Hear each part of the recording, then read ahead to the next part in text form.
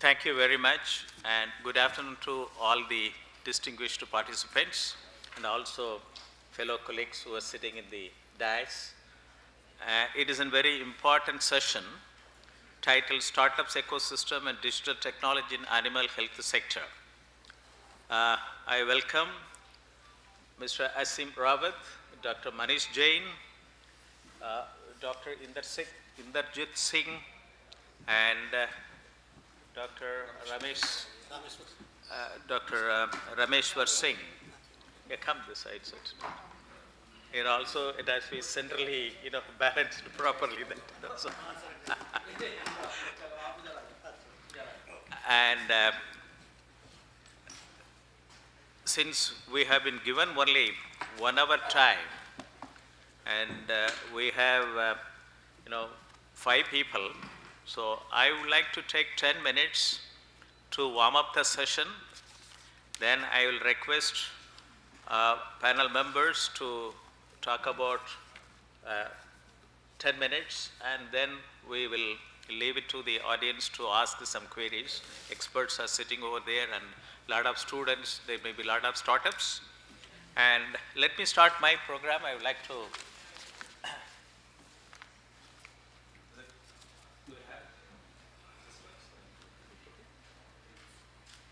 there is one ICFE.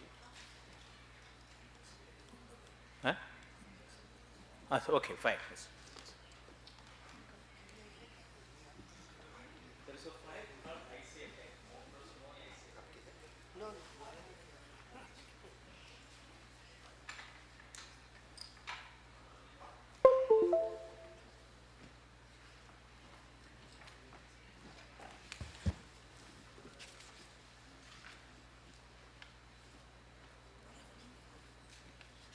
Meanwhile,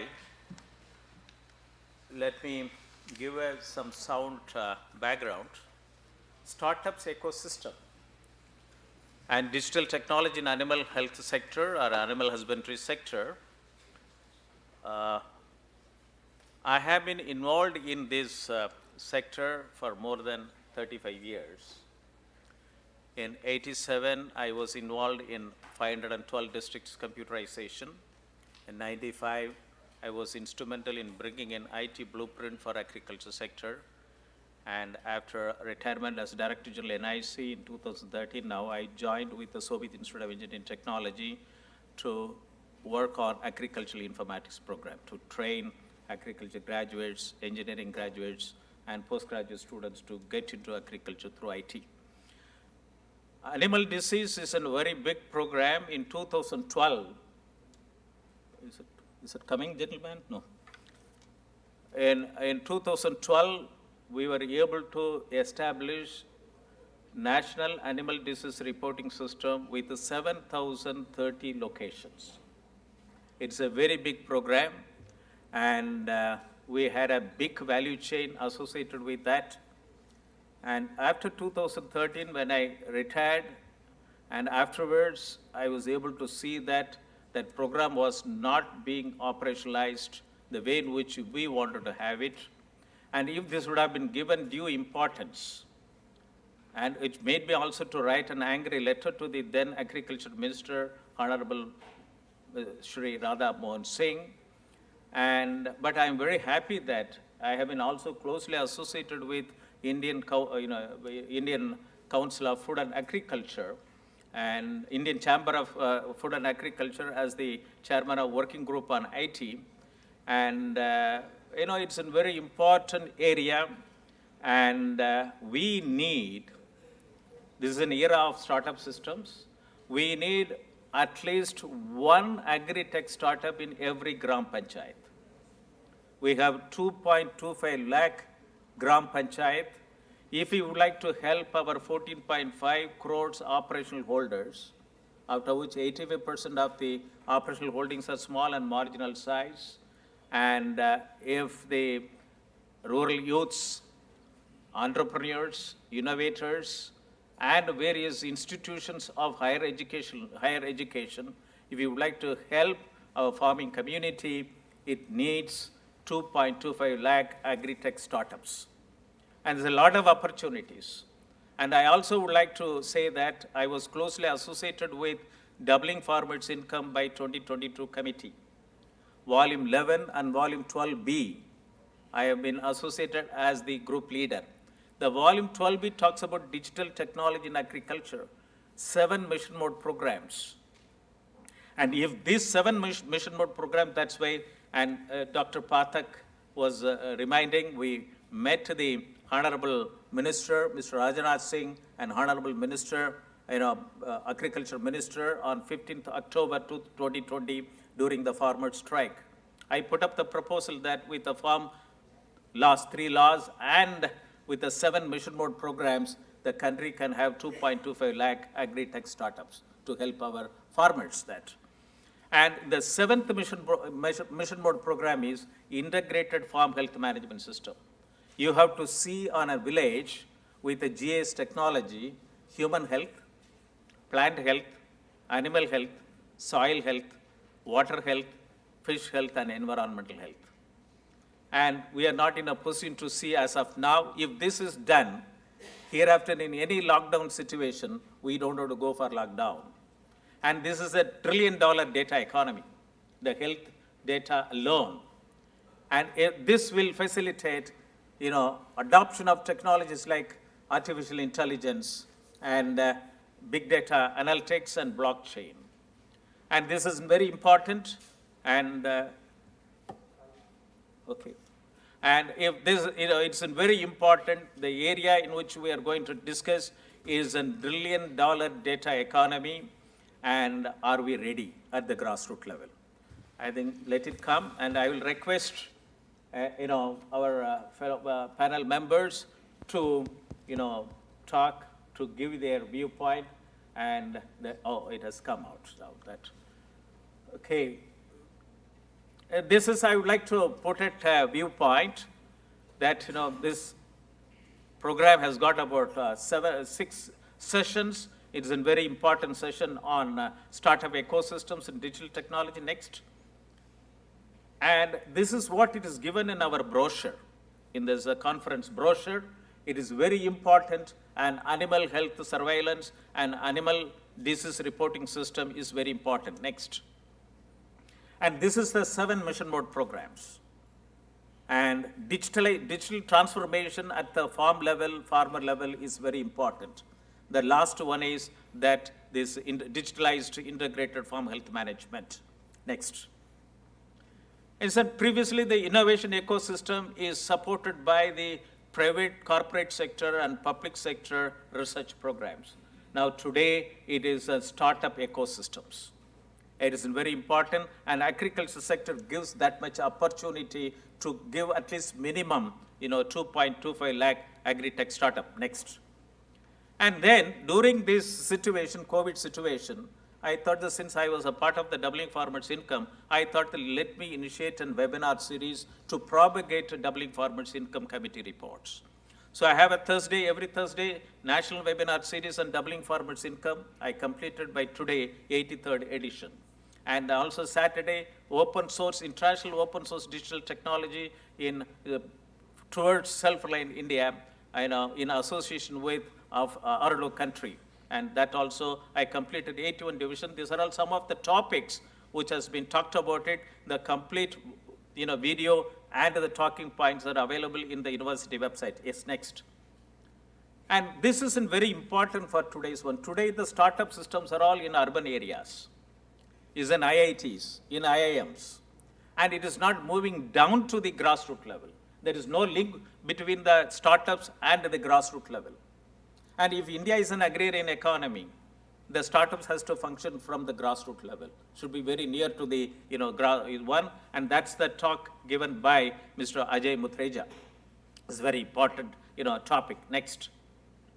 And then we are also working on health informatics network value chain. It is, as I told, it's a $1 trillion data economy, and both educated rural youths as well as also the IT students and many NGOs can get benefit out of it. Next. And this is a program I was, after the, during 2010, 2012, This is a 7,032 location node up to the block level animal husbandry offices. We have envisaged much better, and unfortunately, after 2000, in the same hall, this was dedicated to the nation by the then Agriculture Minister, Shri Sharad Pawar. Next. And then I thought that during this webinar series, after NADRS 2012 and beyond, I requested our Animal Husbandry Commissioner, Dr. Praveen Malik, to deliver a talk. And then, now they are working on, One Health, Eco Health, and also the Dr. Ganapathy is a visiting PSA fellow associated with the Principal Scientific Advisor's Office. They are all working on digital architecture. It's a very important program, and that is the last Saturday I had that program with them to work on digital agriculture architecture for the One Health program. Next. And this is a very important one, and there is a lot of opportunity for the startup programs in the animal health. That's why I picked up from my programs to show these, pictures there. Next. And this is what he talks about it. This can be a good point for the startups, those who would like to get interested into the startups. And he said that what is the livestock economy and what we have and how we should go about it. Next. And then UN framework on One Health, and also that, these animal health, plant health, and human health, and what type of opportunity it gives it. Next. And I also would like to, quote it that 2018, the ICFA had a very big conference, and AgriWorld 2018 talked about All India Agri Startup Convention. I was holding that session, and this much categories of startups are essential, and it is necessary at the grassroots level. Next. Okay, so there are so many, NGOs, they are all participating. The videos are available. Any startup who would like to work on various themes, they can get onto the website and get benefit out of it. Each talk is about something like 2 hours talk. Next. And then finally, that many of the startups as of now, this is a talk given by the then Additional Chief Secretary, Government of Maharashtra, Dr. S.K. Goyal, that many startups are working on the, highest layer. And they're not looking into the value chain completely. And if SMEs and the startups can work together on a value chain, they can do wonders. It means that he suggests that every 1,000 farmers, there has to be a farmer produce organization and a startup that should work on it. And integrated agriculture value chain is the one which can give a lot of money to the people at the grassroots level. Thank you very much. I will request now Dr. Rameshwar Singh to talk. Thank you, sir. Chairman and learned, maybe less than that. No issue. All distinguished colleagues on the panel and eminent personalities in the auditorium, dear participants. I thank the organizers for giving me this opportunity to share some of my views on startup ecosystem in livestock sector, particularly in dairy. I come from the academia, and as of our background and training, we have been mainly focusing on teaching, training, and extension and research. And in agriculture sector, because we were all farmer oriented and trying to give them better varieties, better good practices, and new technologies, so that they can reach the people who cannot pay for them. So there was a model that we don't have to charge, and we have to spread the technology. That's how Green Revolution came into the country, and then followed by White Revolution and other what we call as Rainbow Revolution. But the trends have changed. In academia, now we are going for patenting, we are going for IPR, we are going for entrepreneurship. So this column of entrepreneurship has been added in the last few decades, and the ecosystem in the academia itself is orienting itself towards strengthening their approach in entrepreneurship development. As we all know, the livestock sector in India is the mainstay of our growth in agriculture as of today. If we see the current trends, we find around 3.5% growth in the agriculture sector as a whole. Whereas if we see the contribution of livestock sector, the compounded annual growth rate for the last 5 years, say if we start from 2014-15 to 2019-20, we have maintained a continuous growth of around 8.5%. So this is something which shows that the sector is very resilient and it is growing, and we are topping the chart in milk production for a number of years. I was reading one statement that about European Union. They said that milk production in European Union has peaked, but in India I think it is peaking and peaking and peaking. So we have a lot of peaks to scale now, and there is a lot of potential. If because the yield gap and gap in breeding technologies, gap in feed management and feed supply, all these are very critical issues, and industry and private initiative has come in a big way now, and the investment is increasing day by day, and by the formation of the new ministry in the Government of India level, things are looking more focused with the separate layout of budget and separate department for fisheries and separate department for dairy and animal husbandry. Government of India through Department of Science and Technology also tried to infuse this entrepreneurship, that is technology and science-based entrepreneurship, and they have a board to promote this. Under this, they have also sponsored a number of technology business incubators. I was at NDRI Karnal, and we established one such center in 2010. And if I look back now, we find initially we were struggling with the incubators. We were not getting good proposals. We were mainly concentrating on some sort of trainings and inviting people to spread the awareness on entrepreneurship.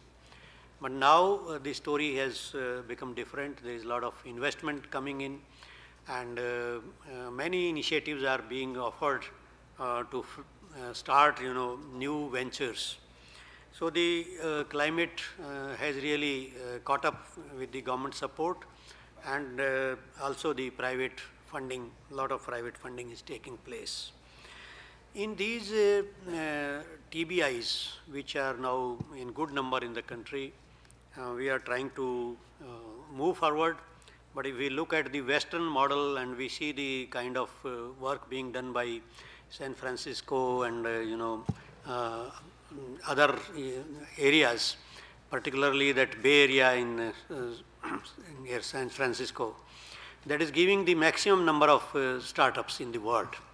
So that kind of ecosystem matters, because technology is there and academia is there, and they are joining hands, and then the story is moving forward.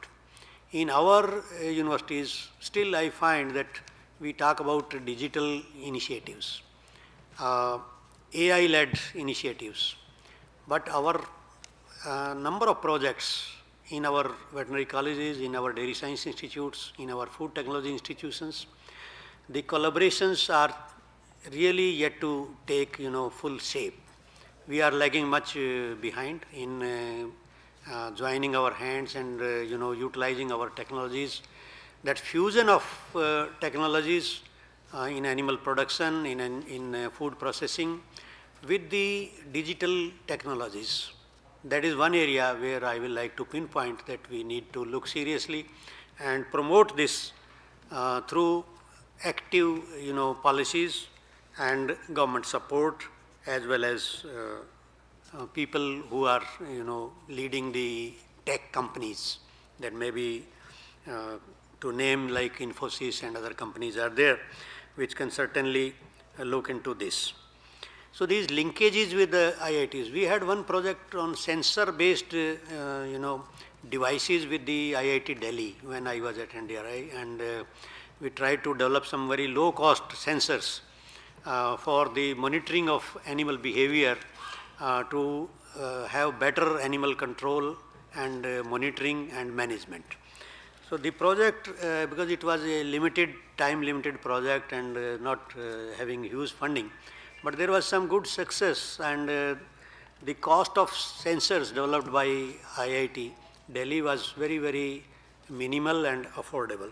So we should have taken it forward, but I understand that many other initiatives have come in the market, and now the technology is available. I have seen many farms in Pune and in Punjab where this type of technology is being used. We see the number of startups, many stories are coming every day on startups, and number of startups is increasing. There are many awards, so and so got the best award and such has been given this much funding.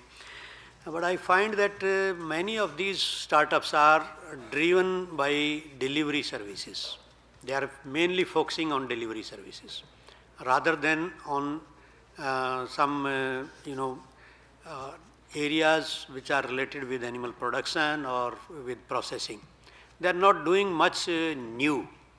They are focusing on milk from desi cows or organic milk or A2 protein milk. And some of them are pitching, themselves as in view of this A2 publicity and all this, which are not really very much scientifically validated. But there is an environment which is, motivating this, and the public is more receptive towards this. But I don't think that selling milk as at 80 rupees or 100 rupees or 150 rupees, that can be scaled up. Many such ventures have tried to scale up their business, and they don't have their own production, to be very frank. They are all dependent on aggregators. And where aggregators come into picture, the traceability, authenticity, and the kind of validation of the product and the processes, there is certainly a question mark.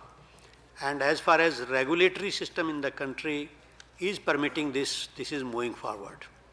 But a day is not far away when regulator will have to put the foot down and provide, very stringent and very authentic regulatory practices, which will, ensure that what is promised is being delivered.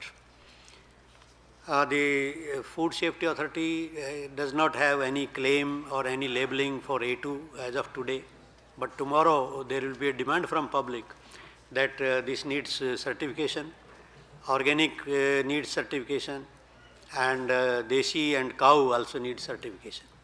But there is a scope. I don't say that there is not no scope. So we have to really work on this, and leave this mindset also that we look at more investment, more advertisement, more funding, and more of valuation, so that we can just build the company. But what is the basic philosophy and basic idea around which we are building the company? That strength will only take it forward to a longer destination and a solid start. That kind of thing I think is required to be dealt with. Many stories I could find from NDRI, TBI, and also NARM, TBI, and other academic institutions, where they have taken up other areas where services in nutrition, services in breeding, services in like silage and other areas, which are like delivery of certain health services also. So these are need to be encouraged, and more focus in selection of incubatees by our technology business incubators should be on real technology which is forming the basis, and we should see the philosophy behind the startup. Not just sometimes we are under pressure to select n number of incubatees. So that pressure should not work, and we should be really looking at value addition and new ideas and innovations in entrepreneurship. So that is the way I forward, and some of the points I wanted to share with you to make a more resilient and more vibrant startup ecosystem in the country. So thank you very much. Thank you very much.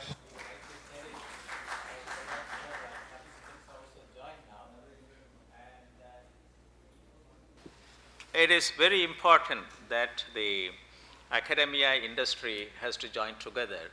Unfortunately, we don't have a national database on innovations.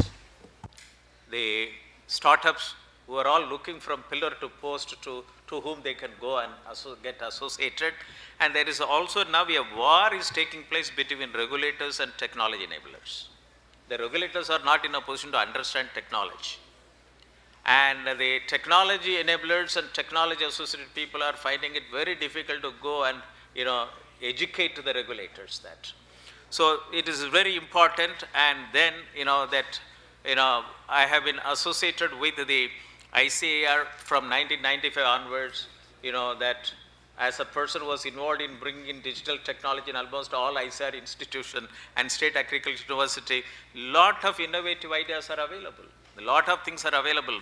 Why, today if a startup wants to get to 1,000 farmers, the district administration is not in a position to identify the 1,000 farmers. They will work with you and we will support you. You don't have to run from pillar to post. That is not happening. So we have to have a strong framework at the grassroots level, that how that ecosystem has to work. It has to go away from tier 1 and tier 2 city. It has to go to the Gram Panchayat. Then only the agricultural university and associated institution can work out very well. Thank you very much, Dr. Rameshwar Singh ji. And now let me request Mr. Asim Rawat. Introduce yourself and then take about 5 to 10 minutes. Thank you, Chairman, sir, for this opportunity. So post-lunch, the sessions are difficult. If you are still awake, I would like to see a raise of hands. If you're still awake. No, but AC is full blown, so they will not sleep.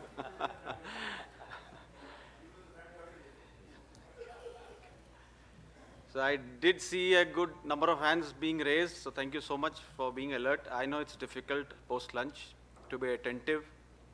So I represent Hetha. Hetha is a startup, and it's a startup on indigenous cows. Around 7 years ago, when we started, we thought about this whole idea. We had a very hard time figuring out whether this was something which was viable. So we used to see a lot of indigenous cows roaming on the streets. A perception started to build up around indigenous cows that they're of no use, they're of little value, the farmers wouldn't keep them, or they didn't want to keep them, the exotic breeds starting to take over. So in that scenario, we felt, is there something that we could do about them? So I'm a software engineer, not a doctor, not a vet. And after I completed around 14 years in the software industry, I had this itch that is there a solution that exists for indigenous cows? Can we do something about it which is profitable? Can a company be formed around indigenous cows which is ethical in nature and which sustains itself? So that idea took off. We spoke to my friends, colleagues. We got together from 2 people. We became 80 headstrong. And this company started. So we started with selecting cows. It was very difficult to get indigenous cows. We had little idea about the breeds, and so did the farmers. YouTube was in a very nascent stage at that time, 7 years ago. And it was very difficult to figure out, and people didn't post videos on what they were doing, what cows they would keep, what breeds were there. even Google had very less information. So we had to go from states to state, figuring out ourselves what are the indigenous breeds that we could basically look at. So we selected a couple of them based on our knowledge, made changes as we progressed. Slowly we figured out that milk was not the only thing we should be doing. We started to look at the other derivatives from the cow, that is the cow urine, Gomutra, and the cow dung. So you would be surprised, there are over 100 Ayurvedic medicines that are derived from indigenous cow urine and cow dung, which is called Panchkavya. So we wanted to look at that space, and it was a hotly debated space. People would generally make fun of it, and we had to find value and convince our consumer who was educated that yes, this is something that you could look at. So slowly, the idea took, shape. We are basically producing around 100 plus, manufacturing 100 plus products out of indigenous cows. And there's so much more that we could do. Now, from the startup ecosystem, what I could tell you is, in the Corona times, we were already digital. We had our own website. We were taking orders on our website. So it really helped us. People who had just shops, who were doing better than us, they had better products, but they just couldn't sell. So if you absorb technology, it really helps you. So if you have a startup, think about ways of reducing costs. So like in our case, in Heta's case, what we did was, we ensured that we had no Microsoft in our office. We only had Linux, FreeBSD, and other open source softwares. We ensured that the cost was zero. We did our own networking of printers. We ensured we kept the costs as low as possible and as secure as possible. For newcomers, people who, I see a lot of youngsters out here, a lot of doctors out here, and I think you people have a great opportunity in this ever-emerging market. Like Dr. Singh was telling us that, while a lot of people claim that they have A2 milk or desi cow milk or milk from indigenous cows, how do we really test it out? Do we have kits? So that's a place to look at. People certainly want to test it. People generally want to give you genuine things, but they themselves probably do not have the technology to test it out. So that's a space that people can look at. So much is still out there to do. If you want to really start a startup, I think this is the time. 7 years ago, I could tell you that if I had to go out and ask for a budget or probably put a DPR in front of somebody, they would laugh it out. It was very difficult to get any kind of VC funding us. But now it's not the case. I see a lot of push from the government. I see a lot of forums like these. This is probably the first time I'm seeing such a forum being put together. But there's so many universities, so many forums where you could go out and pitch your idea and look at fundings. So I think if you have to have a startup, this is the time. Go ahead and grab it. Thank you so much. Thank you very much. Asim Rawat, like you are an IT person, I'm also an IT person. People used to ask me that, Professor Moni, you are not an agriculture person, how you are talking about so many things that. I used to tell them that I was born and brought up in rural area, agriculture is in my DNA.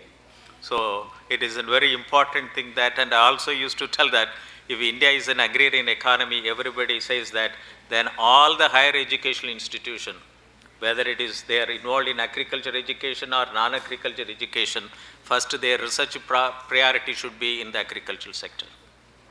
And then only they should look for generating people for other corporate sectors. That India has to come as a number one in the world. Like German has given Industry 4.0, Japan has given Society 5.0, and India has to give Agriculture 4.0. And that is the level in which we have to work on it. This is in the hands of the number of startups who are now has to come out. It is not just the right time, it is more than the right time, which is available because internet is available up to the Gram Panchayat level. And what else is necessary? If you have an idea, you have an internet, and you have network. And like I have seen it that during the COVID situation, wait to see the wall. All the time, you have a network, you initiate a discussion. Today, at the age of 70, I'm getting lot of opportunity to work with extras that. And I'm also able to see that, lot of, the scholars, with a white coat, they have come. Can we expect that every person who is wearing white coat can become a startup, entrepreneur, innovators? And don't try to get into the government job. And that is that, one has to look into it. That is an opportunity India is giving it. Grassroots, rural India is given it. Now with this, let me request to Dr. Inderjit Singh, Vice Chancellor, to take about 10 minutes to, Thank you, sir. motivate the rural, innovators. Thank you, sir, and thanks to the organizers for giving me this opportunity. I think the government of India is also seized of the situation that there are not many government jobs in future, even for technocrats, professionals and others. So everybody is talking of startup, private practice, entrepreneurship and this type of enterprises. And in this direction, I think National Education Policy, New Education Policy 2020 is a step in the right direction. This was formulated under the guidance of eminent Dr. Kasturi Ranjan, and there the focus is on developing entrepreneurship in our future generations. When we are talking of veterinary science, people say that our course cannot be split into this type of any time coming in and going out, entry and exit, multiple entry, multiple exit. But I think if we think broadly, we also have at least 2 streams within our veterinary science degree program, BVSc and AH, because it's BVSc and AH. So AH is a different component and VSc, veterinary science, is a different component. If we can focus on the animal husbandry component, say in first 2 years, we can develop very good entrepreneurs who may themselves be breeders or animal husbandry people who may be having farming, animal farming, different type of farming, maybe poultry farming, etc. And subsequently the veterinary science, veterinary departments and the preclinical departments, they may be important for the person who is training to be a veterinarian. So I think this was very good initiative. And recently we came across the BSMA from the ICR that sets the regulations for higher education in agriculture and allied subjects. So there also they have suggested 2 streams in the master's program. One stream going towards research and the other one going towards entrepreneurship. The one that is going towards entrepreneurship, they don't have to be there in the lab at all. They have to go to some other company, some other factory, some other enterprise and get their training there, make a report, and thereafter they can be very good startups in themselves. So I think this way we are moving. But the problem is that we ourselves as teachers, we are not trained into that directions. Our curriculum is not into that direction as far as veterinary science or dairy science or even fishery or biotechnology they are concerned. We don't have our curriculum, we don't have that competence in our faculty who can be molding our young children into those direction of entrepreneurship. So what is required? The first thing I think is that our faculty is to reorient. They have to be exposed to this type of nurturing the students into entrepreneurs. For that, our university system also we have to give more leverage. When we talk of giving any sort of small loose rope to any faculty member, that okay, we close our eyes because our rules don't allow it, but we close our eyes that okay, if this faculty member is doing something, some business, side business, I think that should be allowed. And particularly if he is doing within his own field. Say I have a fishery scientist. If he is in the fish processing department, if he opens up a fish processing industry side by side, I think that sort of enterprise from that person needs to be encouraged by the system. But as of today, it is not built into our system. We have to train our faculty into that, and we have to provide that sort of ecosystem to our teachers first of all, then to the students. Then in the morning, somebody asked about the question about brucellosis, how to treat it, and former Special Chief Secretary Haryana, he was very passionate as Administrative Secretary of Animal Husbandry Department. And he initiated many things. One of them was, I know that he took ethno-veterinary practices very seriously. And this is a sort of enterprise which can be for people who are educated.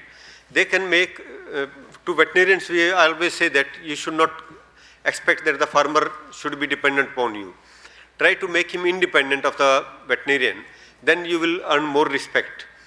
At least when you are in the government job, when it is already your livelihood is secured by the government salary, then you should try to empower the farmers that they learn these things which can give them immediate relief, and they spend less amount into that type of treatment. And in that, ethno-veterinary practices come very good. And in brucellosis, when we talk of any vaccine, it was pointed out that the vaccine was there since 1998, but it is not in the market, or it is not to that extent. The main problem is of the scale. In veterinary science, we cannot provide that much scale to anything. I know in our institute, many diagnostic tools have been developed. They are developed by a PG student. By the time he leaves, that is closed within his thesis, and it does not see any light of the day. And the reason is because his target of doing the degree is only to secure a job of teaching or research, or if not that, then in the field itself as a veterinary doctor. So if we give them some hand-holding, that okay, within the university system, if you have developed this particular diagnostic, the university will fund you, or we have other organizations which can fund within the state at the central level also. If they can fund them, this thing we have just initiated in our institute, that you try to think of putting your research into practice so that it goes into the field, and you only need some handholding or some direction for marketing of your product. And one thing what I found that was missing in our institute is that we are good in biology, biotechnology and all that, but we are totally ignorant about the use of electronics in that. And that's why, as it was rightly pointed out, that our integration with the IITs, as example was given by Dr. Ameshwar Singh about NDRI, that diagnostics can become very cheap if we integrate our research with that of the IITs. And like we have precision farming equipment in dairy farming, which we are using in our farm, and many farmers are also using in Punjab and other parts of the country. And that pays back its cost within very little time. But initial cost is higher. But in case our IIT people, they chip in, they can reduce this cost, because at the moment all these transponders, they are all imported. And there is nothing there. It is only monitoring the activity. Everybody has a watch which is monitoring your activity. Our cell phones are monitoring all your activities. So this thing has become so cheap that it can be incorporated by our own scientists in IITs. And we have to align with them so that we can get into that. About startup, I think that even the private practice, if we train our students to go for private practice in veterinary science, I think that is in itself a startup. And I know one of our students from Hisar, he is a flourishing veterinarian in Bangalore. And recently his father, who was a staff in our clinics, he sent me his photo that he is gone to Sri Lanka to treat the dog of Sri Lanka's Ambani, such a rich man of Sri Lanka. So there is no limit. If you excel in whatsoever you are doing, and I often recall to my students what Dr. Prakash Rao, Honorable President of National Academy of Veterinary Sciences, himself a very successful veterinarian businessman, he told that you should dwell into not something which is in which you will find lot of competition where there is no technology input. If you choose something which has lot of technical advancement or technological input, which you can do and others may not be able to cope up with you, say for dairy farming, anybody can do. I think these new IITians, IIM people, they are successful because of their marketing acumen. they have that strength that they can market it better. And whether it is A2, this is itself a marketing strategy. So they are becoming successful. So if our students, our veterinary students, fishery students or dairy science students who are serving the sector of animal husbandry, if we invest into learning that good technologies and trying to make a startup out of that, I think definitely we can do wonders in this field. Thank you, sir. Thank you very much. That needs a paradigm shift in understanding and how to engage our students while they are in the campus. I always used to say that when the students coming to such institutes of higher education, they are all from the creamy layers. And why can't the higher education institution give them a problem on the day one when they join? And they'll be there for 4 years. And let the 4 years time, let them work on it, on the problem. And by the time they leave, they will be able to have a patent and they will be in a position to become an entrepreneur. What is really happening is that they have to work on a project only in the last semester. And that's not that, the higher education institution should do that, and national education policy is facilitating that, but the only thing is that, I rightly said it, he also echoed that, are the higher education institution is ready to jump into the, swimming pool. That is the problem, that today every day is new innovation. And so many, like he said it, that in America, there is a full street is startups and stand-ups. And when our startups are going to stand up and scale up? And we have to have an ecosystem, and we have to have a value chain, appropriate value chain. You take Canada. Canada has got about something like 9 value chain in agriculture sector. And they are doing wonders. But in India, we got 450, commodities. And, we should do wonders. And so industry, academia, collaboration to facilitate open innovation and value creation network is very important. And thank you very much, Dr. Saab. And then let me, invite Dr. Manish Jain. I think I'm looking at, 4 o'clock, 4 o'clock. And she said that 3:30 is a 1 hour time. Yes. Okay. Good afternoon once again. Thank you, respected Chair Sir, all the distinguished, panelists, respected, audience there. It's a very humbling experience to share a, dais or being panel on vice chancellors, same position in college where we used to be afraid of going in front of them. So that's. So my name is Dr. Manish Jain, and I have experience in corporate life for 25 years. In 2020, I left job and started, my entrepreneur journey with a startup called Vivan. So I would be, using some of my examples. I hope that's okay with everybody, wherever relevant, because the topic today is, startup ecosystem in digital technologies and animal health sector.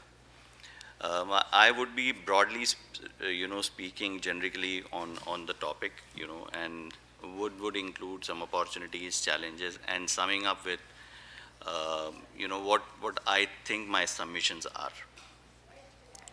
So I'll start with an ecosystem. So basically, if ecosystems, it's basically a system which is interdependent, right? So if I talk of an animal health ecosystem, we are talking of animals at the ground level, right? So all the animals which get raised, including wild animal, farmers, veterinarians, veterinary services, institution, industry at large, banking, because again, time and again, we have talked about money which is required. Natural resources, yesterday, Honorable Minister also was talking about whether it's water is required or soil which is, which is required to produce, feed. Climate, dependent on rain, other things which can impact the ecosystem, and the policymakers. So that's a components of ecosystem. and in talking of a startup ecosystem, I'm looking at startup, any startup which is aimed at bringing value or a change of these components which I'm talking about, that ecosystem should support it so that that startup becomes successful, right? That's how I'm talking of what a startup ecosystem should be. Now the question is, do we need startups? So yes, I mean, it's very obvious, everybody is saying we need startup, but I say yes, it is needed, because it brings innovation, it helps improving the product and services to one or more component, at which it is aimed at, in that AH ecosystem value chain. Even if it's a traditional model, it will bring some innovation, right? Because startup, for it to survive, there will be some change which it will bring. It helps bringing new models, new technologies, right? It helps generating jobs. A small startup like mine, we are blessed that we could support 200 families during the pandemic time. We could generate employment and support them. So I think that's important for the entire, again, AH ecosystem. And to my mind, to keep that entire AH ecosystem, it will keep it young and vibrant, because it continuously brings new ideas, innovation on the table. So since yesterday, there have been many discussions around saying, there are a lot of startups there. So there are 60,000 startups, in India. And if you start naming them, we have, fintech startup like BharatPe, Paytm. We have edtech startups, the most prominent name is Byju's. Startups in hotel and travel industry, which is your Oyo, Make My Trip. Then there are delivery platforms like Zomato, Swiggy's. So these are all startups which are there. Having said that, startup in animal health space, again, there were some numbers floating since yesterday, which is around 150, which is 150 versus 60,000, which is very low. And I would assume that in this also there are agri startups which has some arm into veterinary. So net, if I funnel it down, startups in pure veterinary probably would be very, very, They say the livestock startups, 153. Okay, so I am saying 153, but possibly a lot of agri startup have arm there. Startup is 1,000. Okay, right. And I further funnel down in terms of, veterinary startup by veterinarians. That probably, would be a very minuscule number. So that is a statement, but I see it as a huge and a big opportunity out there. So when I say opportunity, and there are species, we talk about companion animal, we talk about poultry. I believe, the biggest opportunity, need, and the impact which a startup can bring is in dairy segment. Because again, we have very, very common statement, India is a huge diverse country, culturally very, very, very different. So any low cost, high impact solution, that can bring a huge change in this segment. And so digital tech can play a huge role there. There has been talk about disease surveillance, which is being done by the government. I guess still there is an opportunity for a startup to get into it, and with the help of AI, that would be, of a huge value there.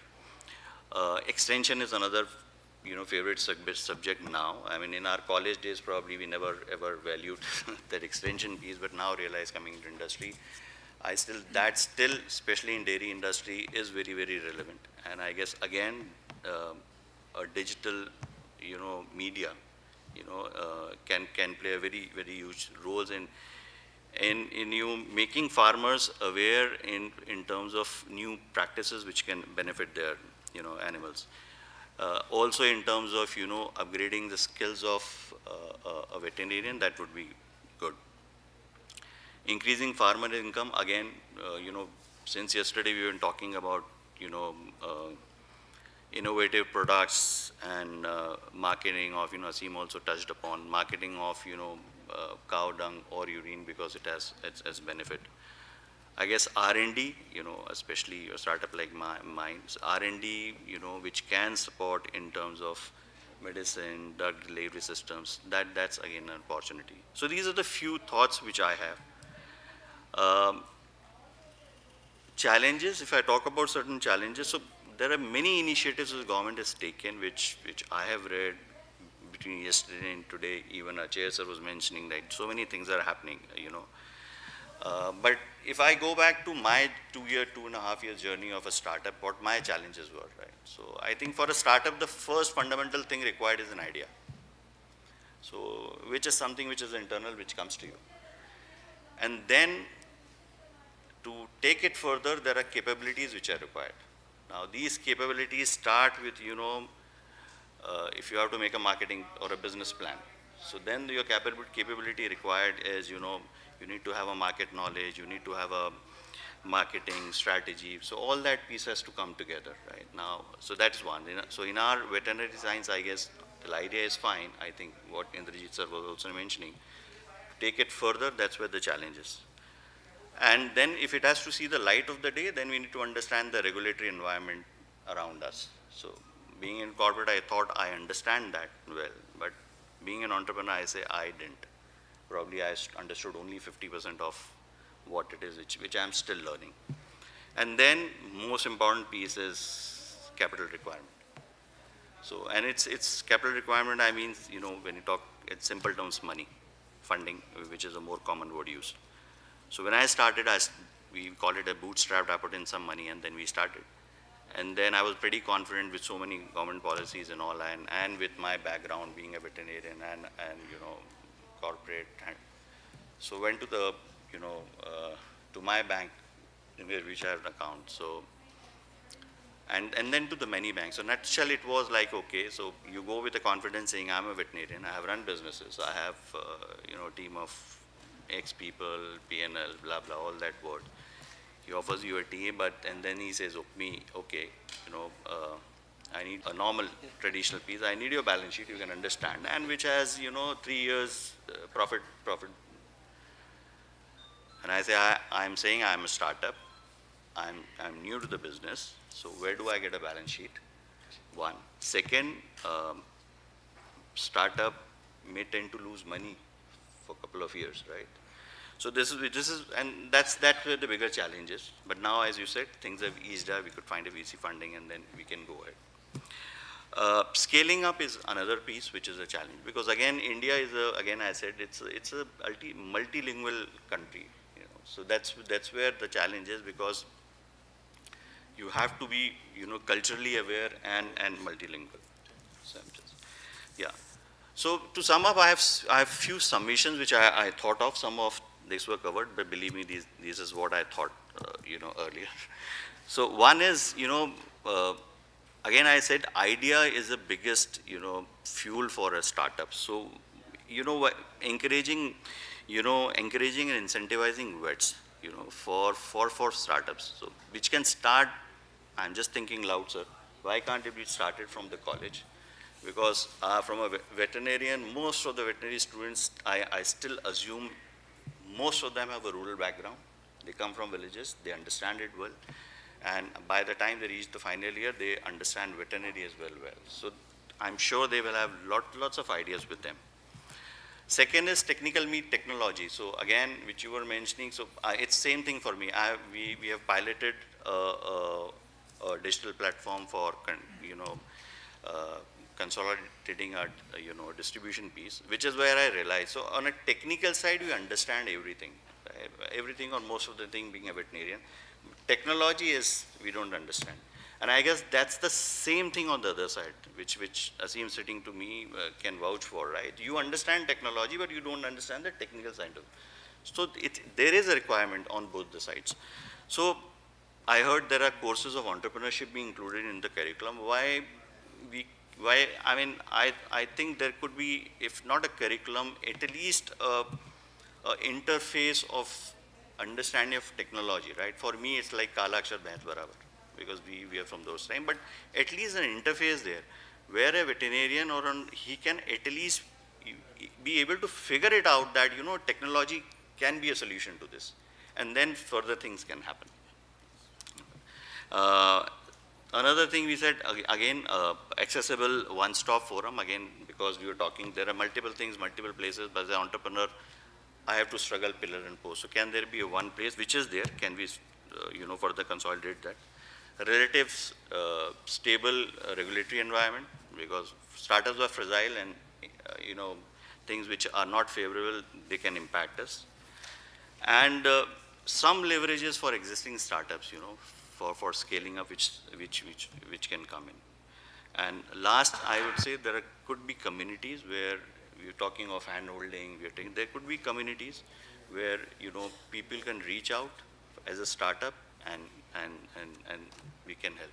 And from my side, whatever little experience I have on startup now, I am committed. Anybody, I can be of help. You're welcome. Thank you. Thank you very much, Mr. Manish Jain.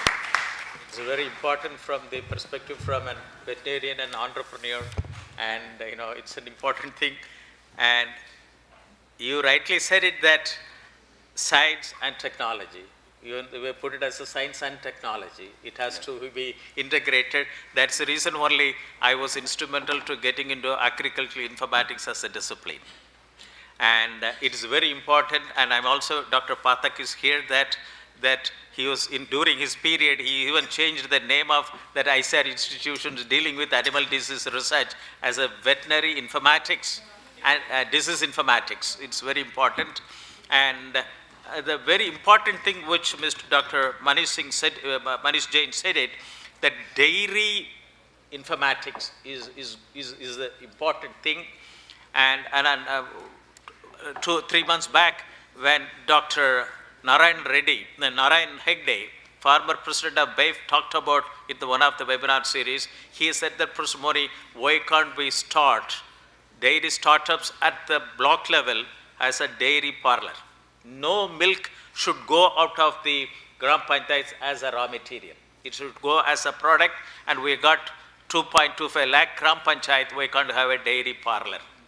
Why can't we initiate it? He's working on, a proposal with in the Center of Agricultural Informatics of the Soviet University, and his foundation would like to work on it. This has given a lot of potential. And you can see that our Amul pattern, it's about 33%, but 65% milk is in, Dudwala category. And by 2 o'clock it gets spoiled. If it is not put it in an appropriate place, that it is a 3 lakh crore economy, that milk. And why can't we put it into the proper place? That dairy parlor, dairy startup, it's a very important thing, and dairy informatics. Thank you very much. And now the last, Dr. Mr. Deepak Singhal. And here, I would like also to put it that this is another area where lot of startups can come. Open insurance ecosystem, like open banking, open data, open government. This is an area where lot of developed countries has gone into open insurance ecosystem. The middleman's like insurance agent, they need not be there. So open insurance ecosystem can play a important role in agricultural startups and agricultural value chain. Over to you, sir. Thank you. My name is Deepak Singhal. I am Managing Director and Principal Officer of Hindustan Insurance Brokers Limited. We are a IRDA registered intermediary in operation since 2003. I am first of all thankful to all of you to give me an opportunity to share my experiences of insuring livestock in the rural areas, which have been traditionally a neglected area. We are insuring livestock since 2016. Currently, we are working in UP, MP, Haryana, Jammu Kashmir, Uttarakhand, and Himachal, 6 states of northern India. And very soon, we are going to start in Maharashtra and Rajasthan. It gives me a great sense of satisfaction when I say, so far we have insured over 16 lakh livestock. we have handled more than 68,000 claims, and very importantly, we have got over 155 crore rupees paid as claims to poor farmers directly to their accounts in last 5 years. Initially, we started, I'm a man of corporate finance, corporate insurance. This we started as a service to the poor mule owners in Kedarnath. You know, there was a large-scale flood and devastation in Uttarakhand, Kedarnath in 2013. And more than 5,500 mules had died. And it was a very painful experience. Not only lives, but livelihoods also of thousands of families had destroyed. And loss of livestock was also one of the reasons to that. So we started, someone requested, why don't you do this, just to serve the poor people. But we have come a long way. This year, we are going to insure 15 lakh livestock across the wide geographical area.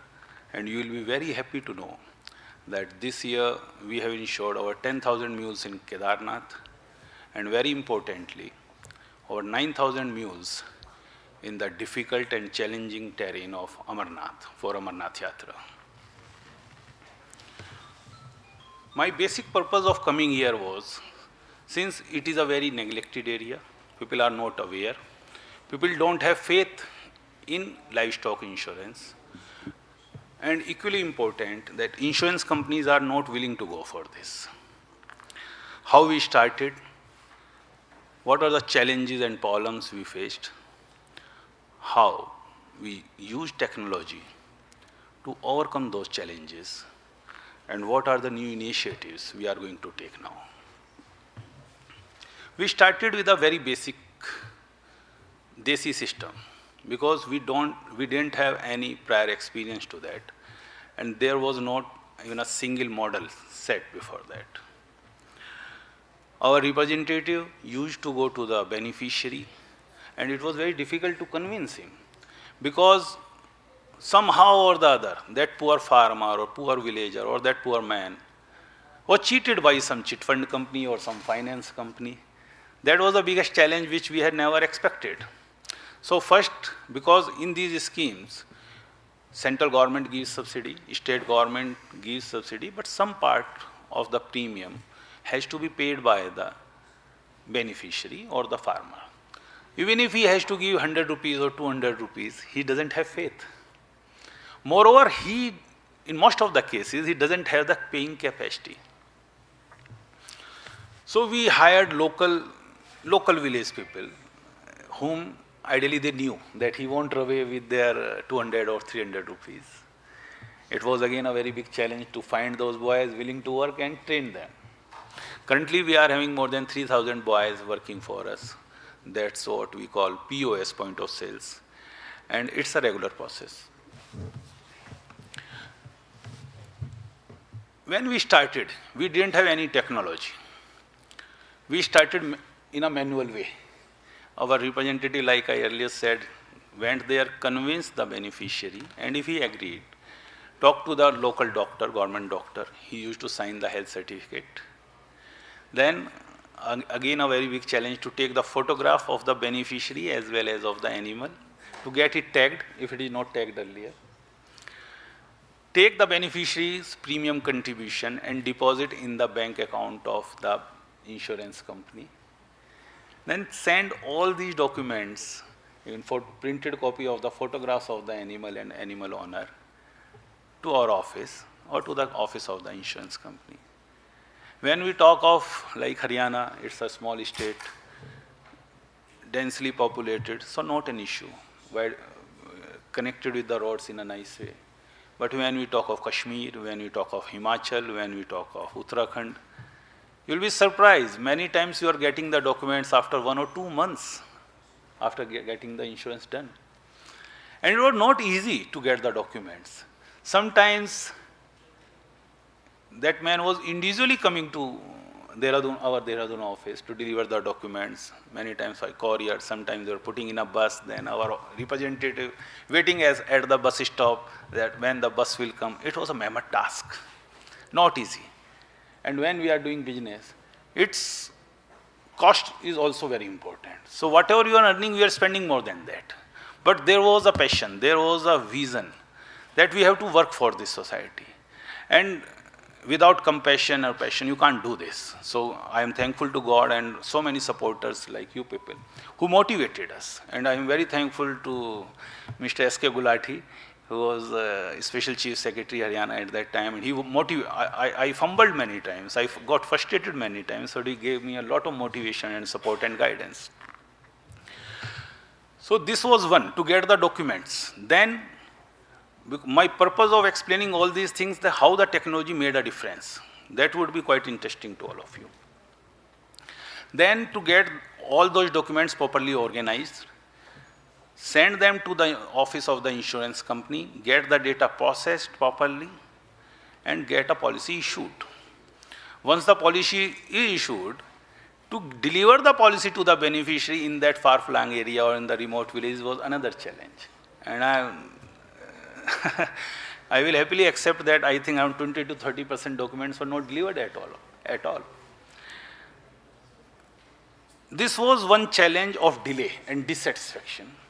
Another same way challenge was in the delayed claim settlement also. Our objective is to settle the claims at the earliest so that the regular income of that poor farmer, which he was getting from the sale of the milk, should not be over-delayed. Suppose you are settling the claim after 6 months, then whole purpose of insurance and this process is gone. So we basically divided our problems in few parts. Like our problem was we are getting data very late. Processing of data was a challenge. Delivery of policy was a challenge.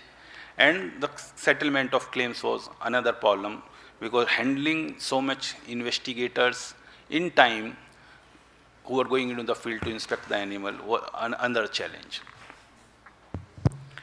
First of all, we started with our own app. We made an app. And when we started with the app, we found it very good. We were very happy. But if we look back, 5 years back, what we had made and now what we are using, it's a very big difference, and it's a continuous process, sir. Regularly we are upgrading and improving. Now our POS goes into the field, takes the photograph of the animal and animal owner in the app only, and that's an Android app.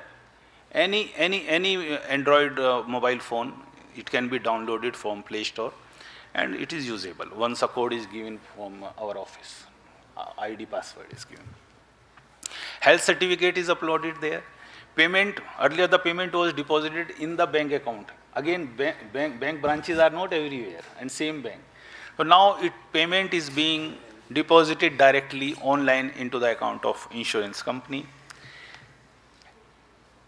All data is uploaded through the app to our server, and immediately it can be downloaded at our processing center. And I mean, thankful to public sector insurance companies, they have been very supportive, because they found that this way we can control the moral hazard and frauds.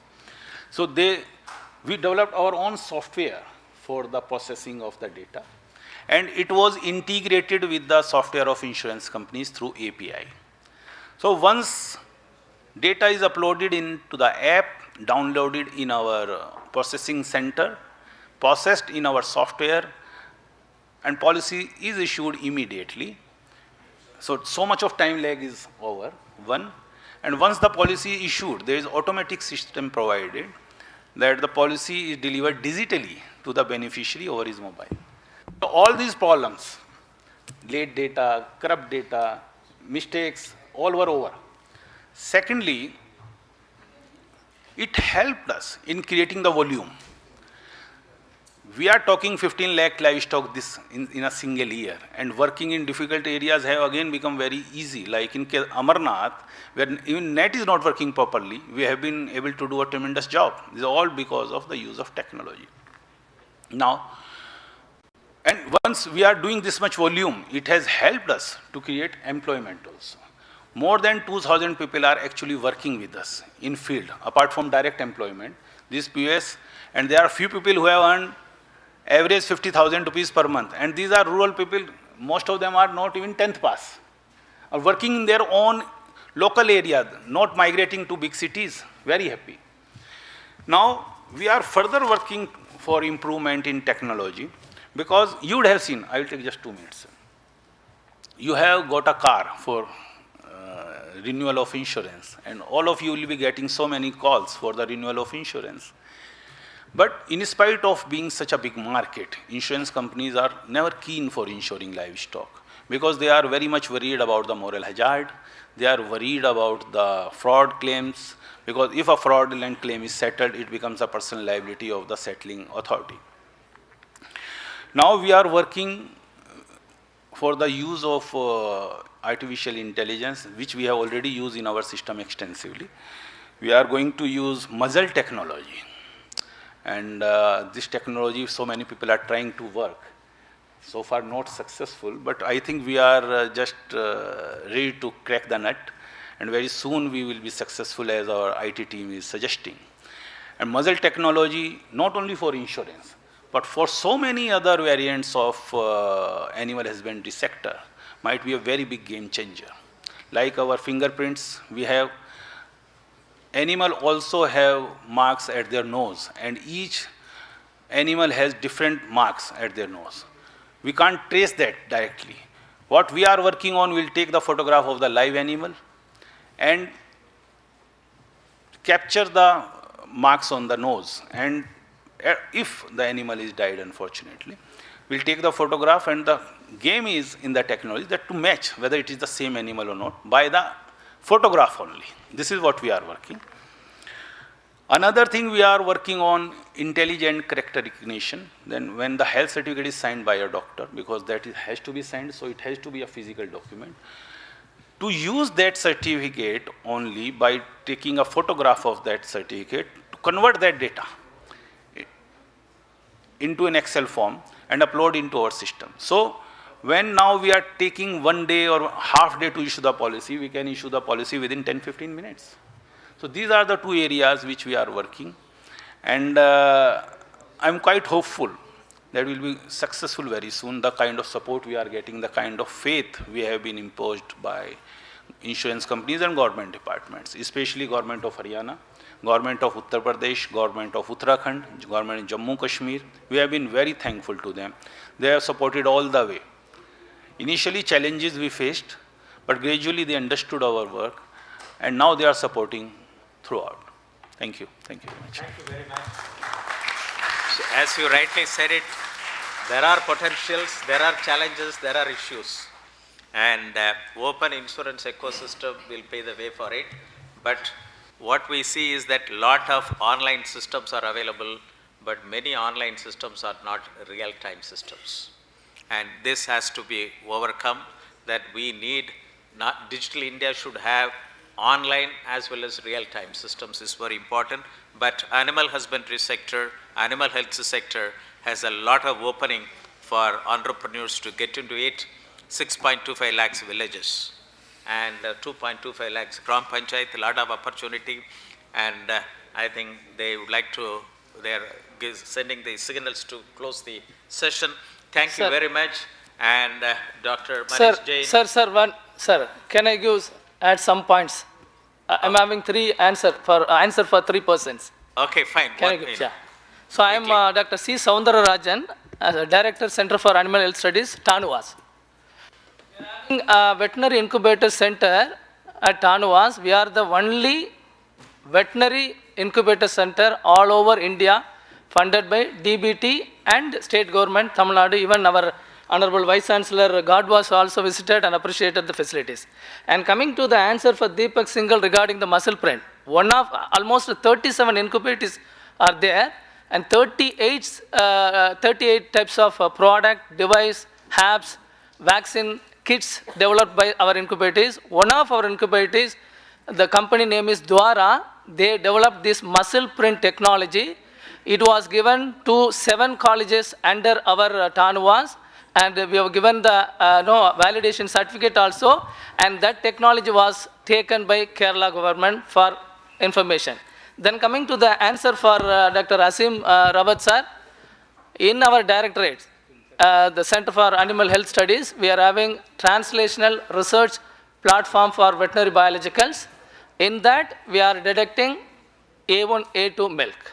Even if you can send the sample, or we can send the kit also. This is for kind information, sir. Thank you.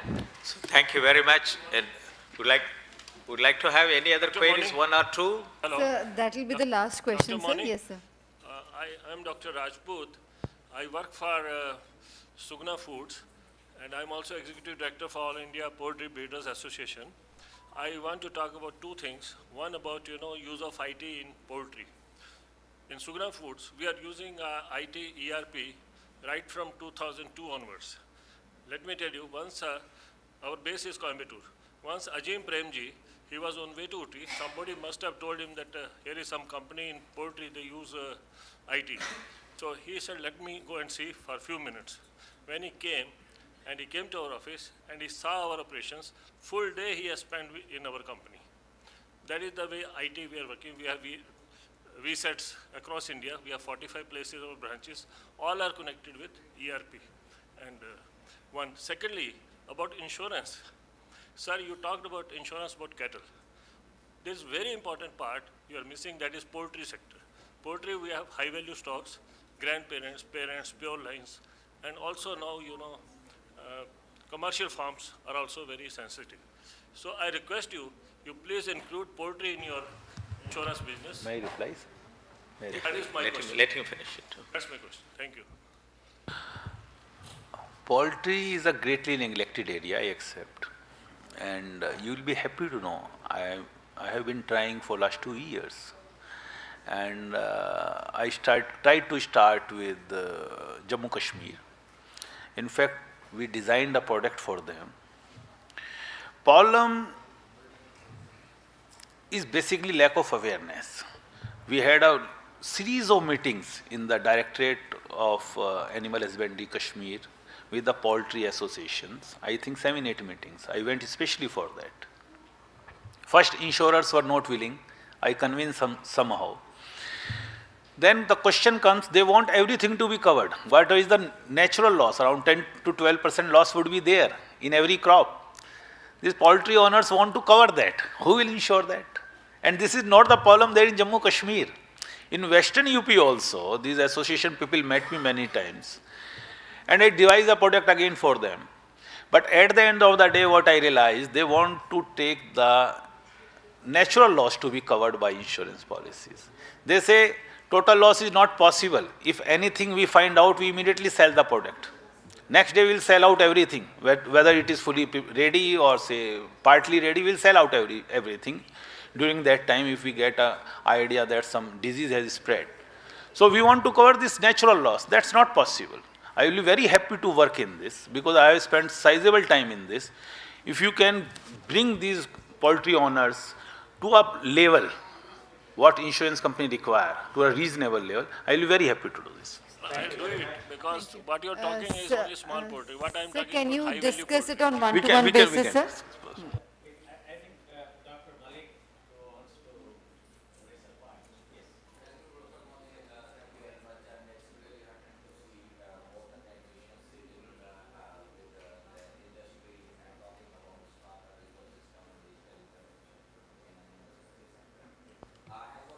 Mike, please.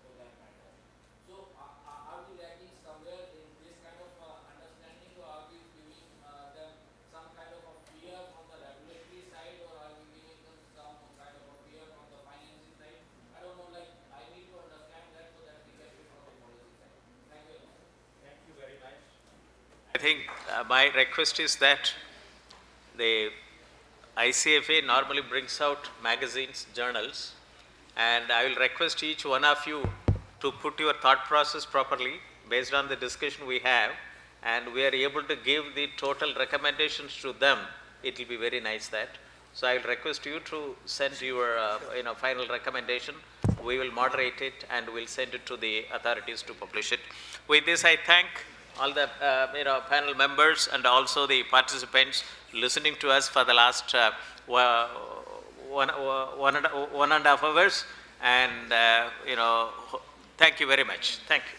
Thank you very much indeed, sir. I would request Mrs. Mamta Jain to kindly do the honors of presenting a small token of gratitude to all our eminent panelists, beginning with our distinguished chair of the session, Dr. M. Moni, former DG National Informatics Center. Thank you very much indeed, sir. Thank you, madam. Thank you so much, sir. You can see the photograph. To Mr. Deepak Singhal, MD Hindustan Insurance Brokers Limited. Some of the ID cards he wanted you to just pass it on. To Mr. Asim Rawat, founder Hetha.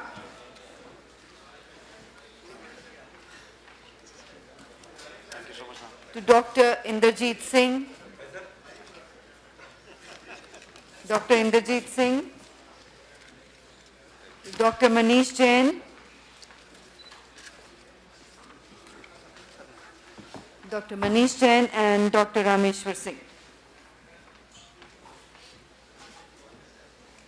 And ladies and gentlemen, with that we close the proceedings of session 4 and we straight away move to session 5.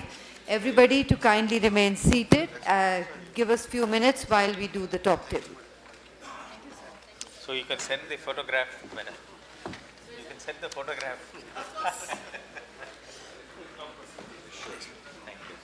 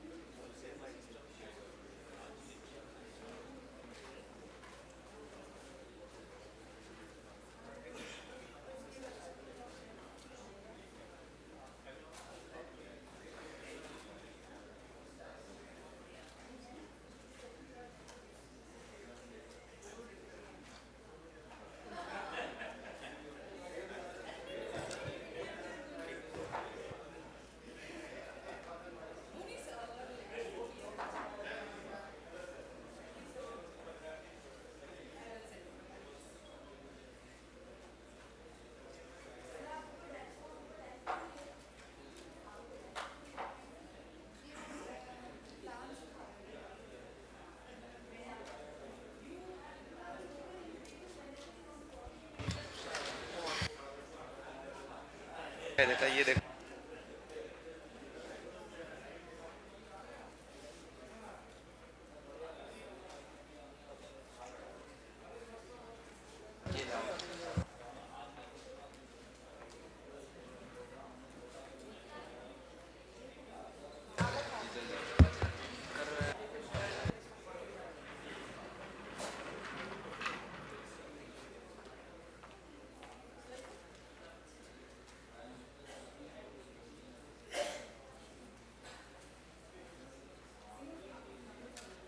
Ladies and gentlemen, we are ready with the next session.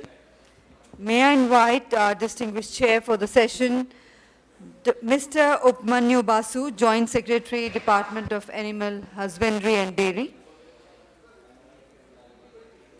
Ladies and gentlemen, please put your hands together to welcome Mr. Upmanyu Basu, JS, DAHD.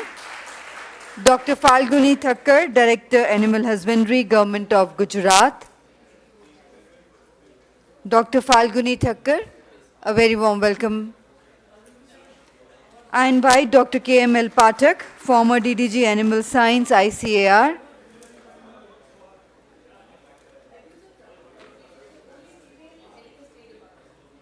I invite Dr. KML Pathak. I invite Dr. Mahendra Singh, Director, Animal Husbandry, Government of Andhra Pradesh. I invite Dr. P.K. Shukla, Dean and Registrar, Duvasu, Mathura. And Dr. Rakesh Singh, Director, Animal Husbandry, Government of Delhi.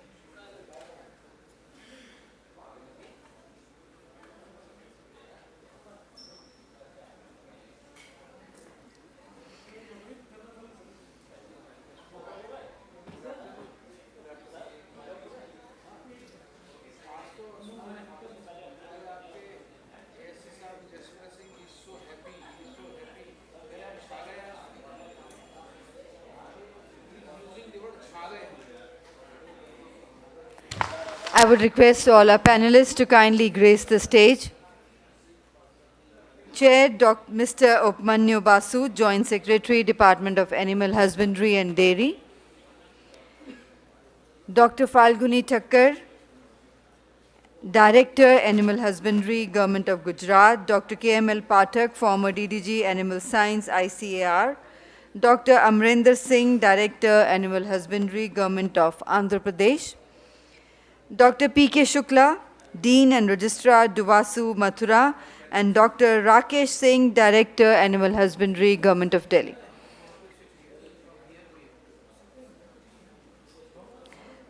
So, ladies and gentlemen, the topic for this session is policies and regulatory ecosystem for animal health sector.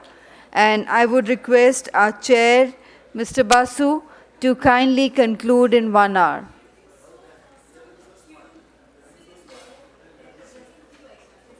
You have presentations. So, time duration is 1 hour, sir. Over to you.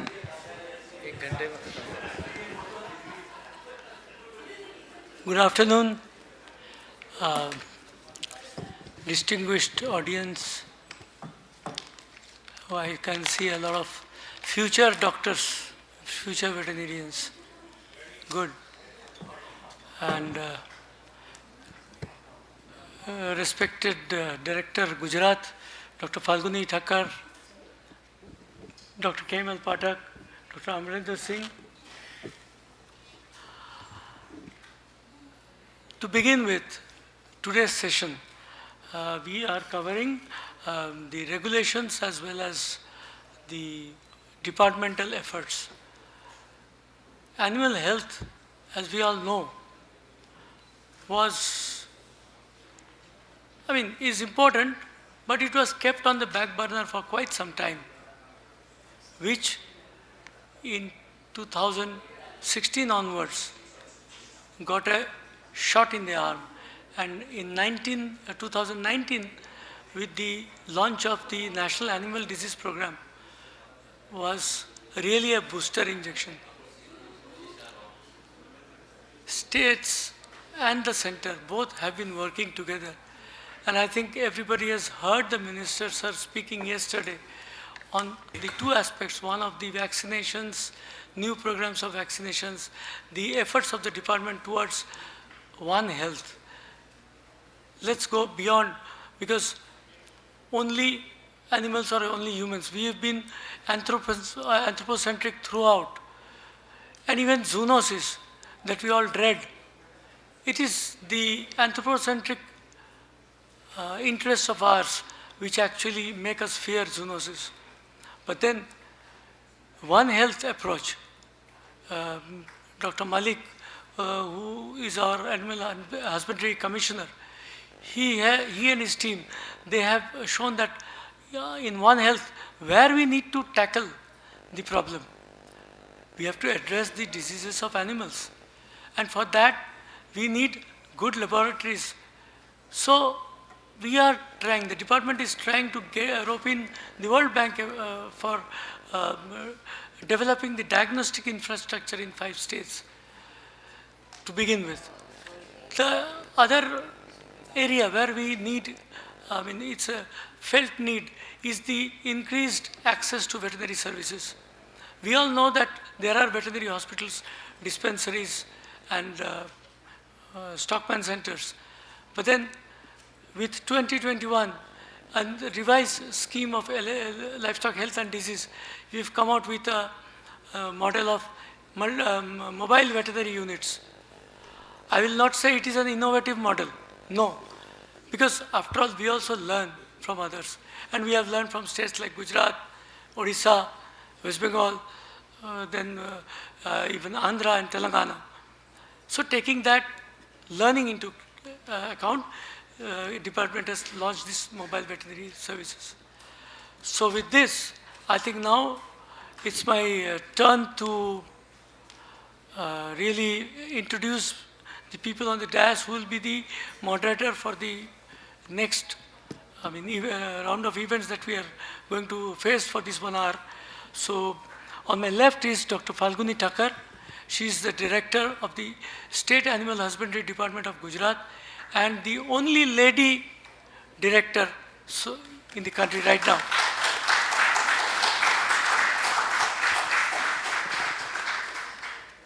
Then to my right, of course, I will start with, let's start with the young people, right?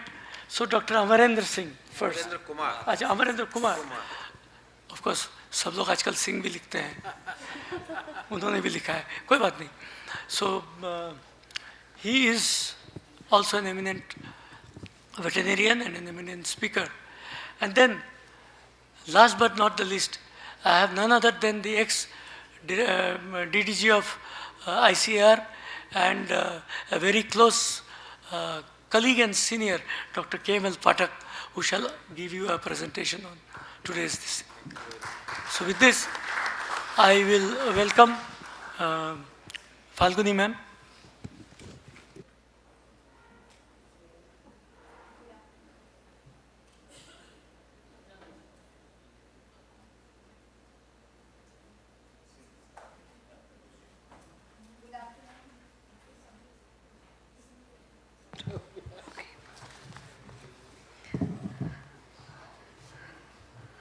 Good afternoon, one and all.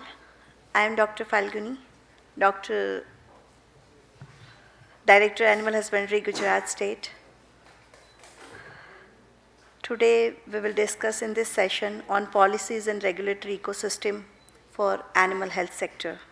First of all, with the kind permission of Chair, respected Upamanyu Basu sir, our Joint Secretary, Livestock, Health, Department of Animal Husbandry, Dairying, Government of India. We have with us DDG ICR, Shri KML Pathak sir. We have with us Amarendra Kumar, Director Animal Husbandry, Andhra Pradesh. And very qualified audience, respected Animal Husbandry Commissioner, Malik sir is with us, all qualified veterinarians and ladies and gentlemen.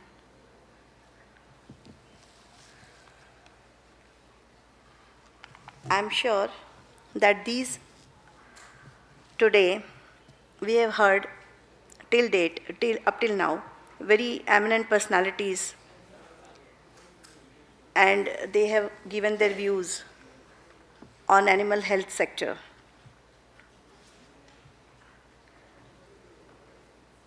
We are here to share our experience, to lead in framing the roadmap for future developments which is required for better ecosystem of animal health in terms of policies and regulations.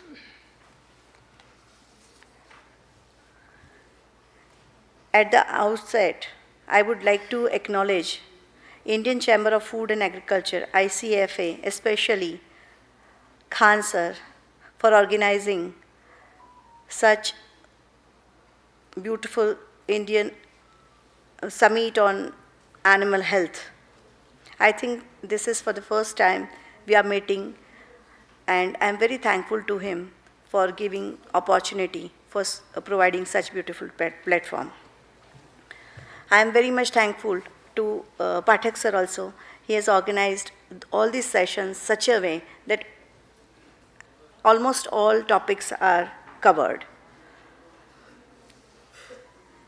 We are, namely the regulations, innovations, technology, business, investment, they are given emphasis.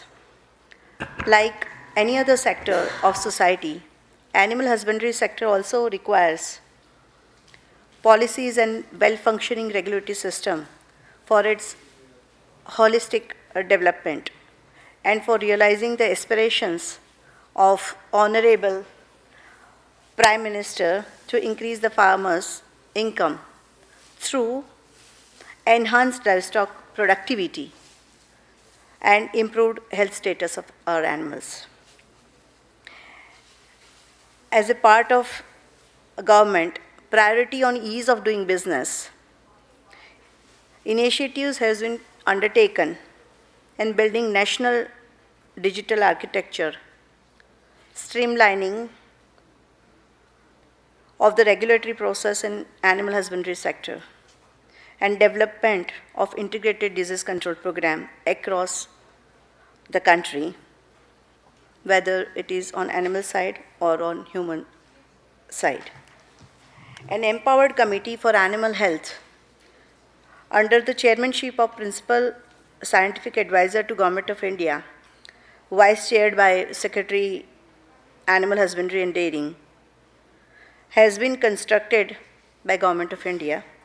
The committee brings together various animal health experts to collaborate on achieving resilient farmer-centric animal health system in India, and that is going to bring 4 changes to ensure the long-term success of India's livestock sector.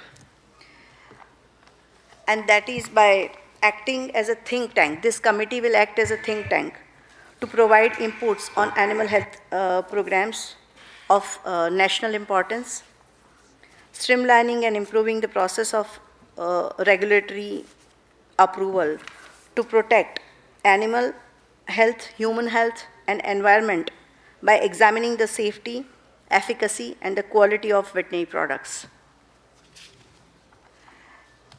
Supporting and overseeing programs and initiative. By taking up all this, the innovative practice in animal health sector, assessing the threat of offering guidance and that too on emerging animal diseases, say may it be zoonotic or those are of pandemic potential. This committee is working with Central Drug Standard Control Organization, Indian Council of Agriculture Research, Indian Pharmacopoeia Commission, and industry to streamline the animal health regulatory ecosystem. We have already witnessed the fruits of these initiatives undertaken by government at national level as National Animal Disease Control Program, NADCP, for control and containment of foot and mouth disease and brucellosis, a National Digital Livestock Mission. Basu sir has played a key role as being Joint Secretary of Livestock Health Sector for control and containment of foot and mouth disease and brucellosis. And the central government is giving vaccination free of cost to all the states and an entire country for control and containment of foot and mouth disease. So, Government of India taking so much of initiative. If I talk about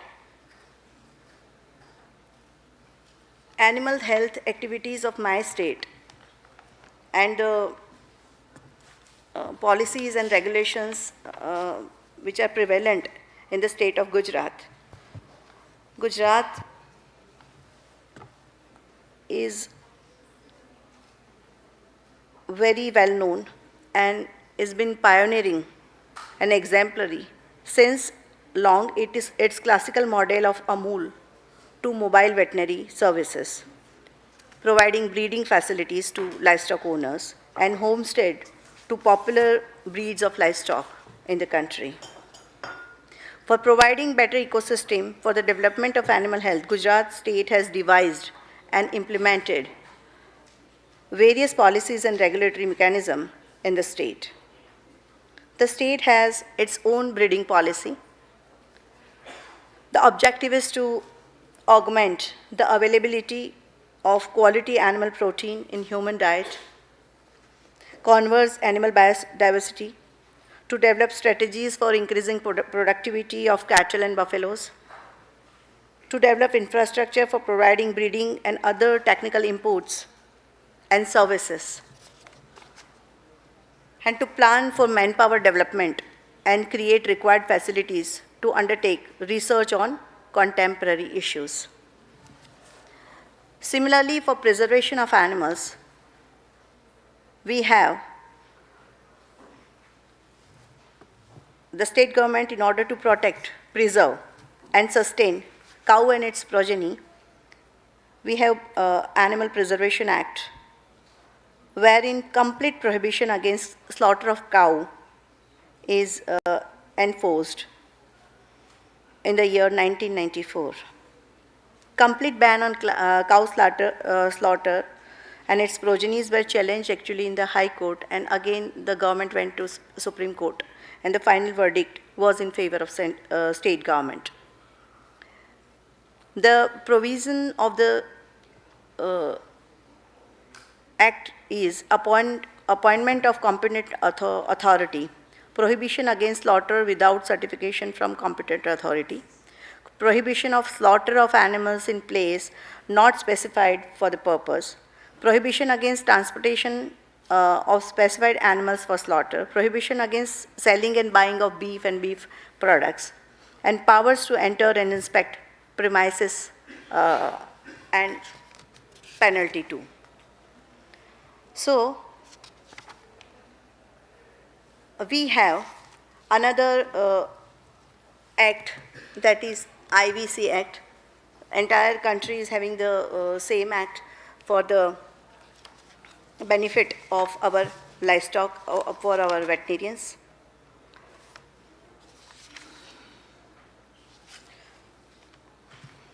For regulation of veterinary practice and for veterinary education, code of conducts, rights and duties of registered veterinarians, and especially minor veterinary services. We do have Prevention and Control of Infectious Contagious Disease in Animal Act 2009, where notification of controlled areas, free areas including entry and exit of animals, prohibiting movement of animals for controlled area, vaccination, precautionary measures in relation to controlled areas, prohibiting markets, fairs, exhibition in controlled areas. This single act is in force for all diseases of animals. So, these are the acts prevalent in the state of Gujarat. Upamanyu Basu sir is very well aware that in the state of Gujarat, all the animals are treated free of cost since 2014-15. We do have 1,700 institutes, sir, veterinary institutes. At village level, we have primary centers for first aid veterinary cure.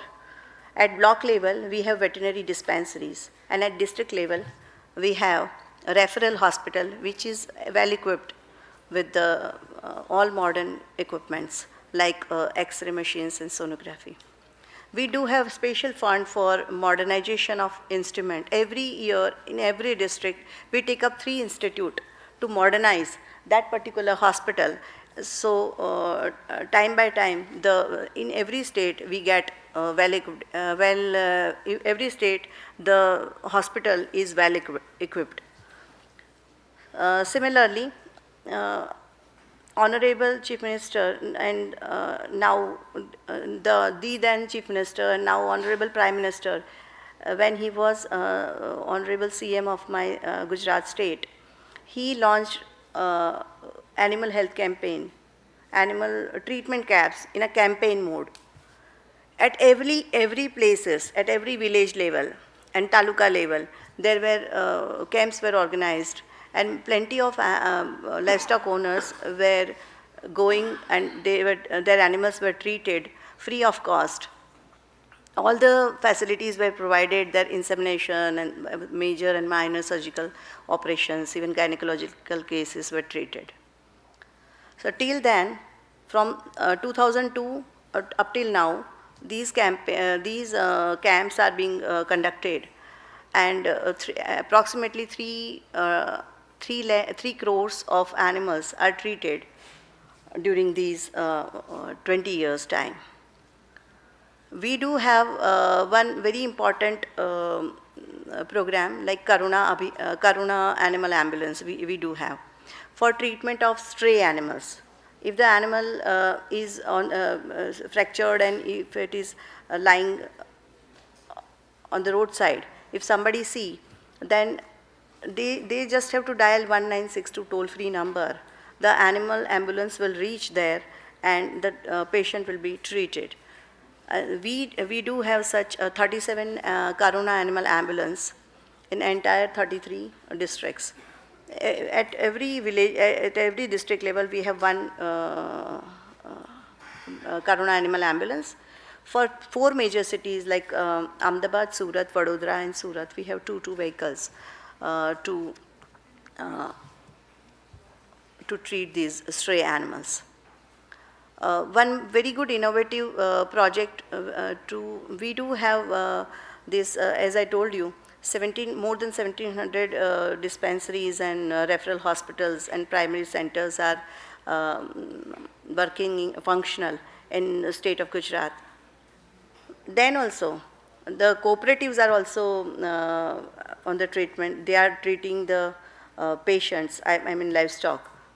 But to overcome the treatment, to actually expand this treatment aspect, we in the year 2017-18, we came with one very good project. Between 10 villages, we have one ambulance, which is well-equipped, branded, and that goes and caters service and veterinary services to all those 10 to 12 villages. We have such 460 vehicles in the state, which covers 4,600 villages. And the animals are treated at the doorstep of these farmers. So vehicle goes to, it is a specified route, vehicle goes each morning till evening, and they are busy with this treatment aspect. Even the vaccination and other activities are covered with the same ambulances. So if we talk about this, when we talk about animal health, so state government is having static hospitals, these mobile units, free of cost treatment to livestock owners, and for even stray animals we do have facilities. So I think this is regarding in the state, in the Gujarat state, what we have in the animal health aspect that I have narrated. Thank you very much for giving me opportunity. Thank you.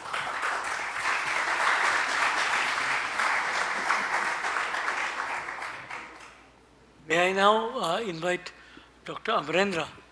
Amarendra is the director of Andhra Pradesh, a very vibrant state, especially in the animal husbandry sector.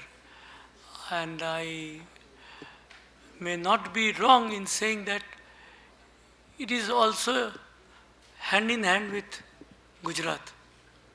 So, Mr. Amarendra. Thank you, sir. So, thank you all for giving me the opportunity to be part of this group.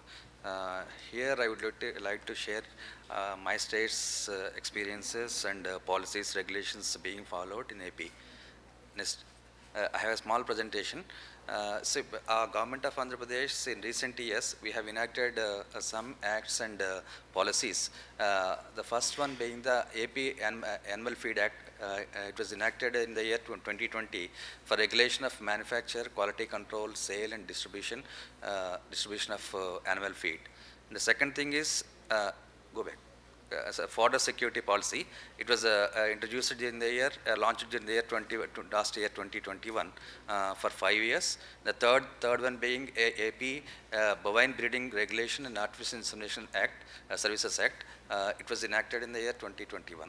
So they are the recent acts and policies introduced in the state of Andhra Pradesh. Next, please.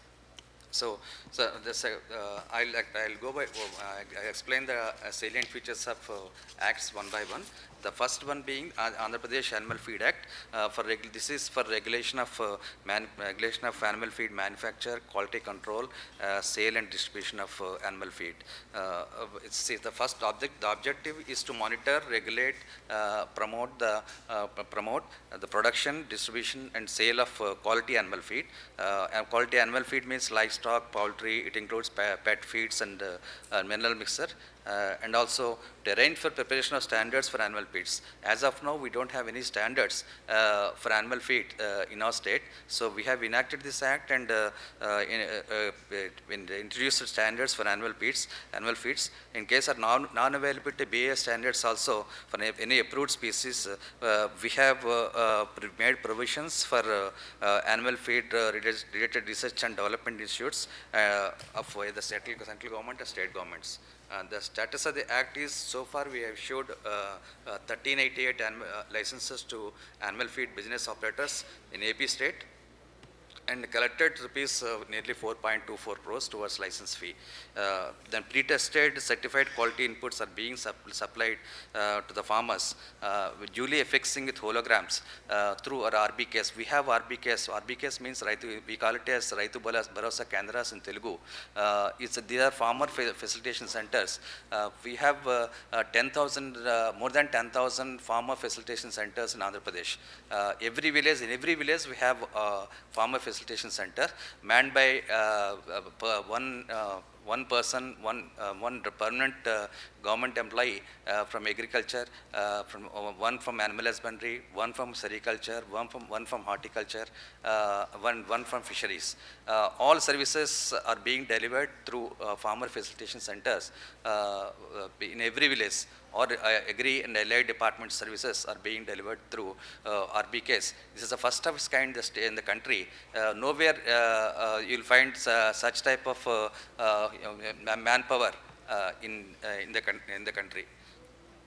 So this is the status of this act, and we have some provision. We have made some provisions for regulation of this act. At state level, we have controlling authority. The controlling authority is the Director of Animal Husbandry, and we have formed quality control committees and expert committees. And district level, the licensing authority is the Joint Director, and we have accreditation committee at district level, and also at field level, Animal Feed Inspector. The local veterinary surgeon is the Animal Feed Inspector, and he will be supported by designated committees. This is the expert committees and animal feed quality control committees. They are formed to advise the controlling authority in all matters and enforcement of provisions of the Act. These are the salient features of Animal Feed Act. Coming to fodder security policy, it was designed to address the problems of scarcity of animal feed and fodder resources, to give a push to the livestock sector, making it a competitive enterprise for India, and also to harness its export potential. The major objectives of the policy, salient features of the policy are the ensuring the availability of fodder during drought and summer months, and enhancement of production, preservation of fodder by adoption of appropriate technologies, and post-harvest management to optimally utilize suitable ecological conditions in the state, and creation of fodder banks, storage facilities in partnership with the user groups and private players, and reduction of production costs. And the main basic features of this policy are the promotion of certified fodder seed production distribution in farmers' land and AS departmental farms, and also supply of fodder seed with the support of National Livestock Mission of Government of India through our Farmers Facilitation Center to needy farmers, and 70% subsidy, in some cases 100% subsidy. And also we support, the government support perennial fodder production, especially in upland areas where paddy crop is taken up by the farmers under assured irrigation with funding from MG NRES and also APMIP. And that is micro irrigation project. And we have established 247 customizing centers under this policy. The customizing centers they're established at divisional level. Each customizing center, we have in every customizing center we have chaff cutters and pulverizers, mini silage making units, brush cutters, mini feed mixing plants, fodder baling units, fodder block making units, cow dung block making units. All these services, equipment will be made available to the farmers on hiring basis. We have 247 customizing centers at block level. And also the promotion of concentrate feed, silage and TMR is being encouraged under the aegis of this policy. And we are distributing silage, TMR and concentrate feed at subsidized price through farmers facilitation centers. And fodder banks were established by the government initially in districts of drought-prone districts.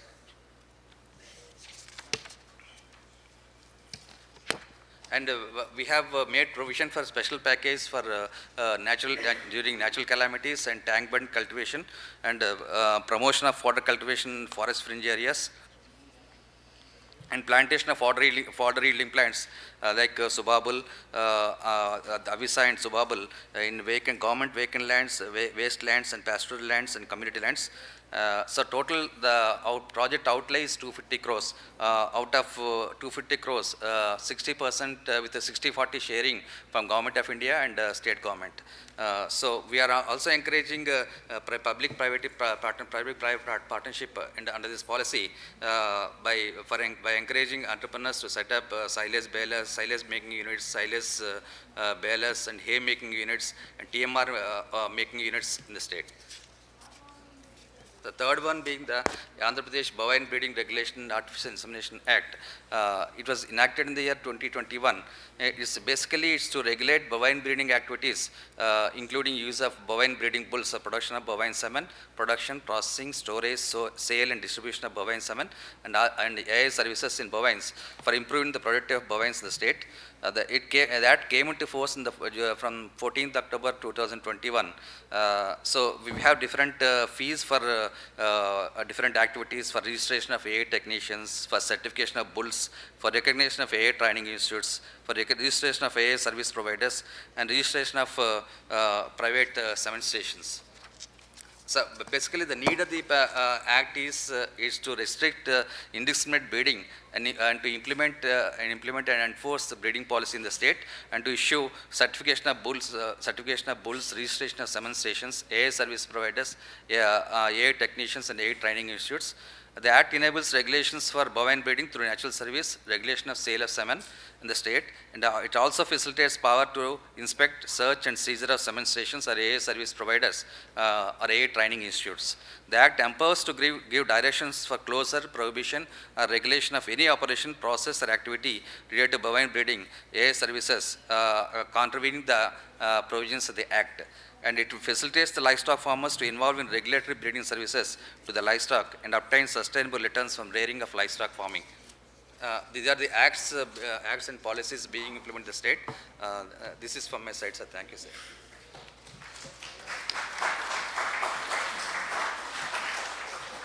Thank you, Dr. Amarendra, for this.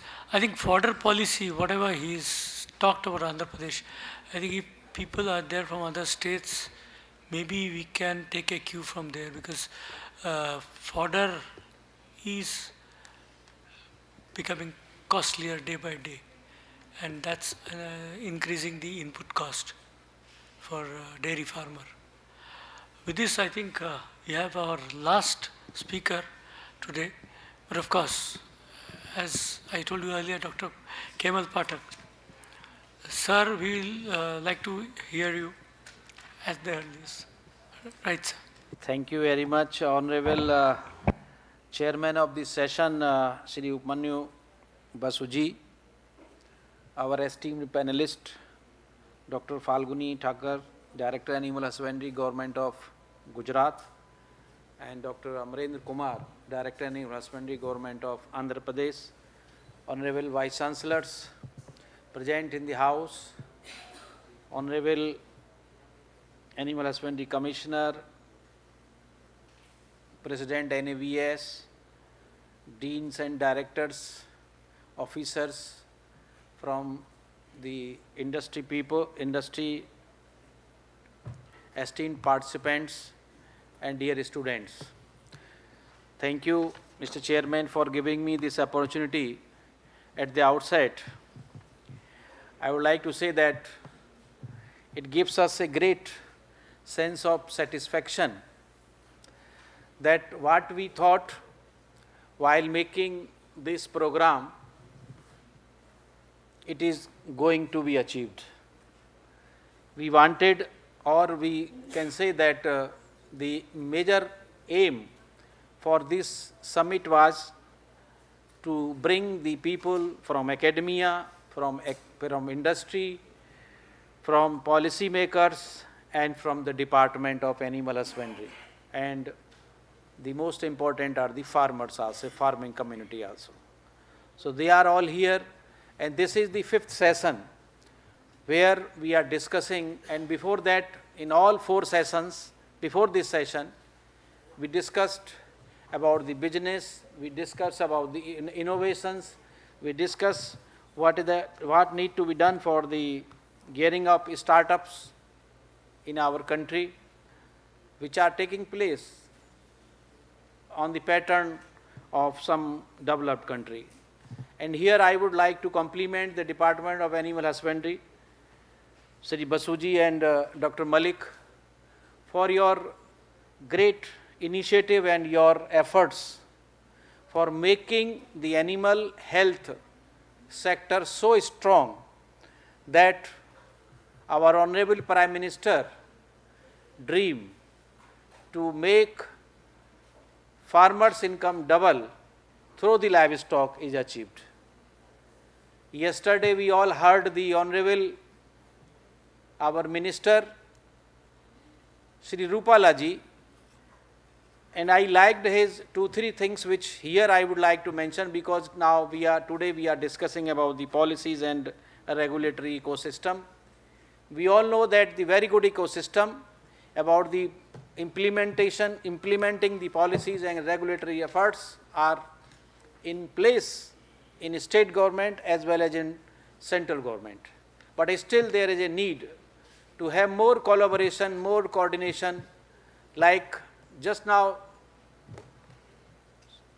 Chairman sir has mentioned that the fodder is very important. The same thing was mentioned by Honorable Minister yesterday, and the thing which I am going to repeat, that he made that we should make efforts to introduce the cooperative mode in animal health sector. When we are discussing about the policy and regulatory efforts or ecosystem, his suggestion becomes very important. When the third partner is here, means there will be quality. I also want to congratulate the Department of Animal Husbandry and Shri Basuji and Dr. Malik ji for their effort this morning. You made, और अभी doctor Malik ने मुझे बताया कि आज हम लोग छा गए, तो ये शब्द सुन के बड़ा अच्छा लगा है. I want to compliment friends, for so many days, Dr. Malik and Shri Basuji was not sleeping. They were doing so much hard work for making the presentation, and today they made a presentation on One Health program, if I am not wrong. Yes. So Dr. Malik, compliments to you. Now the next round of discussion will happen after this session. We have to discuss about the suggestion given by Honorable Minister that how we can introduce the cooperative mode in animal health sector. Friends, you know that the critical issues in animal husbandry, or in nutshell in livestock and poultry, they are the breeding, feeding, health and delivery system. And the policies are well in place about the breeding, policies are well in place about the feeding or the nutrition system, as well as in the health aspect of animals. But recently, the One Health program on which we discussed in the forenoon, and that has been introduced in the many states by Department of Animal Husbandry and Dairying. Now there is a need, I feel, that there should be synergy between the 3 departments, because here we say that the One Health, One health means animal health, one health means human health, and one health means environment health. So these are the, in my opinion, these are the three main pillars. And all these three pillars should be very, very strong, Dr. Malik, if we really want to implement this program. And what, as DDG I have observed earlier, that whenever there is a, because this is an in-house discussion, I can share my, my views, that when the point of funds distribution, it comes for discussion, we are on the last. So that is the, that's, if this thing happen in implementing of the One Health program, then definitely this program will not be so successful as we thought. And whatever efforts you people are making or our country is making, but I am sure now the government, by the intervention of our Honorable Prime Minister, this sector is getting so much attention from all policy makers. And this is a good scenario. And मैं हमेशा कहता हूँ कि आज जैसा माहौल, आज जैसा समय हमारे वेटनरी फील्ड के लिए है, वैसा कभी नहीं हुआ, कभी नहीं हुआ। मैं यह इसलिए कहता हूँ कि जब ऑनरेबल प्राइम मिनिस्टर बात करते हैं गांव की, तो सबसे पहले लोग कहते थे कि प्राइम मिनिस्टर जो है, पता नहीं उनकी लाइव स्टॉक प्रायोरिटी होगी कि नहीं होगी। जैसा मैंने कल भी कहा था, इसी हॉल में 16 जुलाई को 2014 को 16 जुलाई 2014 में जब when Honorable Prime Minister was addressing from this dais, he specifically mentioned कि हमको अपनी, जो हमारे कल ऑनरेबल मिनिस्टर भी कह रहे थे कि हमें अपनी इंडिजिनस जो कैटल ब्रीड है उनका इम्प्रूवमेंट, कंजर्वेशन करना चाहिए और करना होगा। और उसके 10 दिन के बाद ही जो है गोकुल मिशन स्टार्ट हो गया। तो इट इंडिकेट्स, और उसी एस्पेक्ट में जो हम लोग कल से ही बात कर रहे हैं, और हम we all veterinarian feel so much of pleasure inside our heart that our department has been separated, जिसको हम इतने साल से 75 साल से हम लोग कह रहे थे, वो एक क्लिक में हो गया। और सितंबर 2019 में इस डिपार्टमेंट की, और मैं कहता हूँ कि हमारी जो पीढ़ी है, बसु जी की जो हमारी पीढ़ी है, हमारे टाइम पे हमने नहीं सुना कि इतना बजट कभी एनिमल डिसीजेस के इरेडिकेशन के लिए दिया गया हो। रिंडर पेस्ट हम लोग सुनते थे कि rinderpest was eradicated from our country without following the killing policy. एक भी जानवर की हत्या नहीं हुई, उसको मारा नहीं गया, किलिंग नहीं हुआ। We did it only by vaccination. तो ऐसा ही प्रोग्राम जैसा रिंडर पेस्ट का चला, I hope doctor Malik, this One Health program will definitely be implemented with the efforts of your whole team. Policies and regulatory efforts की जब ecosystem की हम बात करते हैं, since morning we are discussing about the startup. Doctor Rameshwar Singh ji ने बड़ा अच्छा बात कही, उसी बात को I also take forward कि डिलीवरी सिस्टम की हम बात करते हैं बस, इसके अलावा और बात नहीं करते।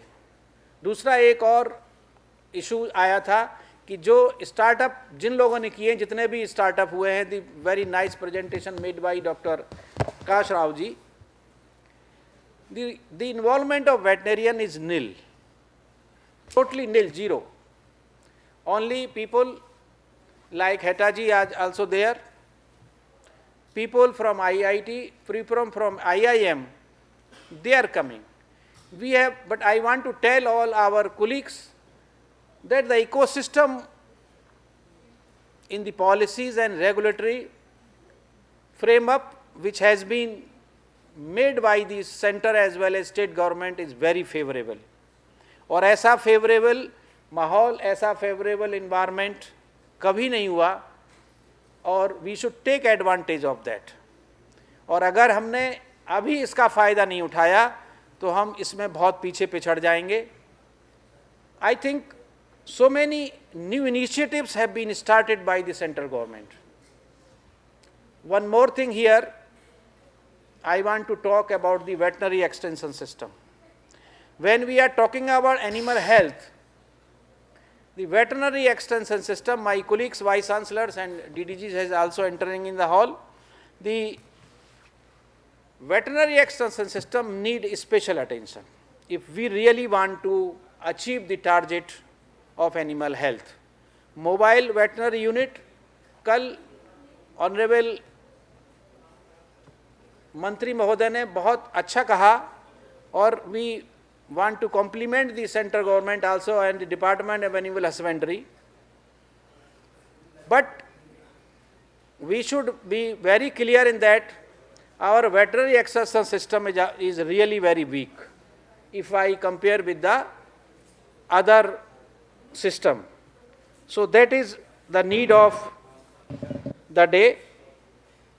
Then the technology is developed by the, whether they are developed by the ICR Institute or by the university, they have to be adapted by the farmer or they have to be transferred to the commercial industry. And there should be an environment, the policies, that immediately the technology developed by any institute should be immediately transferred without any problem. I think if this is done, then another aspect is that which we discussed this morning, that lots of investors are coming in this area. I just mentioned that people from IIT, from IIM, why they are coming? They have job opportunity in their own field, but they are coming forward because they found that this livestock sector is the area where we can go up to any level. The growth more than 8%. This growth is not visible in any sector. This is happening only in the livestock sector due to the policies, due to the new initiatives taken by the central government in the last 6-7 years. So my appeal to all of you, all the young colleagues who are sitting here, let us take the advantage of this ecosystem which has been developed.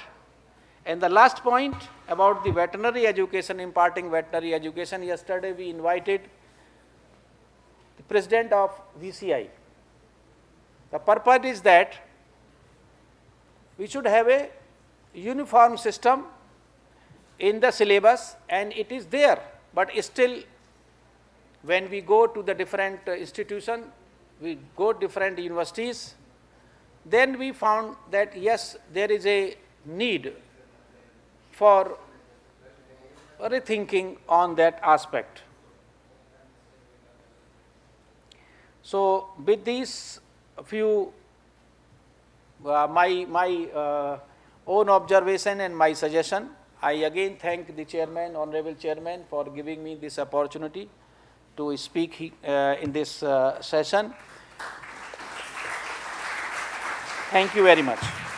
Thank you, Dr. Pathak, and I thank all my colleagues on the dais, Ma'am Falguni ji, Dr. Pathak and Amrinder, and of course, there are two other people whom I should really thank for actually leading me into this.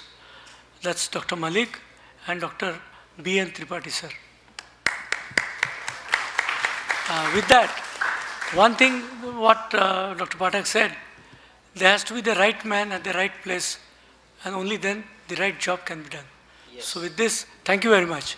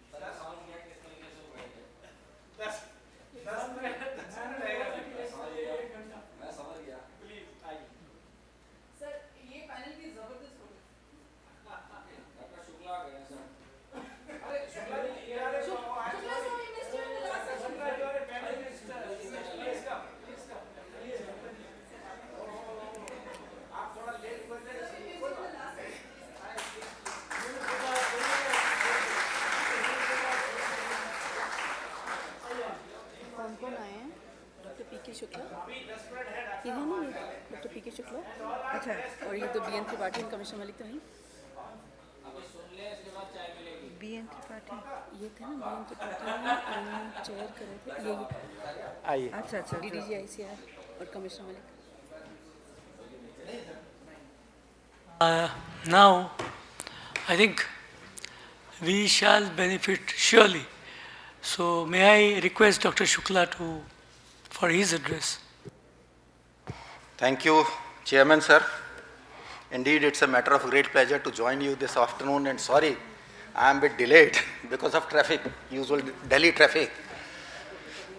Since this session pertains to the policy reforms and other issues related to animal husbandry sector in the country. Indeed, what I think in the animal sector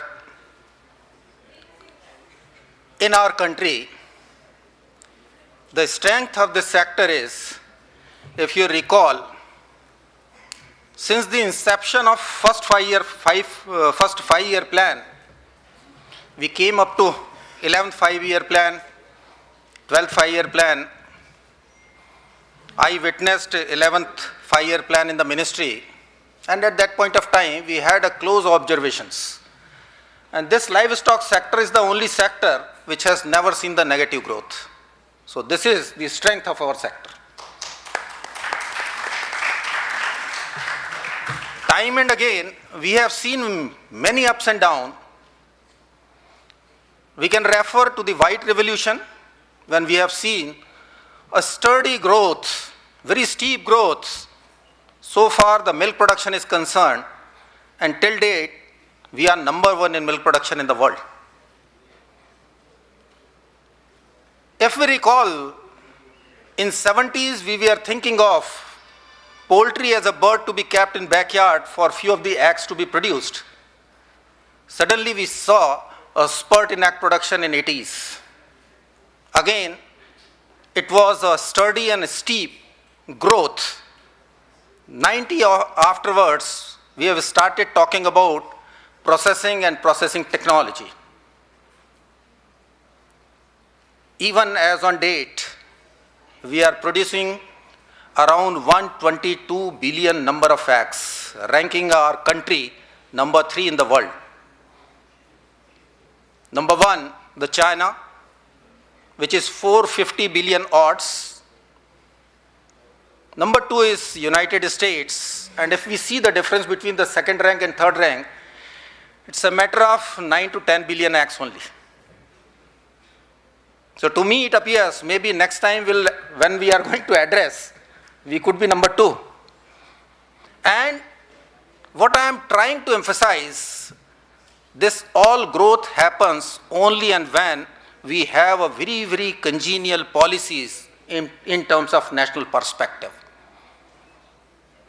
Whether it is related to the primary production, or related to the transport, or related to the revenue, because our chairman belongs to a revenue section, so he understands it better. One or other way, if we are trying to incentivize the producer, definitely the production goes up. So in policy reformation, time and again ministry has given the due consideration. As and when the problem exists, they are trying quickly to resolve it, either within the ministry or sometimes it is between the ministry. Because I recall when there is a problem of maize and soya, immediately the ministry connects to the food ministry, and then food ministry, if surplus is there, it is being made available to our industry. Or even if required, then we are going for certain commercial measures in connect with the Ministry of Commerce, whether it is to allow the import or it is to ban the export. But anyhow, the beauty of our system is flexibility in framing and modifying the policies according to the time. And hats on to our Minister and Prime Minister of India, time and again, whenever animal sector was in problem, they have given the top priority to this system. So it's a matter of great pleasure also that today in this forum, we all, the academia, the scientific community, the industry, they are meeting at a common platform. And if at all, anything is there which needs attention, either from either of the sector, could be academia, could be scientific forum, could be ministries, could be Government of India, I think we can discuss the things in detail, and if required, the congenial policies can also be framed out. So we are enjoying the system. In the last tenure, our separate Ministry of Fisheries, Animal Husbandry and Dairying has been carved out, has been framed, looking to the great importance and potential of the sector in contributing to the national GDP. And yes, everybody has witnessed the strength of the sector during the corona time. It was only the agriculture and animal husbandry which kept on going and sustained the GDP. So whenever we are talking in terms of policy reforms, yes, always it should be farmer-oriented, producer-oriented, marketing incentives should be there, and that afterwards the paramount is food safety standards. Now we are moving from security to safety. So again, in new era, we are going to talk about both the aspects. Whenever we are producing as a primary producer, we need to have all standards to be met out. And whenever we are talking in terms of food security, definitely animal husbandry sector plays an important role in mitigating the malnutrition in the country. In terms of statistics, if we can see, almost more than 5 crore children are undernourished in our country. And latest National Health Family Welfare Survey is also out. This one is 4th one. And every 10 years, it is being carried out. But if you see the difference between the last when it was conducted in 2014 and then next, very less improvement have been seen, particularly with reference to the death in the infants, death due to malnutrition. But largely this animal sector has come up to mitigate this, because what we are producing is ultimately a very good quality protein, whether it is a milk or it is a meat or it is an egg. So ultimately, by producing all these high quality protein sources, we are also trying to mitigate the hunger issues, the malnourishment issues, and at the same time, with profound privilege, I say that animal husbandry traditionally has been a practice of the women in agriculture. So again, it's an empowerment of women also. So all these, if I can summarize, still for animal husbandry sector, sky is the limit. Let us come forward to strengthen our nation by doing the activities in the animal husbandry sector, and again, bringing up everything whichever is possible to mitigate the hunger, to mitigate the malnutrition, and contribute in the health, optimum health of our country fellows also. So thank you very much, Chairman Sir, for giving me an opportunity to be here. Thank you so much. Thank you, sir. And now may I request Professor Malik, AHC. Prakash Rao साहब का question है कुछ. Yes, sir.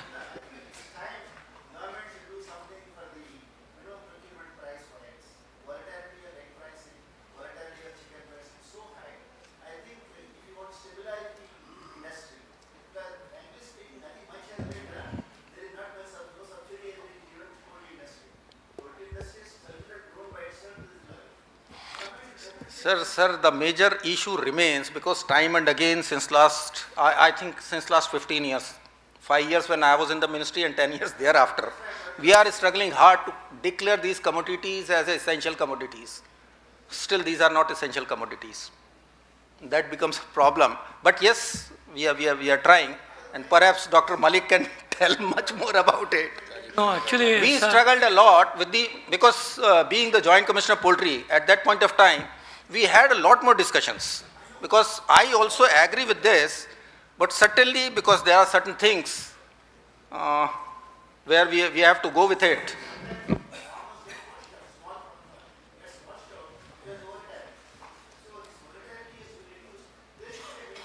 But Dr. Saab, one thing I'll tell you, the beauty of this poultry sector is this is a sector which is self-sustainable.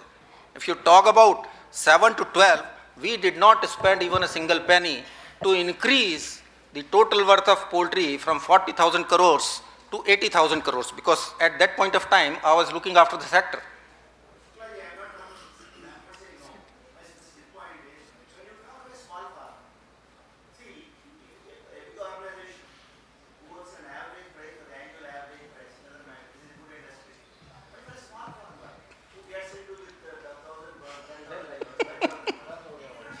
sir, that is the price that you have to pay for a free market economy. Yes, that is also there. Very right. That is also there.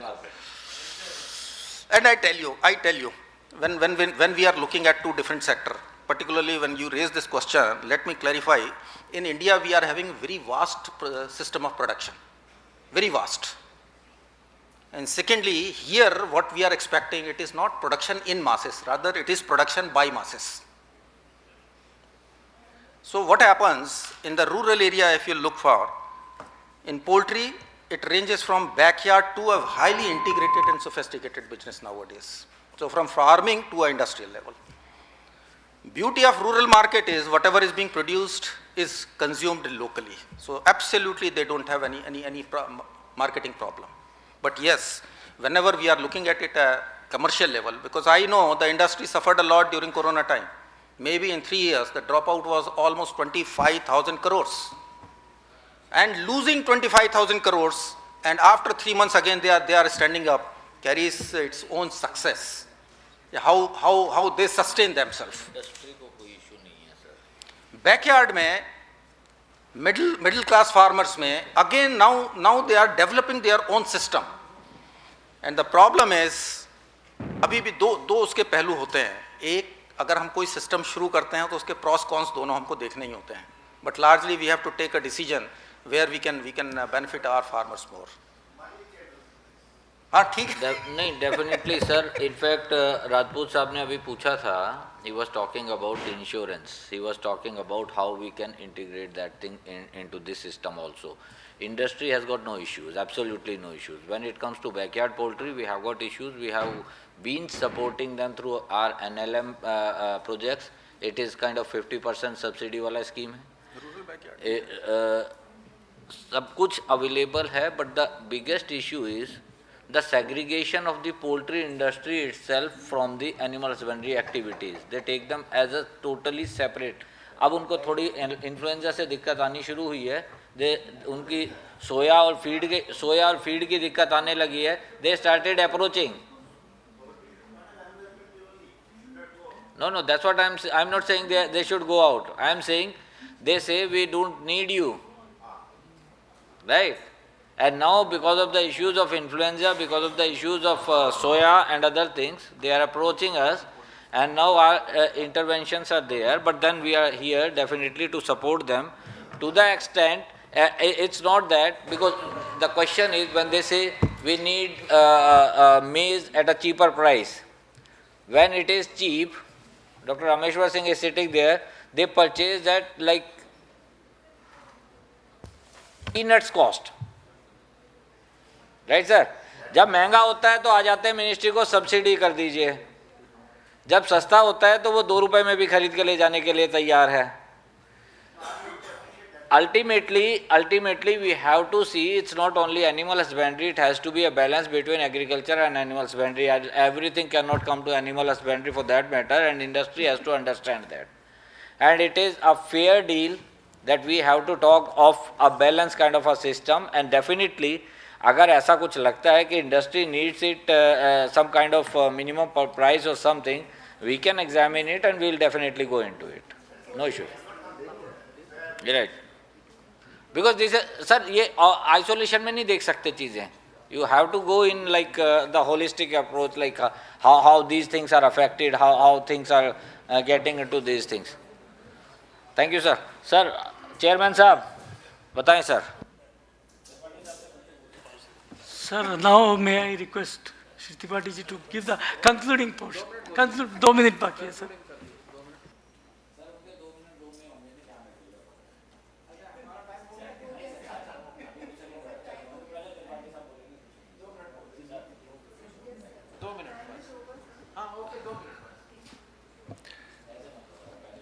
Thank you for this opportunity. In fact, I am neither associated with policies and nor regulation, but I am associated with ICR. We are looking after R&D and education of with more than 1,000 scientists in ICR system, and all technology backups that you are seeing today in terms of breed improvement program, so looking to the production and productivity, nutrition interventions, and livestock products technology, breeding technology, animal reproduction technology that we are seeing in form of embryo transfer, then in vitro fertilization, and now we have reached to cloning stage also. Now we are trying to develop sex-sorted semen technology as well. So all these things, we are a source of technology innovation, and along with the very fundamental research also. And on the health side, we have developed, ICR is developing a lot of these vaccines, need-based vaccine, and its continuous refinement also. And we are also involved with the new vaccine platform as well. It is not only that we have been using your killed vaccine, attenuated vaccine. Now we have started a new vaccine platform, where it is DNA vaccine or vectored vaccine or mRNA vaccine. So all things, these are and recombinant and mutant vaccine, all have been going on. So we will say that we are a kind of think tank to this country in the area of animal husbandry, and we are looking there, and we are making assurance to the citizen and all the stakeholders of the country that we will never be lacking in terms of technology development. The only problem is that industry should come as a partner and take our technology as early as possible. And instead of we develop technology and in the end after many years they take it, they should also a partner while developing technology itself. So that gives kind of confidence also in industry. So industry partnership is very important, and that should be a policy shift in the government, that scientists, industrialists and industry partners, they should work together. Therefore, technology which is developed very quickly, rapidly pass on to stakeholders, the farmers, so the benefit of the technology can be taken up. So I think I'm not going to speak much, but Dr. Malik कहेंगे Dr. साहब ज़्यादा time ले लिया. So I assure you, animal husbandry, livestock and poultry are in safe hands of scientists and professors of this our system. Thank you very much. Thank you, sir. Malik? Okay, Malik sir, to take the last. 2 minutes. 2 minutes, last 2 minutes. So before we Say break two for words. tea. Say 2 words. Thank you. Thank you Basu ji.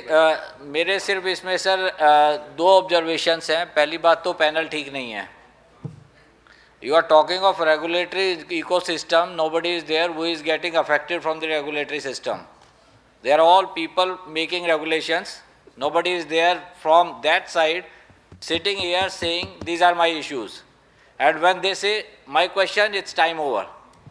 So we'll discuss over a cup of tea, no issues. So one thing is very, very important. We need to hear in this forum what are the issues where we can improve upon these regulations, where we can actually talk about what changes you need in this. Amarinder साहब ने हमें बताया कि उन्होंने feed regulation बना दिया state का. How feed industry is being affected because of this regulation. अगर हर स्टेट अपना बनाएगा, हर स्टेट में हर एक फीड को रजिस्टर करना पड़ेगा, कैसे बिकेगा फीड?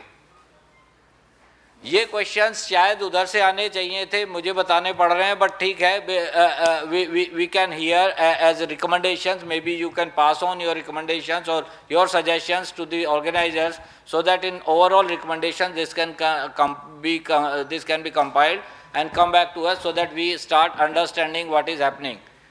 दूसरी चीज़ ये बात हुई थी, कल भी हमने बात की थी कि नॉट मैनी प्लेयर्स, बहुत लोग ऐसे नहीं हैं खासतौर से एनिमल हेल्थ सेक्टर में जो R&D में आते हों। वैक्सीन प्रोडक्शन में अभी दोपहर में हम बात कर रहे थे, जब PM स्टैक की मीटिंग में थे तो वहाँ ये बात चल रही थी कि वैक्सीन है, बोलो फटाफट बनाना शुरू कर दें। So scientific secretary to the office of PSA, she was asking कि आ सकते हैं लोग? मैंने कहा आपने बोला आ सकते हैं, हमें बताइए कैसे आ सकते हैं, कितना खर्चा लगेगा, क्या रेगुलेटरी अप्रूवल के प्रोसेस हैं, कितना टाइम लगता है अप्रूवल लेने में एक वैक्सीन का। आज डेवलप कीजिए। ब्रूसेल्ला की वैक्सीन हमने 2 साल से ट्रांसफ़र की हुई है। हेस्टर के लोग बैठे हुए हैं क्या, चले गए? अच्छा, खाली वो ले रहे आए थे ट्रॉफी, कोई बात नहीं। तो 2 साल से हमने ट्रांसफ़र की हुई है, अभी तक लाइसेंस के लिए एप्लीकेशन नहीं आई है, और लाइसेंस लगेगा तो कितने साल लगेंगे मुझे भी नहीं पता। ऑन एन एवरेज 10 साल लगते हैं। हमें कहते हैं कि एक बार टेक्नोलॉजी को लाइसेंस देने के लिए। ये टाइमलाइन हम कैसे घटा सकते हैं, कैसे रेगुलेटरी प्रोसेसेस को हम स्ट्रीमलाइन कर सकते हैं, ये मकसद है हमारी इस समिट का। हम क्या कर रहे हैं, हम अपनी बड़ाई बहुत अच्छे से कर सकते हैं क्योंकि हमें पता हम बहुत अच्छी चीज़ कर रहे हैं, बुरी चीज़ तो हम करेंगे क्यों अगर इधर बैठे हैं तो। पर सुनना मैं आप लोगों से चाह रहा था कि आप लोग कम से कम ये बताएं कि इंडस्ट्री की तरफ से आपको क्या इश्यूज़ हैं, एकेडमिक्स हमें ये बताएं कि इन इश्यूज़ में कितना दम है, कैसे इसे सपोर्ट किया जा सकता है टेक्नोलॉजिकली। और हमारा काम पॉलिसी में बैठ के ये है कि उस R&D के साथ, उस इंफॉर्मेशन, उस नॉलेज के साथ कैसे उन्हें हम बेस्ट मैकेनिज़्म में ला सकें ताकि ये रेगुलेटरी प्रोसेसेस रेगुलेशंस के लिए हों, हर्डल बनाने के लिए नहीं हों। They should not be kind of hurdles to your system. पिछले 1 साल में मैंने ये महसूस किया कि हमारी गवर्नमेंट का, एनिमल हस्बेंड्री की बात नहीं कर रहा हूँ, government in general, they have been pressing hard on making some changes in the existing regulations. Ease of doing business के लिए जो हो सकता है, और एक नहीं, कैबिनेट सेक्रेटरी के 10 लेटर आए होंगे कि इसको एक रूल, एक रेगुलेशन को पढ़ लीजिए, पेनल्टी कहाँ ख़त्म हो सकती है उसे करने की बात कीजिए। And we have done a lot on that. Welfare act पूरा चेंज हो रहा है जो इसका था। CPCSEA खासतौर से जो हेल्थ के सेक्टर की इंडस्ट्री हैं उनको पता होगा कि अगर एनिमल टेस्टिंग उनको लगती है तो CPCSEA was a big hurdle at one point of time. उसको ईज आउट किया गया है, उसमें चेंजेस आए हैं कि 2 महीने के अंदर अगर रेगुलेशंस में आपको अप्रूवल नहीं आती है तो it will be deemed approved. Disease act में चेंजेस करने की अगर कहीं आपको गुंजाइश लगती है, when you have to handle the disease, जो हमारा infectious and contagious disease of animals act 2009 है, उनके रेगुलेशंस में लगती है, वो सजेशंस हमें चाहिए। हमारी तरफ से जब हम बनाते हैं तो हमें लगता है कि we are doing foolproof. We have been talking about drug and cosmetic act. अब अभी शुक्ला साहब ने कहा था कि सोया मिल्क की बात कही, इंपोर्ट किया।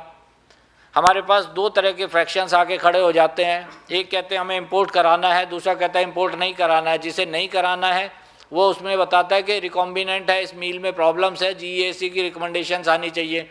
GEC की रिकमेंडेशंस लेने जाएंगे तो वहाँ वो कुछ और कहानी सुनाते हैं। ये जो इश्यूज़ हैं ये हमारे रेगुलेटरी फ्रेमवर्क के, रेगुलेटरी इकोसिस्टम के इश्यूज़ हैं।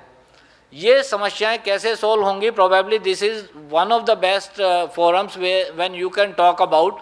और मुझे लगता है जो लास्ट में CEO का एक पैनल डिस्कशन इसके बाद बचेगा, उसमें अगर हम ये लोग अच्छे से बात कर पाएँ तो probably it will be meaningful. नहीं तो हम भाषण दे के चले जाएंगे, it will be like any other symposium और conference which has no meaning, और बाद में हम उसकी रिकमेंडेशंस को कुछ यूज़ करेंगे कि नहीं करेंगे। अगर आपको चाहिए कि it has to be meaningful for both industry and academia, policies यहाँ से हमें जो एजुकेशन में चाहिए, जो रिसर्च के लिए चाहिए, जो फंडिंग मैकेनिज़म्स चाहिए, अभी हम बात कर रहे थे कि हमें सबसे कम पैसा मिलता है, और शायद ये बात हमें आज से 3-4 साल पहले भी कही गई थी, और हमारे माननीय मंत्री जी ने कहा कि जितने पैसे मिल रहे हैं क्या हम वो खर्च कर पा रहे हैं, सरेंडर करते हैं कि नहीं करते हैं। अगर हमसे 10 रुपये खर्च नहीं हो रहे तो 100 रुपये लेके हम करेंगे क्या? पहले 10 खर्च करने का रोड मैप तो बनाइए। 10 खर्च होने लगेंगे तो हम शायद 20 की और 50 के रोड मैप की बात करेंगे। बिना रोड मैप के हम क्या पैसा लेके करेंगे? वेस्ट तो नहीं करना है। तो इस रेगुलेटरी सिस्टम के अंदर जो हम बात कर रहे थे, तो मुझे लगता है कि ये सारे इश्यूज जो आपकी तरफ से आने चाहिए, अगर यहाँ हम नहीं कर पाए तो आई रिक्वेस्ट, ऑनेस्टली रिक्वेस्ट, कि आप उसे राइटिंग में ऑर्गेनाइजर्स को दे दें, so that this can come as a recommendation in the recommendations of the forum और द समिट।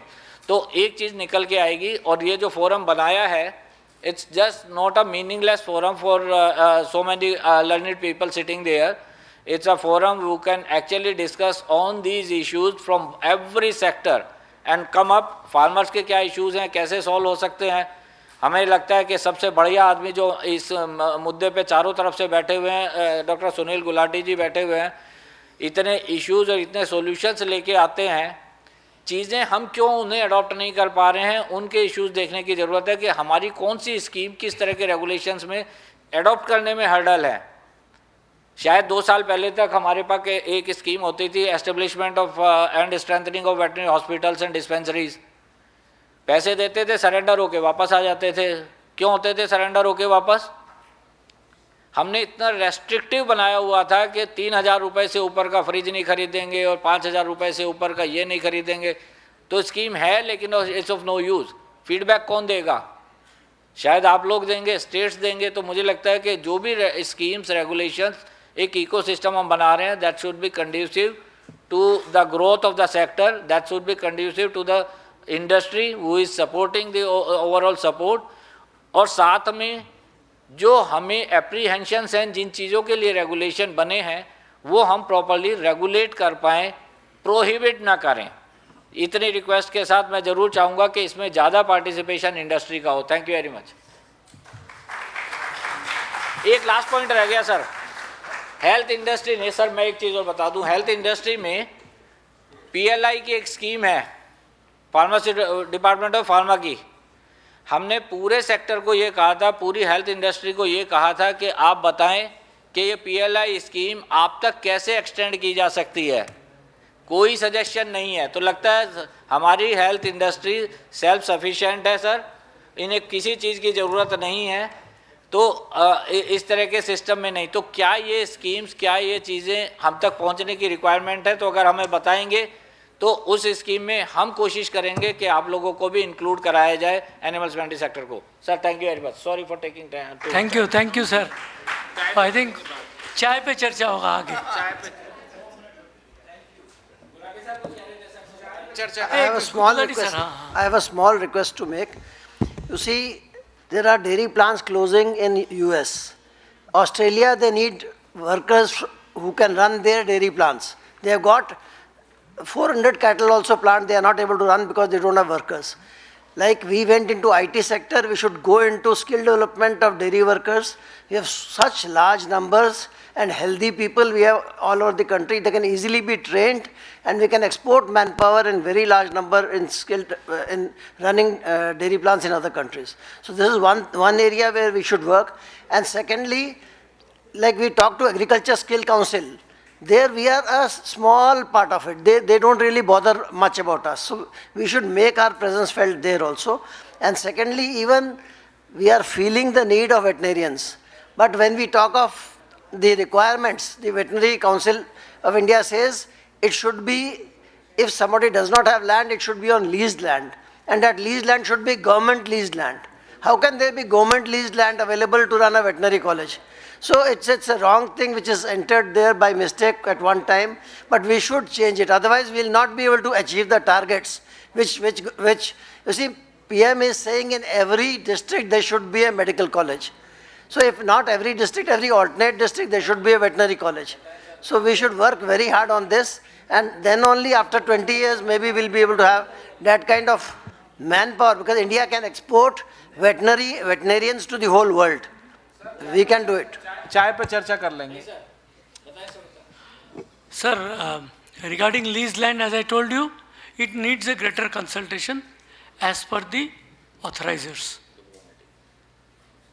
सर एसके के बीच में जहाँ की बात है, एसके से मेरी बात हुई है on this issue. They are working on it and they are in direct consultation with us, but unfortunately we are creating a market for the labour.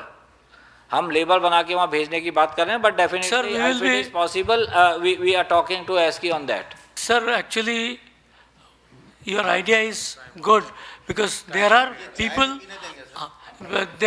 going to Uganda. Sir, there are people going to Uganda, but then, sir, please remember, we shall be repeating the history. Italy के सारे farms हमारे Indian चला रहे हैं, बहुत सारे farm चला रहे हैं. I'm really sorry to interrupt, ladies and gentlemen. We cannot have any more question and answers as we are running out of time. We also need to take a tea break, and we are keeping a tight schedule because we have the Honorable Governor of Gujarat coming in the evening to give away the awards. So on that note, I would request Mr. Dr. KML Pathak to do the honors of presenting a small token of gratitude. We begin with our chair, Mr. Upmanyu Basu, Joint Secretary, Department of Animal Husbandry.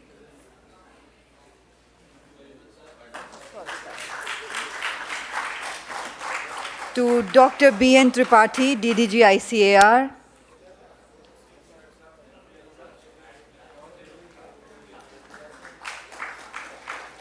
To Dr. Praveen Malik, Commissioner.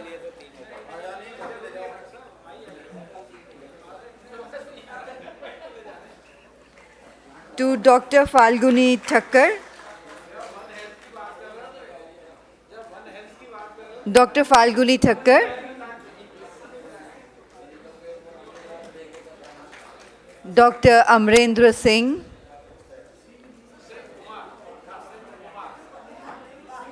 Amrendra Kumar. Okay. Dr. P.K. Shukla. And Dr. Rakesh Singh.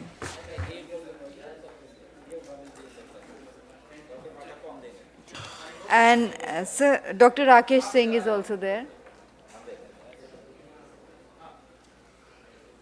And a token of gratitude for Dr. KML Pathak also.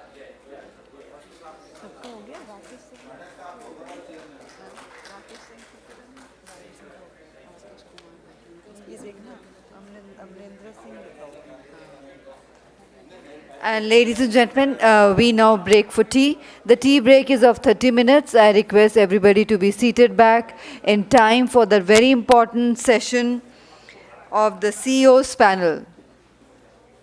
Email.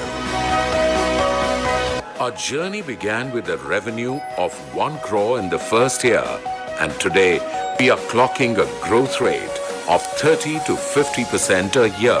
This humongous task came with trials and tribulations, but with God by our side, we overcame with excellence. Email India Research Foundation, AIRF, has been constituted with cutting-edge, state-of-the-art new technology, GMP-compliant raw material storage and processing, ultra-modern extraction units. We have collaborations with top research institutions of India, like DRDO for Leucoskin, a breakthrough treatment for leukoderma, and with CSIR for BGR34, the 1998 National Award for Outstanding Entrepreneur, the 1998 National Award for Quality Products presented by the Honorable Prime Minister, National Award for Research and Development in the year 2000, and the Ayush Brand of the Year Award 2016, Animal Healthcare.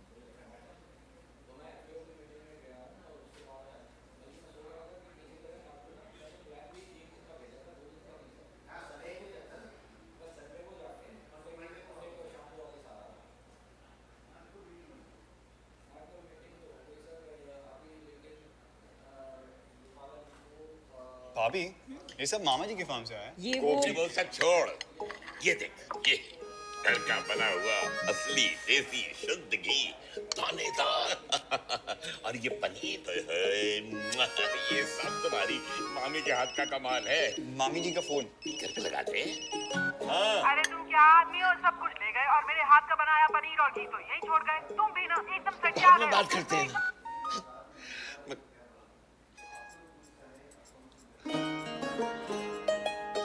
ये पनीर भी ये farm जैसा ही है। आनंद करो आनंद करो आनंद आनंद करो।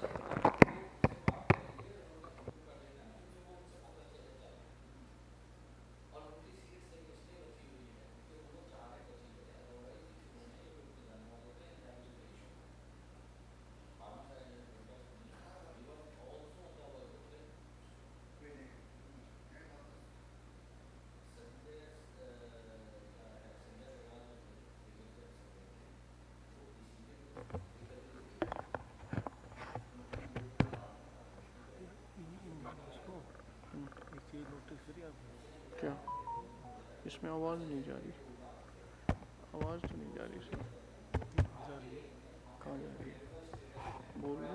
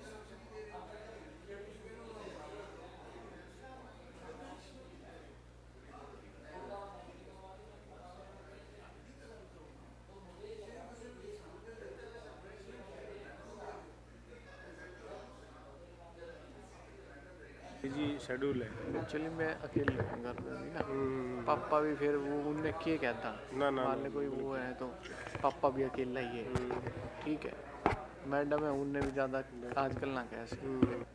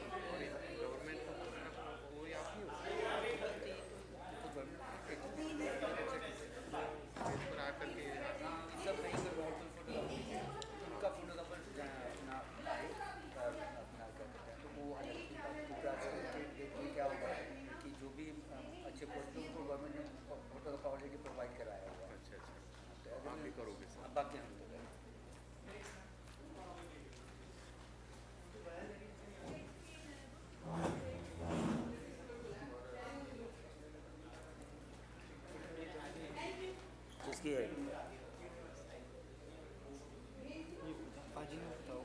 बुलाओ बोला पाजी को बुलाओ नहीं नहीं हमारी अब मेरी तो हाथ में ही जो हुई है ये एक्स्ट्रा हटवानी है अभी तो ये करवा देंगे ये लाइव की होगी है इसकी प्रोजेक्टर की होगी है चलो वो उनके अभी आता है हाँ यार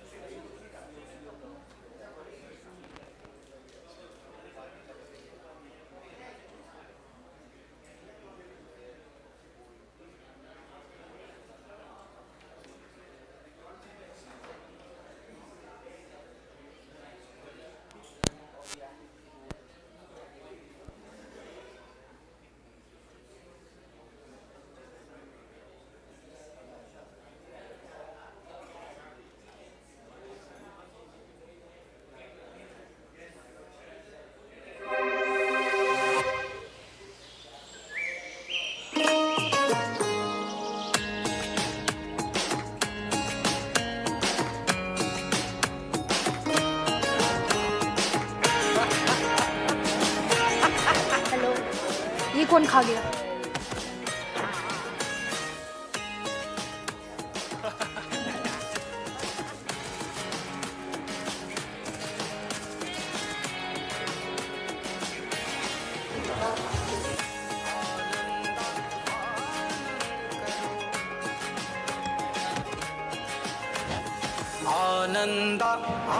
आनंद करो. Check. Ladies and gentlemen, a very warm welcome. I would request all the awardees to kindly be seated in the front rows. All our awardees to be seated in the front rows. Ladies and gentlemen, requesting all the awardees to be seated in the front rows.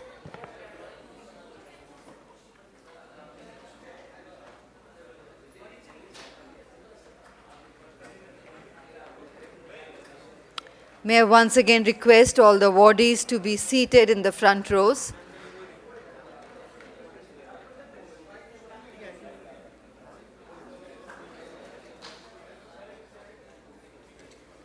And ladies and gentlemen, we are ready to go ahead with the proceedings of the CEO's panel, Roadmap for Making India's Global Power in Animal Husbandry.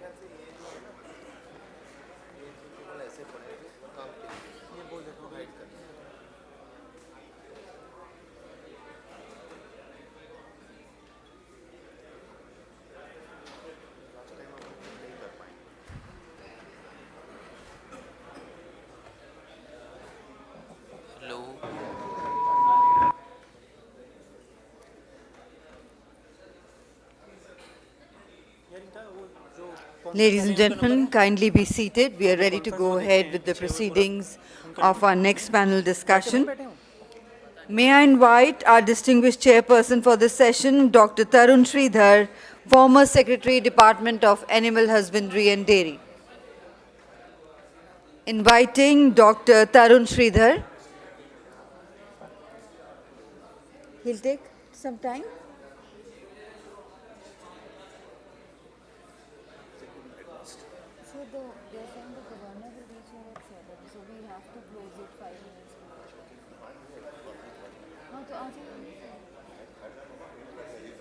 सबको बुला रहे हैं बाकी लोग कोई नहीं है अच्छा I'll just invite I also invite Shri Neti Patel, Business Head, Animal Health Division, Himalaya Wellness.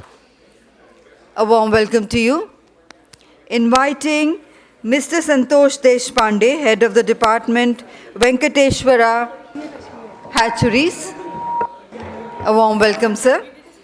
Inviting Shri Mahipal Yadav, Chairman, Sanskaran Veterinary College, Haryana.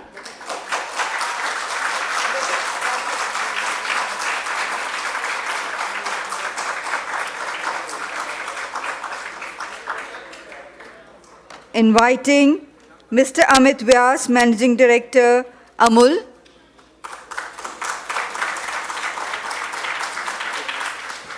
Inviting Mr. S.M. Tripathi, President, Ananda Foundation.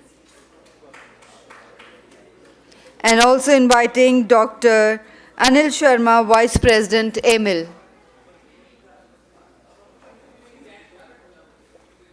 Once again, ladies and gentlemen, for the CEO's panel discussion, we have with us our distinguished chair, Dr. Tarun Sridhar, former Secretary, Department of Animal Husbandry and Dairy. Shri Neti Patel, Business Head, Animal Health Division, Himalaya Wellness. Mr. Santosh Deshpande, Head of Department, Venkateshwara Hatcheries. Mr. Mahipal Yadav, Chairman, Sanskaram Veterinary College, Haryana. Mr. Amit Vyas, Managing Director, Amul. Mr. S.M. Tripathi, President, Ananda Foundation, and Dr. Anil Sharma, Vice President, EMIL. And ladies and gentlemen, the topic for the session of the CEO's panel is Roadmap for Making India's Global Power in Animal Husbandry. And the time duration, sir, is approximately 1 hour. I hand over to our chair, Dr. Tarun Sridhar, for his opening remarks and to carry forward the proceedings of the session. Over to you, sir.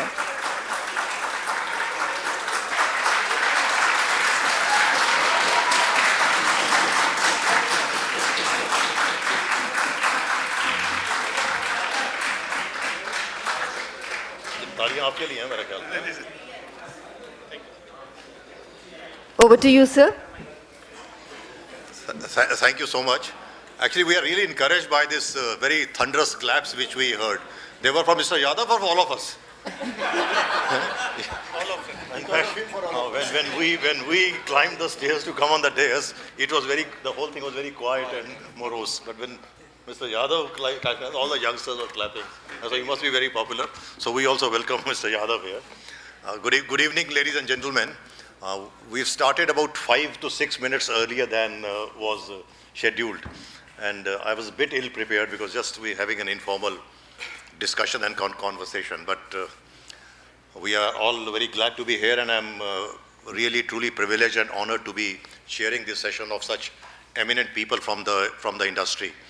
You see, yesterday also I mentioned it, that how enthused and delighted I am to be part of this kind of a discussion.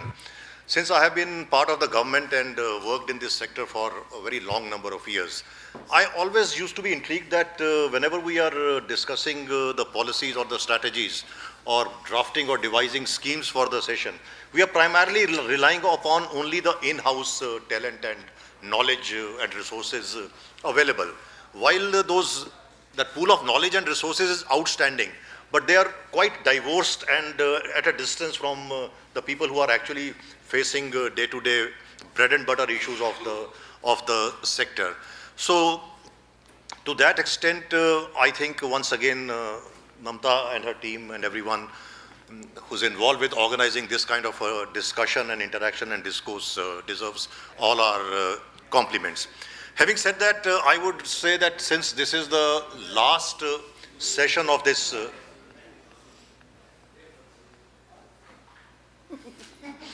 no, you are professors. I don't want to act like a professor to you students now. Okay. So, now, since this is the last session of this 2 days of very involved discussion and discourse, I would request all our panelists to let us talk only positive things and end on a positive note. There is enough to criticize as far as this department is concerned, and I think we have highlighted many of the critical issues and the problems plaguing this sector, right from it being very low on the political and governance agenda, generally neglected, very low level of investment, poor investment, lack of resources, not enough number of veterinary institutions, not enough number of veterinary colleges. All these things we have decided. But this session says roadmap, and roadmap not of the government, not of you and me, roadmap of the doyens of the industry, people who are involved and people who have to take the lead. So I would request the panelists just to say 2 or 3 positive things as to how you foresee the sector to move forward, and what would be your policy prescriptions to the government and all the stakeholders involved in the development and the growth of this sector. So should I start with Dr. Neeti Patel? Are you ready? I'm not veterinary. That's why I'm starting with you. Okay. Okay. No, you are not a veterinarian. Let me assure you that I am also not a veterinarian. And it is with great difficulty that I pronounce the word veterinarian. And if you ask me to spell it, I may be stuck. So I'm also along with you. Okay. So, Dr. Patel, now as one of the leading companies and the leading institutions working in the field of wellness, and I'm not talking in terms of animal wellness, in general terms of health and wellness, I'm reminded of this term which was coined by, I think, a German veterinary epidemiologist. And although Charles Schwab, the father of veterinary epidemiology, also gets the credit of it, is the concept of one medicine. We've been talking of one health, but concept of one medicine. And I was reading somewhere that nearly 75 to 80% of the diseases are shared between animals and human beings. The kind of drugs or the external interventions required physiologically are probably quite identical. So being from the wellness industry, and when you look at wellness and the wellness products, be it medicines or health products or whatever name you give it, do you look at only this is for animals and this is for humans, or do you look at humans, including non-human animals? Like human being is also animal. We can call human beings animals rather than, and animals we can call non-human animals, and humans we can call non-animal humans. So when you look at in terms of developing wellness products and the whole concept of wellness, do you look at this concept of one medicine and one intervention for animals and this thing? And if we are not looking at it now, is there a scope and is there a space in our entire gamut of management of livestock sector to look at one medicine and move forward? And what would be your prescriptions to look at it? Thank you, sir. Good evening, everyone. And a very valid point sir has put across. And the fact is, like, when we talk of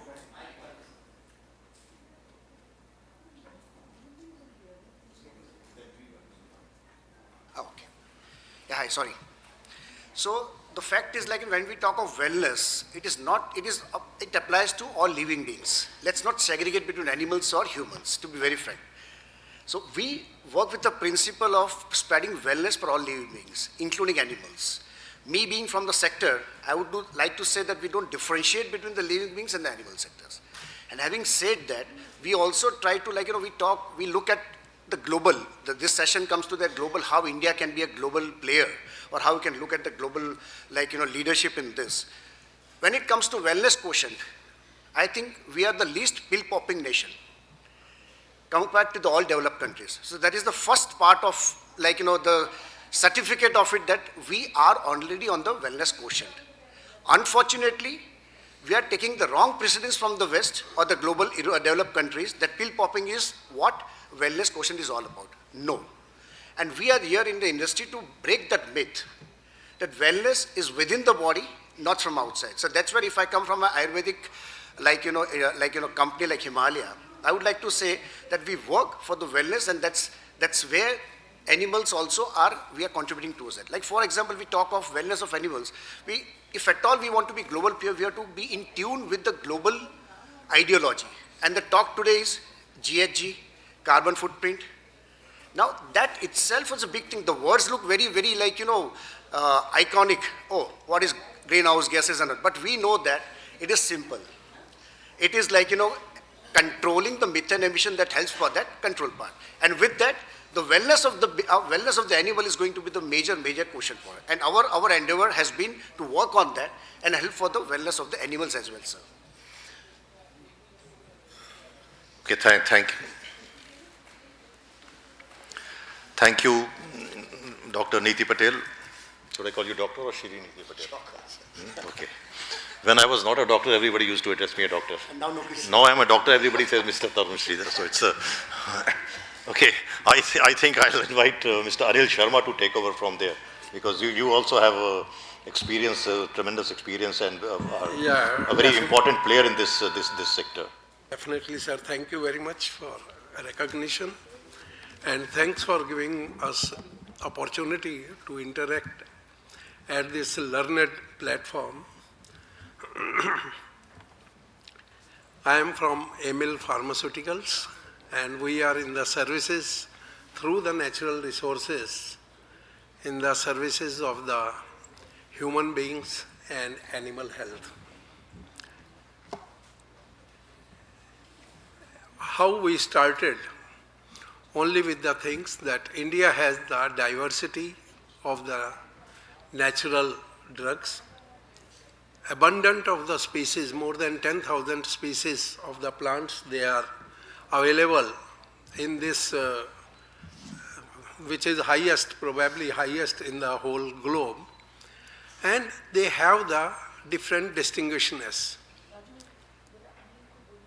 We may be little lower scale as far as the turnover is concerned on the commercial ground, but yet the scope of the growth is very high, and I expect that one day India will be having the distinguished demand all throughout the globe for our herbal-based products, because that gives something on part of the safety as well as on part of the efficacy, which is very, very exclusive.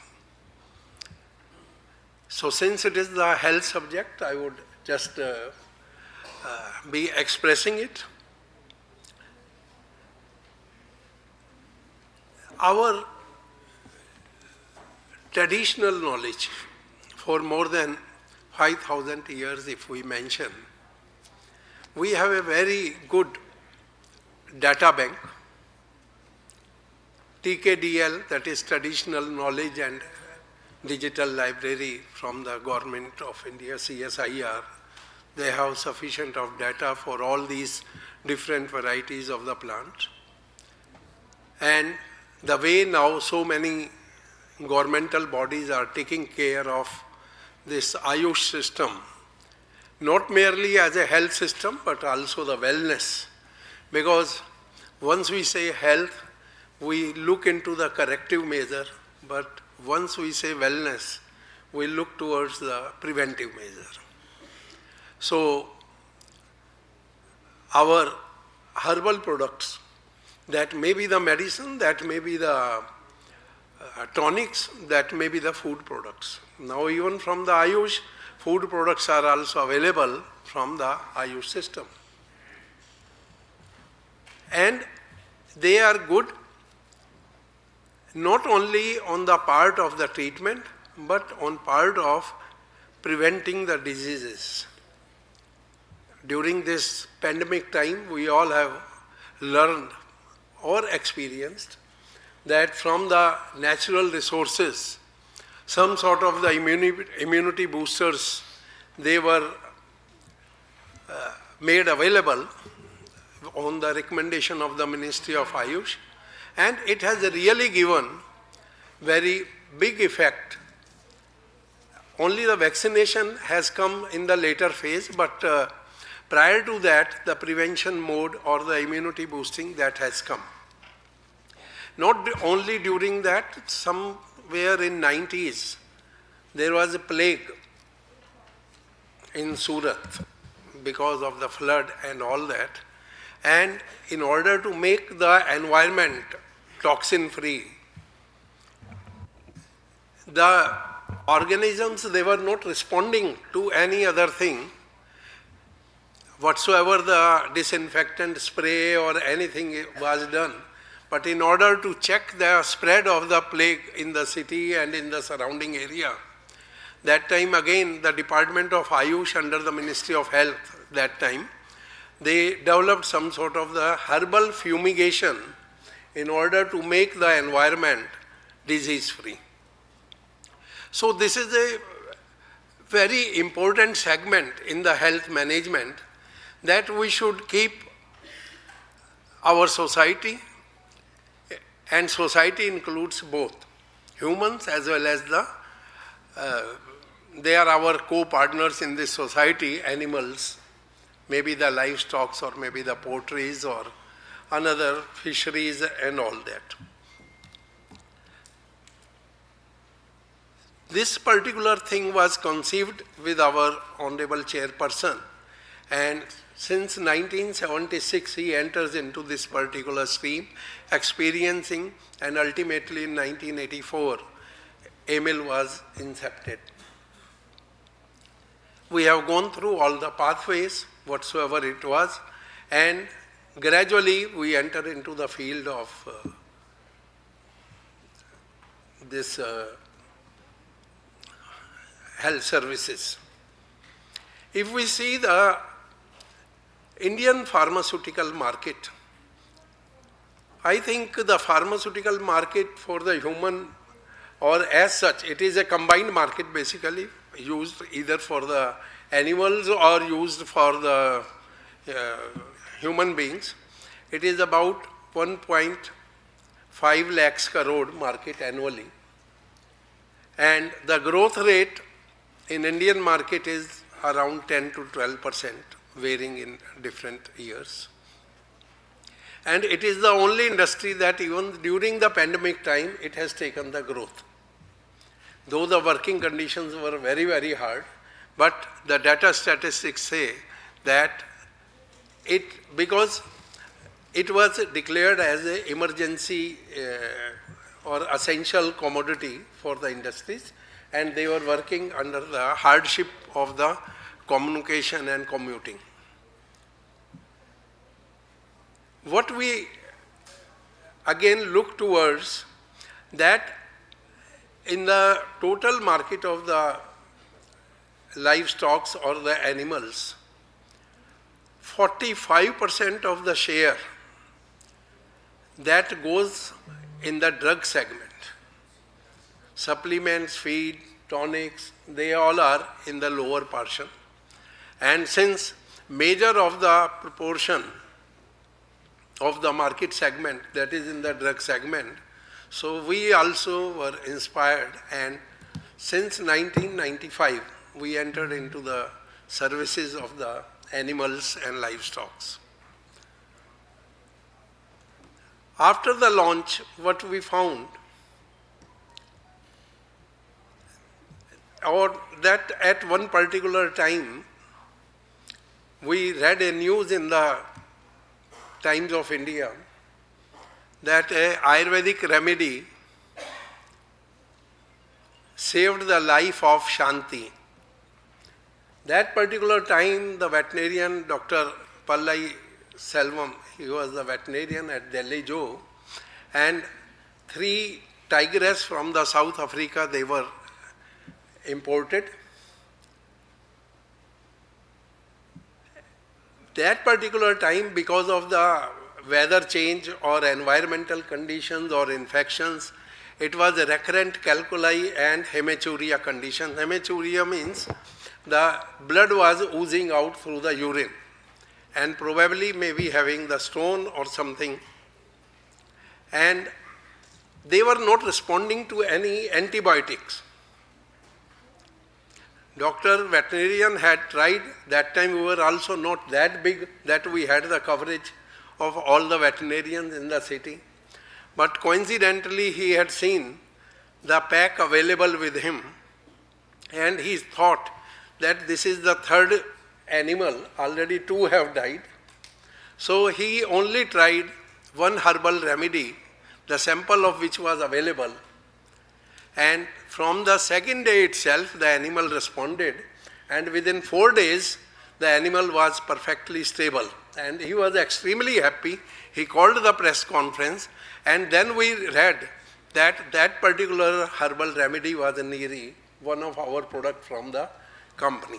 I think I'll just stop you. The very, very valid point you have made, Dr. Sharma. So, we'll come back to you. On this issue, I would request Mr. Yadav to enlighten us. Sure. You see, one very important thing Dr. Sharma made was, like in health, we are talking in terms of repeatedly, globally we are talking in terms of importance of traditional health systems and the traditional medicines, which have been ignored. And traditional doesn't mean only Ayurvedic, Chinese system also, whatever system they are traditional.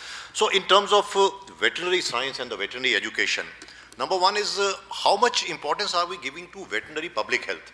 Are we just giving to diagnostics and epidemiology, or we are also talking in terms of veterinary public health and the general wellness of animals in the veterinary education stream? And secondly, how important is the system of traditional medicines and the traditional healthcare in veterinary education? And thirdly, you see, this is again an area of concern. What could we do to really improve the quality of our veterinary education, especially considering the huge diversity and the challenges of the livestock population and management in our country? Mr. Yadav. Thank you, sir. सबसे पहले तो sir मैं बताना चाहूँगा कि veterinary college की demand बहुत ज़्यादा है.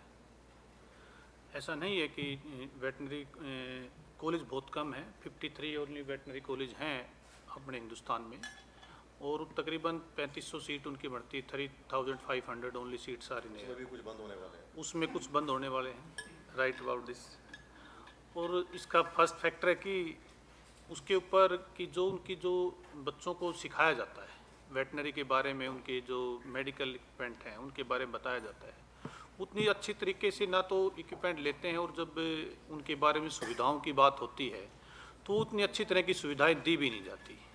क्योंकि जब वेटनरी में जब बच्चा आता है तो वो एक सेकंड सोच के साथ आता है कि फर्स्ट उसकी चॉइस MBBS होती है, सेकेंडली वो वेटनरी में आता है. परंतु देखा गया है कि वेटनरी जो डॉक्टर हैं वो अपने बच्चों को या अपने कोलीग्स को, अपने दोस्तों को रेफ़र करते हैं वेटनरी के लिए। उसके अंदर जो बात है कि हम कैसे उसकी प्रोडक्शन के लिए बात की जाए कि वेटनरी डॉक्टर अच्छे कैसे बनाए जाएं और वेटनरी में हम इसके इशू क्या क्या है। सबसे बड़ी बात तो इसमें ये आती है कि जब इजराइल हमारे यहाँ से वो लेके जाता है और वहाँ की गाय अच्छा दूध देने लग जाती है, परंतु हमारे यहाँ नहीं दिया जाता। उसका एक मुख्य कारण है कि जब हमारे बच्चे जो इसमें आते हैं उनके पास पोस्ट डेटेड मशीनें होती हैं, यानी कि जो आज यूज नहीं हो रही है और एडवांस टेक्नोलॉजी की मशीनें नहीं हैं, उनको सिखाया ही नहीं जाता कि वो एडवांस टेक्नोलॉजी की हैं। वो सब पूरी ओवरडेटेड हो जाती हैं और पुरानी ढर्रे पे ही चलता रहता है कि पुरानी मशीनें उसे चेक किया जाए, वो किया जाए। तो जो सिस्टम में है, जो लैब के सामान हैं, वो जो इक्विपमेंट हैं, सारे पुराने टाइम के हैं। नए टाइम के जो उनके लिए बताया ही नहीं जाता कि आपके लिए ये चीज़ें हैं, क्योंकि जब नई चीज़ें जब तक इंट्रोड्यूस नहीं की जाएंगी और उनको अच्छी तरह वहाँ कॉलेज भी जो दिए जाते हैं, कॉलेजों को भी अच्छी तरह देख के अगर हम आप इंट्रोड्यूस करेंगे कॉलेज के अंदर क्या क्या सामान है, उसके अंदर नई टेक्नोलॉजी क्या है, नई टेक्नोलॉजी के बारे में इंट्रोड्यूस कराया जाए। परंतु देखा गया है कि पुरानी टेक्नोलॉजी को इंट्रोड्यूस करते रहते हैं और वो बच्चे उस पुरानी टेक्नोलॉजी को ही सीखते हैं। और एक सेकेंडरी बात जो आती है कि जो अभी इस तरह के जो सेमिनार लगते हैं उसमें उस तरह की बातें नहीं की जाती, क्योंकि आप हेल्थ के बारे में बात करते हैं, मनुष्य की हेल्थ के बारे में बात करते हैं। तो हमारी जब मनुष्य की हेल्थ की जब बात आती है, हमारे इंसान की हेल्थ की बात आती है, तो सबसे पहले डेयरी प्रोडक्ट पे चलता है। और डेयरी प्रोडक्ट में आपके दूध आ गए या कुछ भी आ गया, उसके अंदर हम पशुओं को खिला क्या रहे हैं? पशुओं को जो खिला रहे हैं वो तो सारा चारा ही खराब है, हमारा कीटनाशक है, उसके अंदर सारी दवाइयाँ वैसी डाली जाती हैं।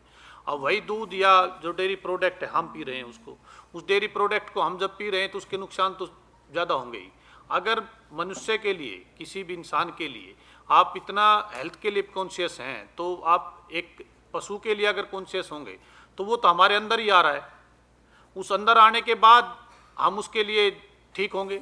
तो बच्चों को जो सिखाया जाए या बच्चों को जो बताया जाए, अपने छोटे बच्चों को, अगर हम अपने घर में अब अच्छी तरह उसका ऑर्गेनिक का वो करें और अपने लिए अच्छी दूध की प्रोडक्ट अब आए तो अच्छा रहता है। पहले पुराने ज़माने में, आज से 20 से 30 साल पहले हम हष्ट-पुष्ट होते थे क्योंकि अच्छा दूध हमें मिलता था, अच्छा खाना हमें मिलता था, अच्छा पीना हमें मिलता था।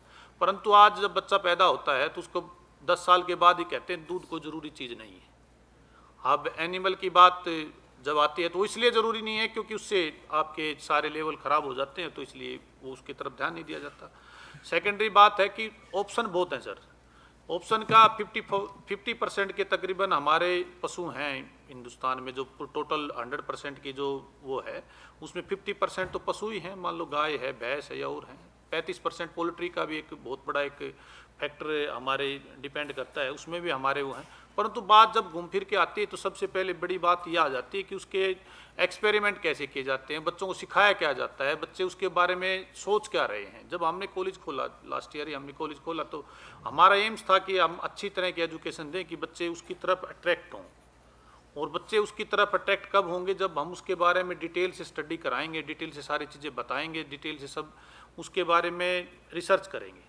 और ये एक हमारे देश की ही नहीं, हमारे देश के बच्चों की डिमांड बाहर बहुत ज़्यादा है, वेटनरी की डिमांड बहुत ज़्यादा है, परंतु उसके बारे में रिसर्च की ही नहीं जाती। अब पशु है, हम कह देते हैं कि हमारी कटिया या बछिया ही पैदा होगी, तो पैदा कैसे होगी उसके बारे में रिसर्च सेंटर ही नहीं है। बहुत कम रिसर्च सेंटर है, इतने रिसर्च सेंटर नहीं है कि ना पशुओं तक, पशुपालक तक जाती हो बातें। वहाँ जब पशुपालक तक जाती है तो वो उस तरह की बातें नहीं की जाती, और बड़ी बातें करके हम छोटी बातों पे आ जाते हैं कि नहीं पशुपालक के वो सेकेंडरी पर्पज उसका ले लेते हैं। और दूध का फिर मिलावट है, उसके अंदर फिर मिलावट होगी क्योंकि प्रोडक्शन नहीं है, प्रोडक्शन नहीं होगी, मिलावट होगी, एक नेचुरल इफेक्ट है इस बात का। जब हम इसके लिए एक बड़े स्तर पर जाकर रिसर्च करेंगे और उस तरह के बच्चे अपने टैलेंट उस तरह का क्रिएट करेंगे, तो मैं सोचता हूँ कि बच्चे जब अच्छी तरह के क्रिएट होके आएंगे तो इसमें अच्छी प्रोडक्शन होगी। हेल्थ के बारे में, पशुओं के बारे में और हमारी हेल्थ के बारे में भी। आप पशुओं के हेल्थ के बारे में हम बात नहीं करेंगे कि वेटनरी की बात कर रहे हैं, परंतु हमारी हेल्थ भी उसी पे डिपेंड करती है कि जो हम खा रहे हैं, जो पी रहे हैं। तो उसके लिए सबसे एग्रीकल्चर हो चाहे आपके पशु हों, उसके लिए हमें अच्छा दूध तो चाहिए। दूध जब आएगा जब हम अच्छे प्रोडक्शन करेंगे और ऑर्गेनिक और हेल्थी प्रोडक्शन करेंगे, उसी से हो। Thank you sir. धन्यवाद।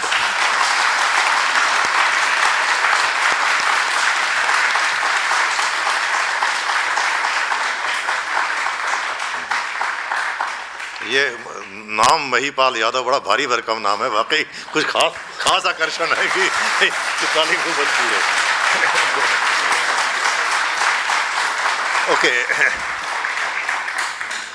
Okay, Tripathi ji, you see, India is already a global power as far as dairy and milk production is concerned.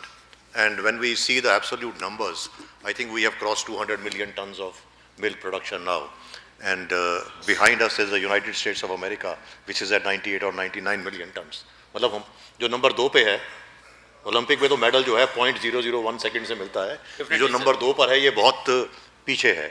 So it appears that for the next 10, 20, 30 years, there will be nobody to challenge us as far as India as a global power is concerned.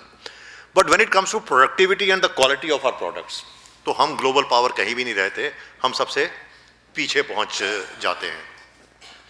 आपसे त्रिपाठी मैं ये जानना चाहता हूं कि Ananda is a very shining example of how from a very small operations you can actually grow very big. And grow very big not only in terms of numbers, I can say that grow very big in terms of quality.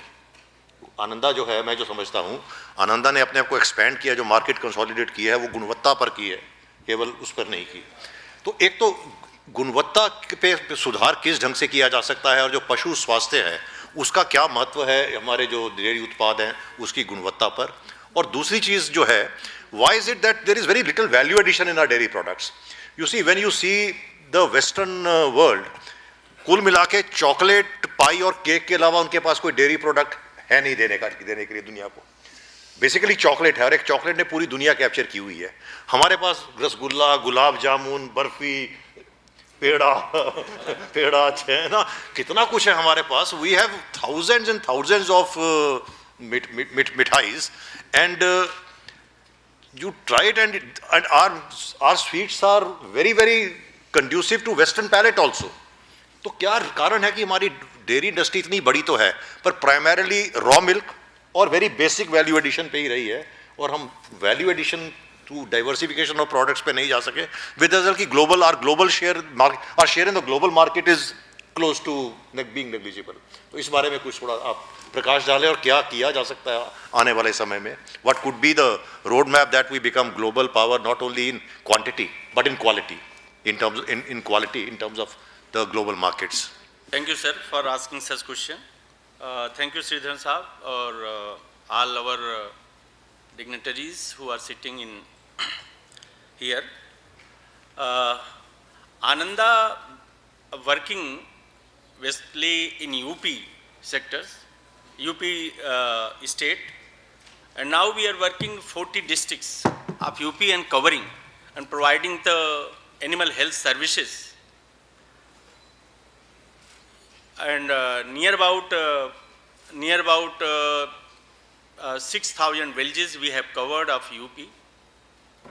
In this regard, what the Sridhar Sahab asked the question regarding the quality, Ananda, basically our chairman Mr. R.S. Dikshit vision is to don't do any work, go with the only one thing, go with the SPC count.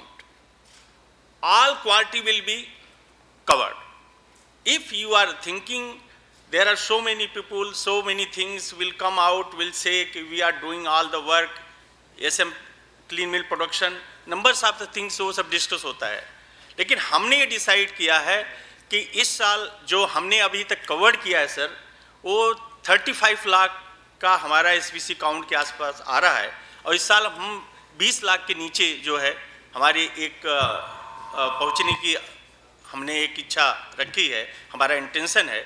उसके पीछे homework है हमारे veterinary doctors, AI workers and जो veterinary services हम provide कर रहे हैं 40 ज़िलों में, उसके बेस पे ये हमारी क्षमता बनी है कि हम जो है यूपी में बहुत ही अच्छा, क्योंकि यूपी आप जानते हैं पूरे इंडिया का एक प्रकार से मिल्क कलेक्शन में और एनिमल नंबर्स में भी दोनों में नंबर 1 है. लेकिन साथ साथ कुछ खामियां हैं जो कि हमारे जैसे सेक्टर आगे बढ़ करके उसको कोशिश कर रहे हैं करने के लिए. ब्रीडिंग पॉलिसी को लेकर के। ब्रीडिंग पॉलिसी में ढेर सारी, सर ने पहले ही कहा कि क्रिटिक्स नहीं करनी है, पॉजिटिव अप्रोच रख के बात करनी है। तो क्रिटिक्स तो नहीं करनी है, लेकिन ब्रीडिंग पॉलिसी में आप जानते हैं कि 45 से 50%, 45-42% का एक्सेप्ट रेट आ रहा है, और वो एक प्रकार से चैलेंज है, क्योंकि एआई जरूर बढ़ रही है, गवर्नमेंट पूरी सुविधा दे रही है, यूपी गवर्नमेंट सुविधा दे रही है, सेंट्रल गवर्नमेंट के ऑफिसर्स, हमारे विजनरी प्रधानमंत्री जी ने ढेर सारी सुविधाएं दी हैं और हम काम भी कर रहे हैं, लेकिन वो 42 और 45% का रेशियो कभी फियर भी पैदा करता है। उस फियर के आधार पे हम आने वाले समय में, क्योंकि repeat breeding, mastitis, there are so many such cases हमारे यहाँ काम हो रहा है।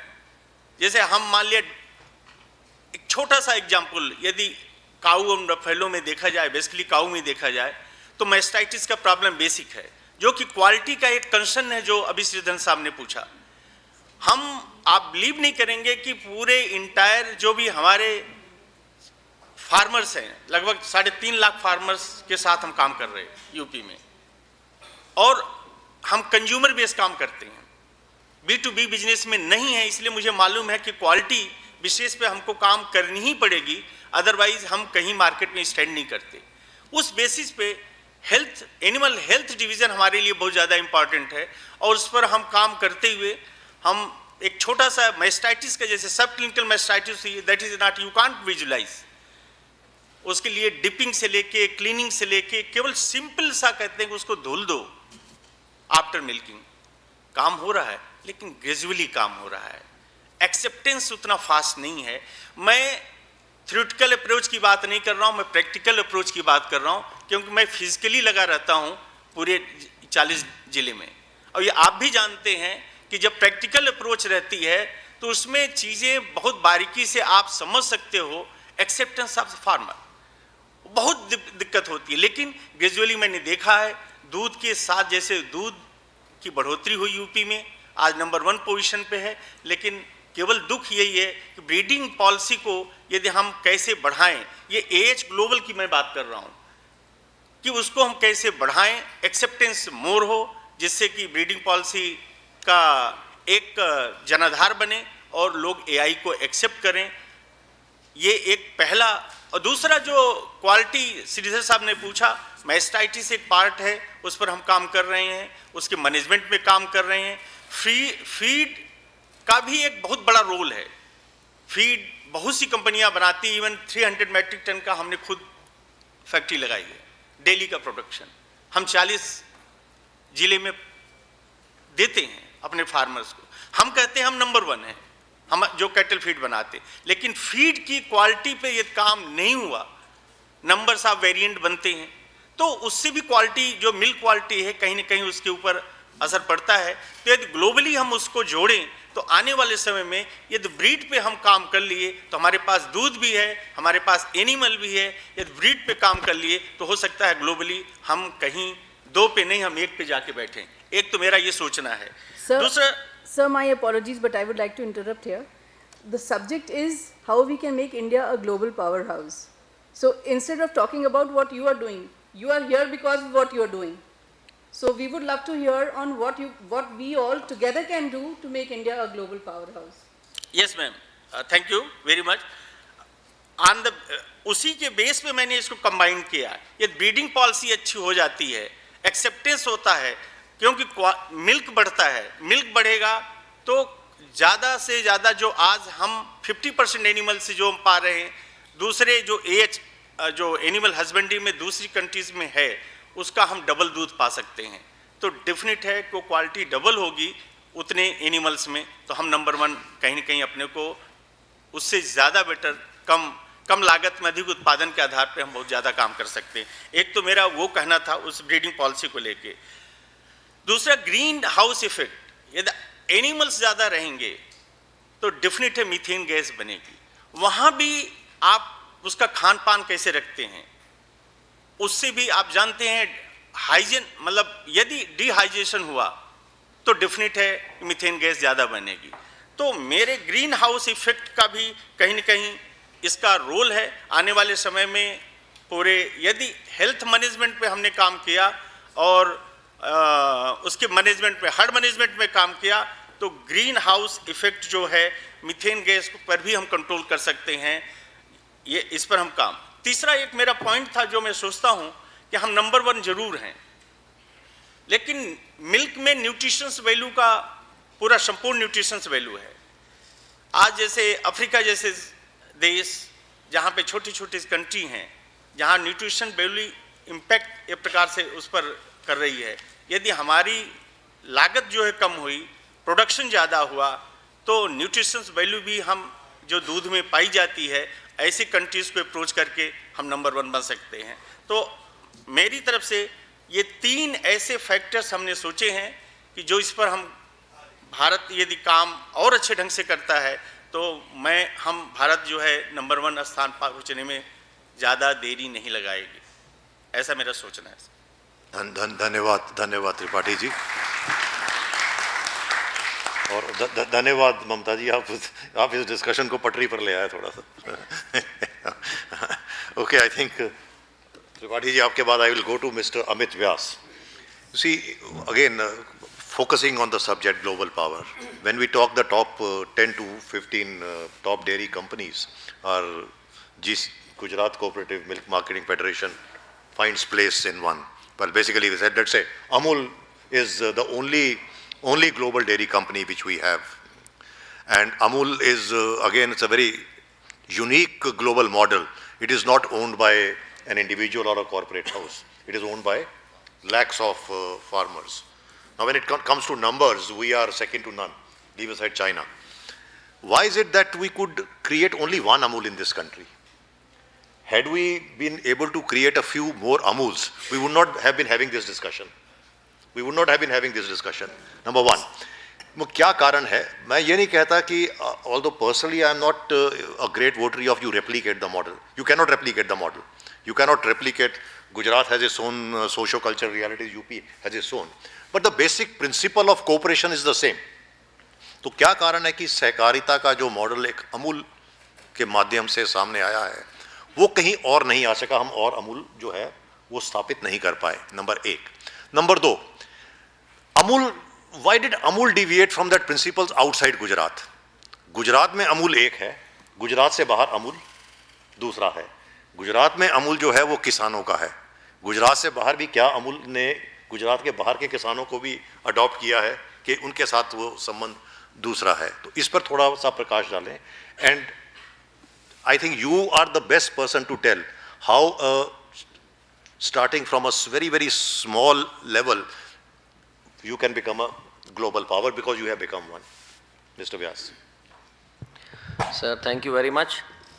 First and the foremost thing, sir, that Amul, after 76 years, the model could not be replicated other place. First, let me tell you, Dr. Kurian and Tribhuvan Bhai Patel. One was a political leader, the second was a technocrat. So, these two people continue to work in hand, and that's why Amul flourished. Today, as on date, our chairman Ram Singh Bhai Parmar, myself, I am a technocrat, he is a politician. But when it comes to Amul, in the board of Amul, there is no political discussion about Congress, BJP, anything. It goes outside the premises, and it is only for the welfare of the farmer. So first and the foremost thing is that Amul has always been the center for the farmers. The point comes that where the model of Amul itself in Kera or in Gujarat could not be replicated across the other areas when Amul is there in Gujarat, but not. Sir, to tell you very honestly, Amul today, we operate in Gujarat, Maharashtra, Assam, Bihar, West Bengal, Andhra Pradesh, Punjab. The model remains the same of milk collection right now. And the payment today is 100% digital. Now, I come to the roadmap of the model, why this model of Amul is also getting replicated. See, we need to be ahead of the time, first thing, and we need to be, they were discussing about the new generation sitting there. What exactly they want?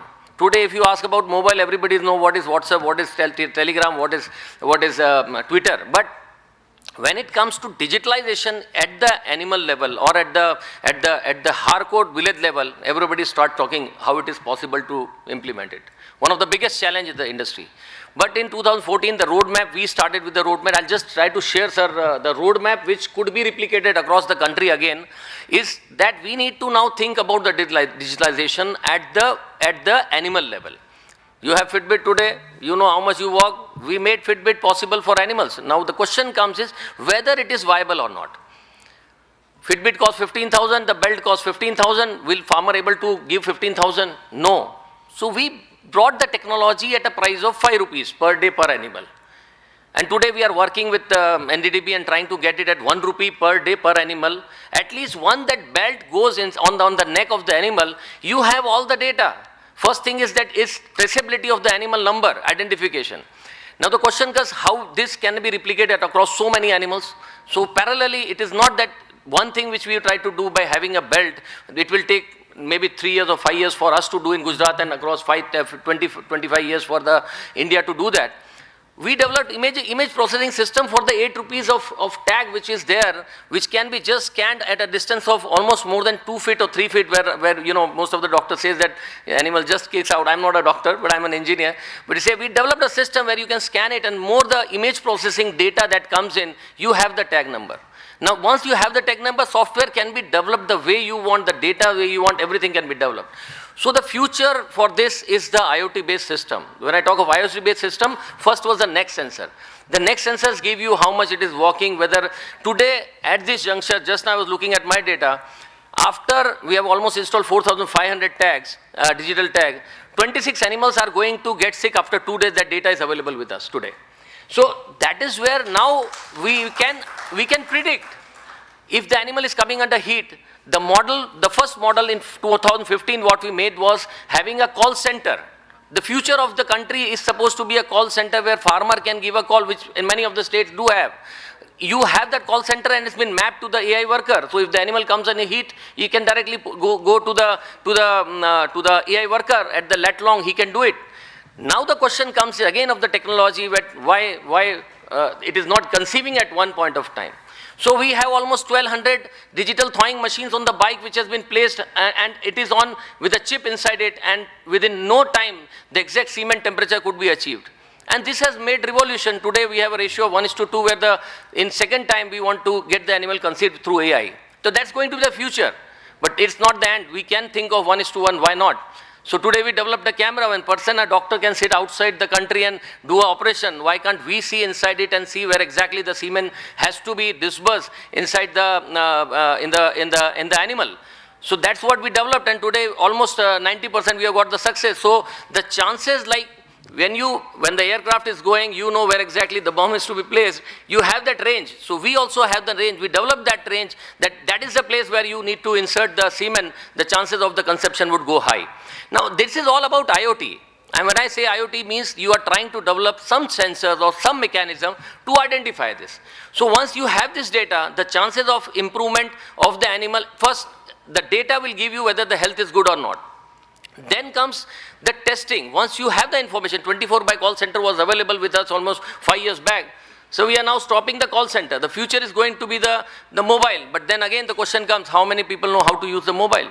When we started, my team is sitting here, when we started doing AI, there were AI workers who never had mobile in their hands. But you need to train them. Government of Gujarat has given subsidy for mobiles, 50% of the Android mobiles. So technology needs to be implemented at the village level. Then the things would start changing.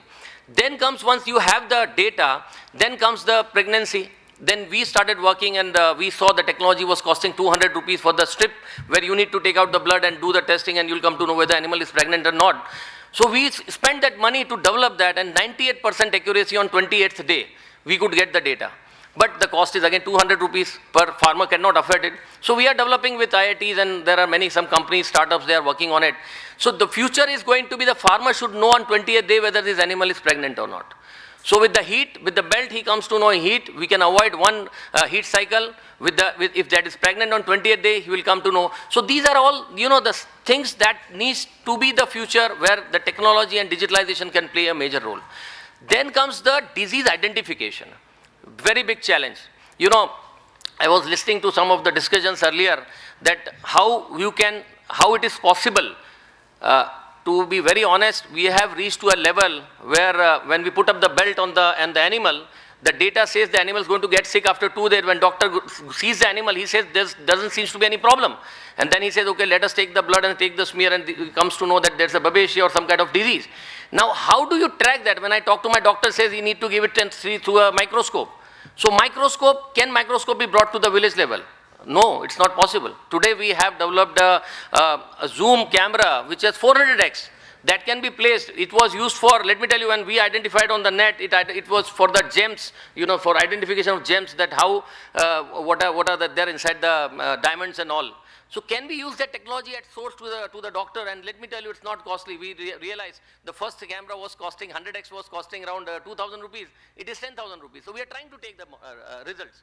Once these results are available, so what the point I'm trying to tell you here is that ultimately, at source identification, at source problem solving will help to bring down the disease level, and then comes the technology for sorted sex semen, embryo transplant. That are all the things that is going to change the breed of the animal itself, and then in future you can have one of the best breeds, and ultimately we can also be saying that one of the best quality product comes out of it. Now, we have analyzed with all the digital data today. Amul is 100% digitalized, almost 10,400 crores of turnover of Kera. Sir, there is no paperwork, 100% digitalization. And when I say digitalization, all doctors are with the mobile, and as soon as the farmer calls or use the application, the message goes to the doctor. Now what we did, we identified the disease. The major disease in the industry for the entire country is indigestion. The second is subclinical mastitis. Third is theileria or protozoal disease. This is what we got on the data from across the different state also. We have got the data now. So with that data, we realized that if these are the diseases, what are the IoT-based sensors that we can do? For subclinical mastitis, we made a model where at village level, at the society level, we have got fat SNF machines. So we calculated each and every farmer data with 8.3 less SNF would capture the data of the less SNF. We transfer it to the village level resource person. So the model of the future should be one people of AI, artificial insemination AI workers. The second would be the village level resource person. Parallelly, we need to put up this model also so that these people can also be used at the village level. Today, Amul has got more than 900 AI worker, VRP, village level resource person. And the good thing is that now the young generation, the ladies, we have started putting on that. So with this technology, you can bring down the testing cost at the field level. The future is going to be that. Right. So that's very, very valid points.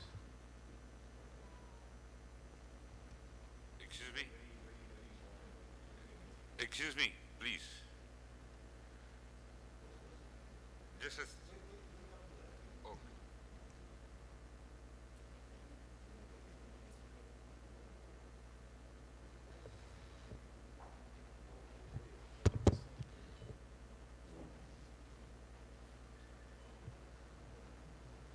Okay. Thank you. You made a whole lot of very important points, and you gave a big basket of things. From what I understood is number. Okay. Ladies and gentlemen, sorry for the interruption. I would like to announce the Honorable Governor of Gujarat would be joining us shortly in about 15 to 20 minutes. There are many cars which are parked in front from the exit to the entry gate. You all are requested to kindly remove your cars and either park them in the basement or on the sides. Thank you. माननीय governor Gujarat हमारे बीच कुछ ही समय बाद होंगे. बहुत सारी cars जो हैं वो एंट्री और एग्जिट गेट के बीच फ्रंट में पार्क्ड हैं. आप सभी से निवेदन है कृपया अपनी कार्स वहाँ से हटाकर साइड में कहीं पर भी खड़ा कर दें. धन्यवाद. और अगर अपने पड़ोसी से पूछ ले क्या बात हुई थी यहाँ पर. Yes. Okay, thank you, Mr. Vyas. I think few very important points you made was number one, the reason for success was farmer focus. Then a very committed leadership and conflict-free management. You said you discuss only livestock, only dairy. You don't discuss politics. Third thing which I take home is importance of data which has high integrity. Unfortunately, हमारी जितनी भी नीति निर्धारण होता है, schemes बनाते हैं, जो डेटा जिस पर हम रिलाई करते हैं वो बहुत ही पुअर क्वालिटी का होता है. It is not a very reliable data. तो I think that's very important. And how to get authentic data of high integrity, digitalization. That is the solution. Technology is very important, but not necessarily very high-end glamorous technologies. Appropriate technology, technology which is accessible to the farmer. जो कोई फायदा नहीं उस technology का जो farmer को ना मिले. तो these are some of the very valid points, and I think the Animal Husbandry Commissioner of the country and DDG, ICR, these policy giants are here. I am sure they would have taken note of your suggestions. Okay, now I'll come to, we'll come to you, sir, we'll come to you.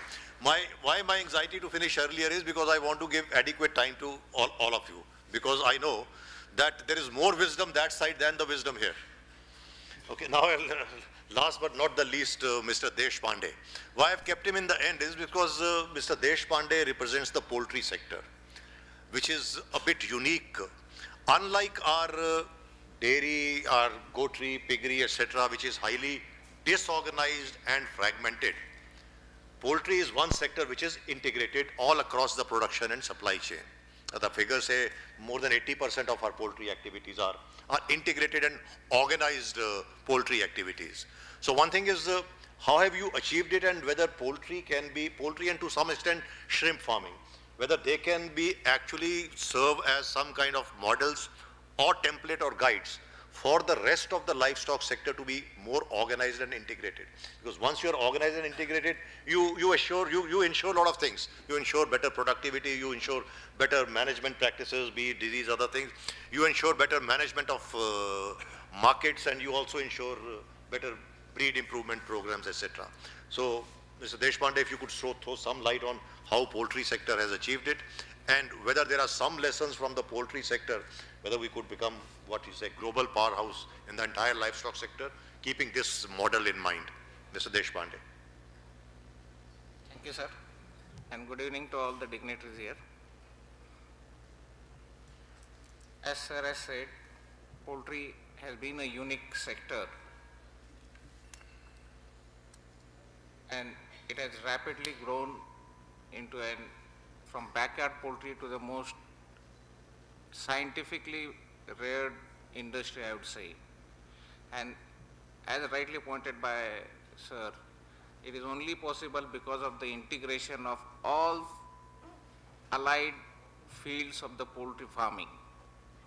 It may be disease diagnosis, it may be vaccines, it may be pharmaceuticals, it may be feed. All allied sectors with farming have been integrated in a very scientific way. Today, you go to any farm in the country and you will see poultry diet or poultry feed is the most balanced diet at any age, at any farm, which ensures not only good productivity, good growth, but also good health of the poultry farms. Along with that, it is always supported with the technical know-how for biosecurity, for vaccines, for medicines, which helps farmer to keep the flocks in a healthy way and to generate more and more profit. It ultimately leads to increase in productivity, because of which today India stands in first 3 in the world in egg production as well as in first 5 in chicken meat production. If we look into allied factors, I basically work on poultry vaccines. So vaccine becomes one of the most forefront sector when we talk of poultry health. When vaccine industry as such we look at, it is the most regulated industry amongst all other industries. And it is the most difficult product to manufacture because it's an aseptic process all throughout. In this in vaccine industry, though when we compare or we use the word vaccine, human vaccines and veterinary vaccines, the rules, the guidelines, the policies that govern are same. But veterinary vaccines have their intrinsic diversity among themselves. We know the number of species we handle we know the number of diseases we handle, we know the number of strains we handle, but the guidelines or the rules are same what we use, are used for human vaccines, because of which the quality of the products that we manufacture have ultimately resulted in benefiting the industry, benefiting the farmers. And today I can tell you, as far as poultry vaccines are concerned, India is self-reliant. And India is now becoming one of the key global players in poultry vaccine sector. With regard to roadmap, what is required to become a global player?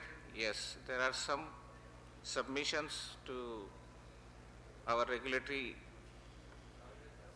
people sitting here. Firstly, I would like to compliment Dr. Praveen Malik sir and Dr. Tripathi sir and their team for holding hand with the industry for last few years and making a lot of policy changes which industry needed to become the global players. Ultimately, they are showing the fruits. Industry is trying to gear up and start export into different countries. As I said, veterinary vaccines are quite different from human vaccines, but still we are governed by the same rules, same laws. If we look into all developed countries, if we look into other developing countries also, there are independent guidelines which govern veterinary vaccines.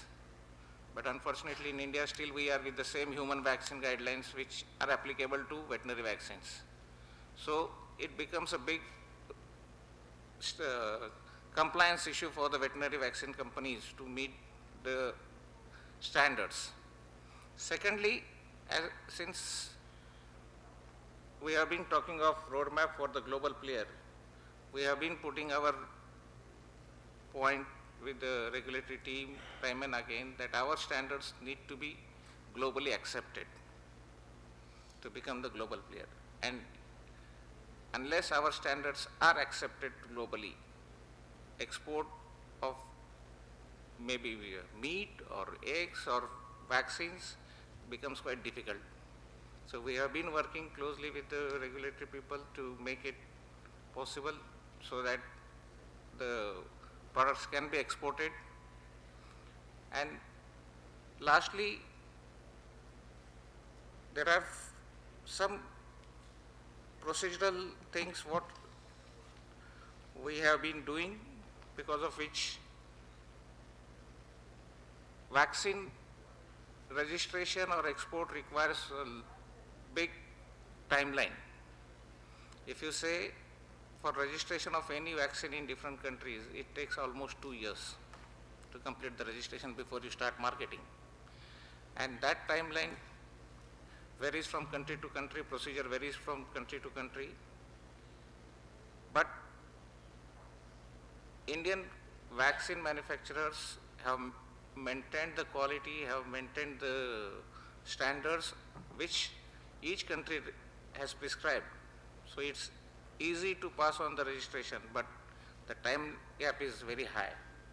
So the roadmap, whatever we define, will not be a shortened way to move in the global market. Thirdly, since yesterday we have been talking about transborder diseases, zoonotic diseases, AMR, I feel vaccines are the most important factor there in all these disease scenarios. And if we look into recent publications, we will find that because of AMR issues, in most of the countries, autogenous vaccine approvals have been rapidly increasing. So that is one of the factors where we can look into when we want to address these subjects. And we can think of having approvals for autogenous vaccines in country. Thank you. Thank you so much, Mr. Santosh Pandey. We already have one round of discussion, and I think all the panelists have expressed their views. Time permitting, I'll come back to you again just for one line to do this, that's all. But I think now we have about 5 to 10 minutes for the distinguished guests and audience out here to briefly ask questions if they have any from any of the panelists, or more importantly, tap their knowledge and experience and wisdom and give useful suggestions. I'll come to you, sir. But first I'll give opportunity to the youngsters sitting. Any of the young boys or girls want to ask a question or make a point? Yes, sir. Keep sitting. Use the mic. Ujjwal Agarwal, final year student from IIVR Luwas Hisar. Okay, very good. Sir, my question is to make India global power in animal husbandry sector. I think there are main 5 factors to be contributed. First is production, second profit, third is environment. Main important factor as discussed by Prime Minister, zero net emission to be covered by 2030 or 2050. Fourth is animal wellness, and fifth most important also farmer wellness. So what are the different challenges to be faced by private companies and how to tackle them?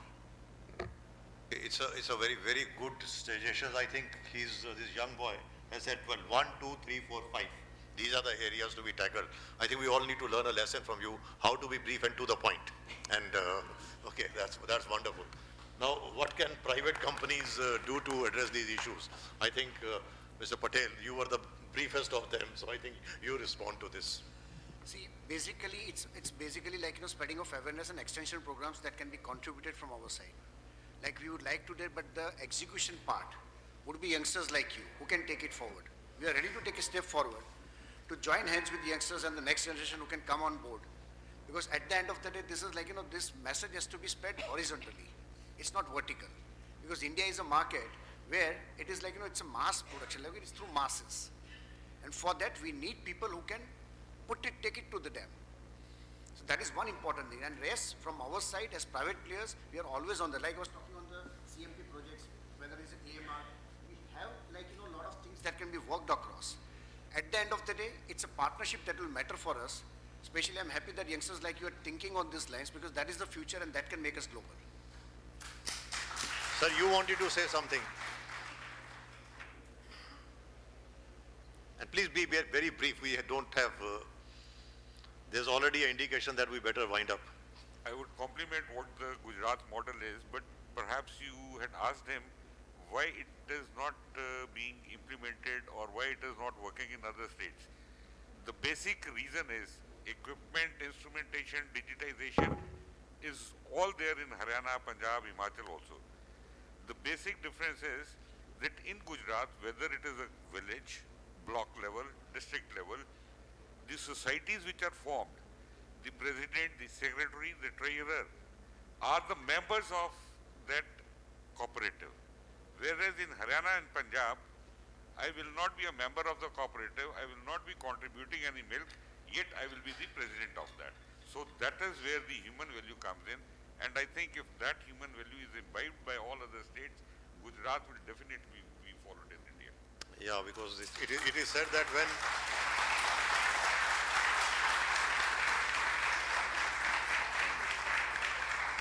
on a lighter note, it is said when two farmers in Gujarat sit, it is cooperation. When two farmers in our part of the country sit, it is law and order problem. So, sir, ultimately, sir, one... Okay. Yes, sir, you want. Yeah. Sir, I'll just add to it that... A small question from Mr. Vyas. Actually, Mr. Chairman has asked about you are differentiating Amul from Amul state farmers and outside farmers. You have answered the question how to come up in India making global power. All right, we agree. You are working on latest technology, that IoT, based sensor technology, health management, telepathy, everything is all right. But I want to know, as Mr. Chairman wants to know, are you doing these projects outside the Gujarat, anywhere?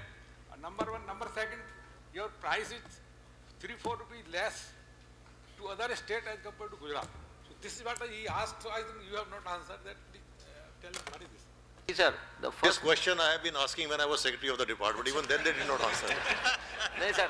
See, let me tell you, in West Bengal, let us start with one of the state on the eastern part. West Bengal today, sir, UP, let me come to UP later on. You have to be brief because Yeah, we sir, have only have to take two more questions. All the same model of the veterinary services from where we are collecting the milk has been replicated outside Gujarat, in Maharashtra, Assam, Bihar, as I told you. UP, they are already, from Banas Dairy, they are already trying to implement the system. And the second thing is about the pricing. Pricing is, sir, the policy that whatever investment of the farmers of the Gujarat is been made at the different states, and we try to help them to come up. That is the ultimate aim. That's what the pricing depends on the local. You cannot have a standard price across all the country.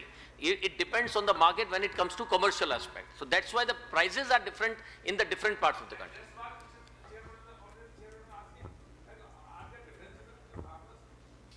You see, the basic thing is Amul is not a multi-state cooperative. It is only a Gujarat cooperative. So it's a cooperative within Gujarat. Outside Gujarat, it is like any other businessman procuring milk and processing and selling. Sir bylaws change हुए हैं north में. एक minute sir, आपका and में आपके पास. Yes, Sir, from industry we have two requests to be placed. Herbal industry for treatment of animal health care requires help at two places. One for conduction of clinical trial on products of animals, wherein if government departments will give a subsidized or a very minimized facilitation, where there is CPC approved facility, if the industry will show its IEC code, if they will facilitate that, contract research will come up at a very low rate, and we will be able to bring up herbal products in international market. The second place where we require help is standardization of the product. Many industries are finding difficult in making their own, collecting their own biomarkers and facilitating sophisticated instruments like HPTLC, which is already available in abundance in many government research places. Just make them subsidized like Prime Minister, how he did for immunization for COVID. All of us had free COVID vaccination. India was very much successful when compared to all other countries abroad. So similarly, we'll come up with very good products from Ayurveda. Our textbooks are quite strong. Only requirement is documentation and evidence. These two things are vital for documentation. Please help us with a very subsidized facilitation with the available facility which is widely spread in India. Centralization will take time. Just let us go for implementation, that somebody like showing Aadhaar card, if an industry will show its IEC number, they will be given a very subsidized costing for this facility. We will come up with before the next session, we can have a small app which will show you how many industries have come up in and how many people have entered into export new. This is the request which we want to place to you, sir. Okay, thank you. I'm sure our officers from the ministry have taken note of this suggestion. And this is a very, very, very practical wisdom which has come. What does industry need to let it flourish and grow? Thank you so much. Yes, sir. Last intervention from you, sir. Sir सबसे पहले तो मैं बात करूंगा. Sir थोड़ा brief में रखना क्योंकि मेरा ब्रीफ ही होता है. नहीं हमेशा नहीं होता ना. Cooperative law has been fingered in North, Haryana and Punjab, all over North. So the law is, I am the boss of my house and I have my wife's permission to say so. Please check the law and you will understand it. Second is the feeding itself of the animals. We have not talked about the feeding the animal, we are talking about curing the animals. See, bhooke bhajan na hoye Rama, aise animal se nahi hota. So I have a solution for it. There are leguminous crops all over India and the fodder of it goes waste. And it's all pure nourishment. You see, that could be, I can talk to you, I can tell anybody after this, or in lakhs and lakhs of ton it's available. The ratio is 1 to 3. Agar grain 1 hai, to 3 is the biomass. And that can be utilized as TMR. And we'll have enough sufficient feed for the animals. And then the pregnancy tests are you. Why I am telling you is because we need to go back to our traditional knowledge, which we are ignoring. English बोल के ignore कर रहे हैं हम लोग. क्यों कर रहे हैं भाई? Pregnancy test में आपको as soon as it's inseminated or crossed, I can tell you in the evening that pregnant हो गई है. Those things have to be taught. This is our indigenous knowledge. It has to be passed on. There are plenty and plenty of things.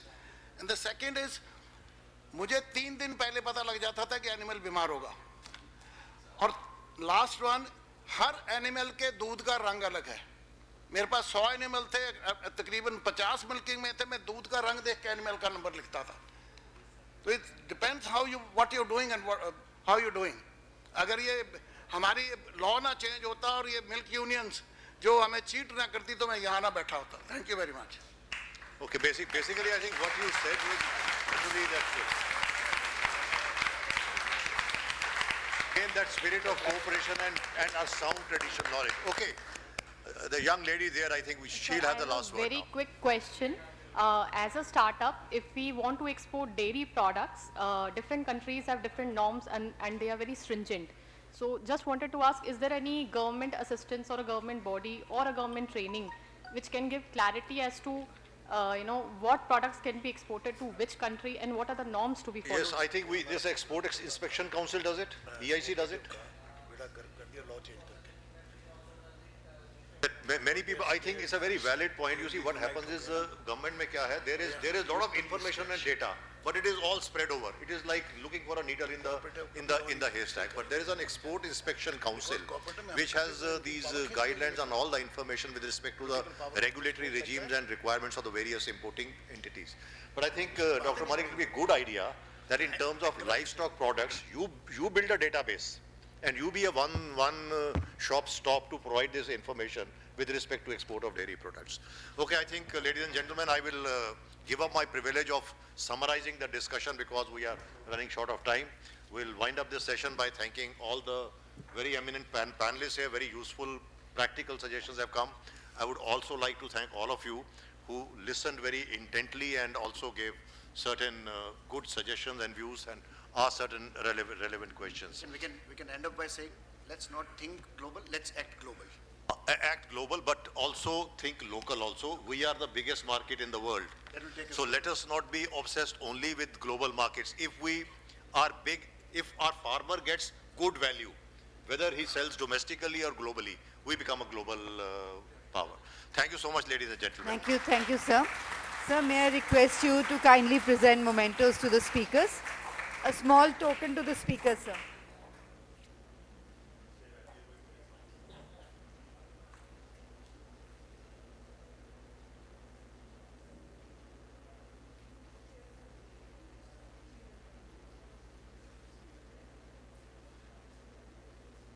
Sir, kindly present to Shri Neti Patel, Business Head, Animal Health Division.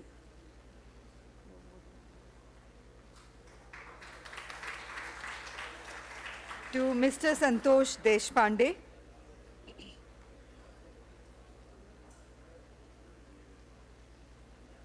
To Shri Mahipal Yadav.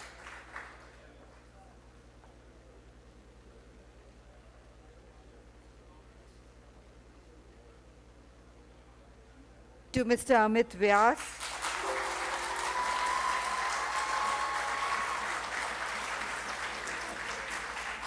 To Mr. Amit Vyas, sir. Amit Vyas.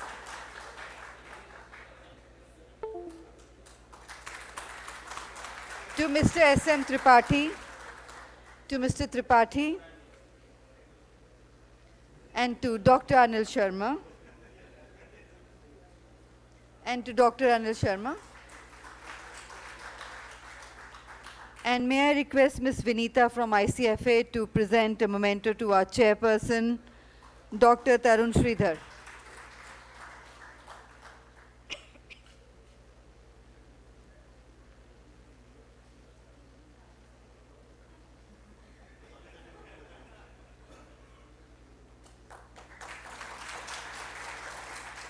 Thank you.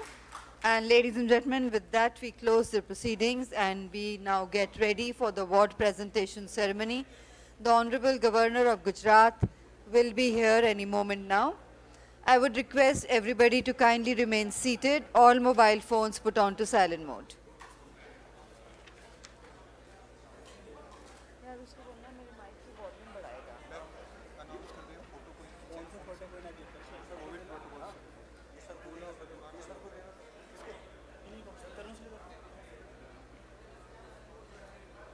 And ladies and gentlemen, अरे इसकी volume तो बढ़ाए ना, बहुत ही कम कर देता है. Full है? Hello? Check. थोड़ी वॉल्यूम बढ़ा सकते हैं माइक की, पोडियम माइक की। Check check check check, thank you. थोड़ी सी वॉल्यूम बढ़ा दीजिए। Ladies and gentlemen, there are few instructions that you have to follow.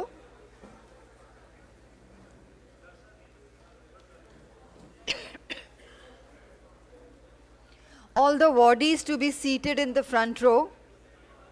May I request all the awardees to be seated in the front row. सभी awardees से निवेदन है कि कृपया पहली रो में बैठें।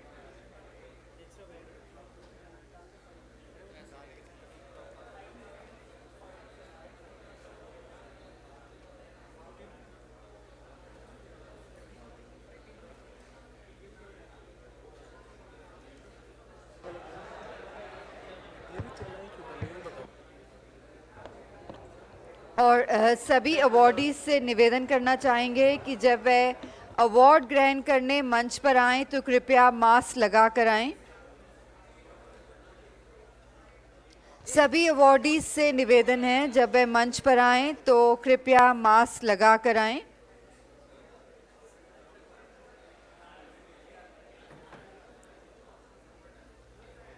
Check check check check check.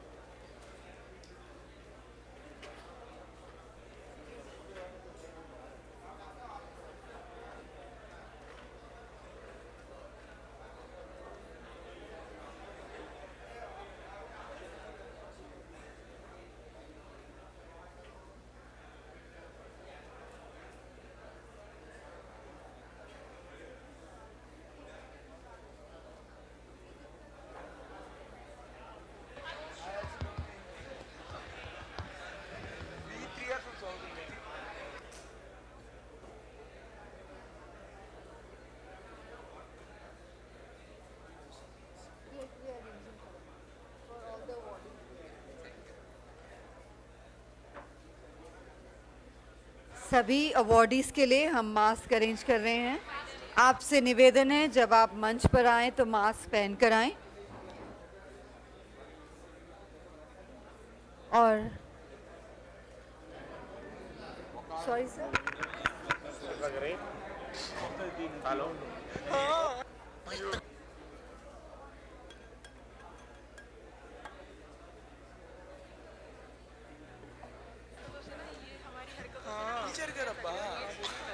వాళ్ళు పిలిచారు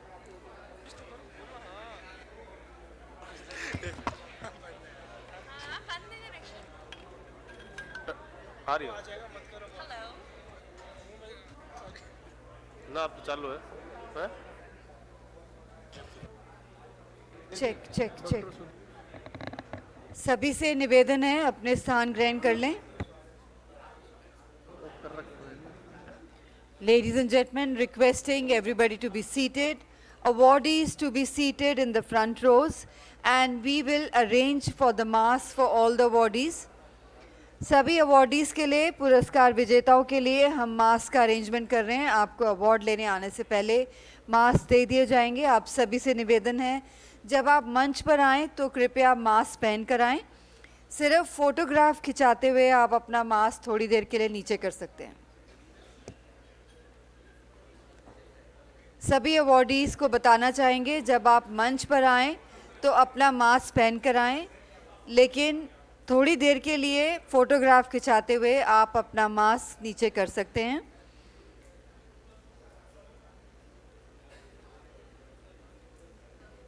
और मोबाइल फ़ोन्स के फ्लैश यूज़ करना वर्जित है।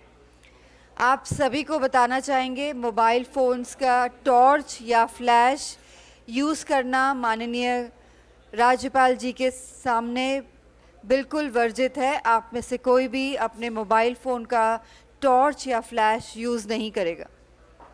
आप सभी को पुनः बताना चाहेंगे कि माननीय राज्यपाल गुजरात जी के सामने आप में से कोई भी मोबाइल के टॉर्च या कैमरा फ्लैश का इस्तेमाल ना करें। Ladies and gentlemen, in front of the Honorable Governor of Gujarat, you all are requested to not to use the flash and torch of your camera mobiles.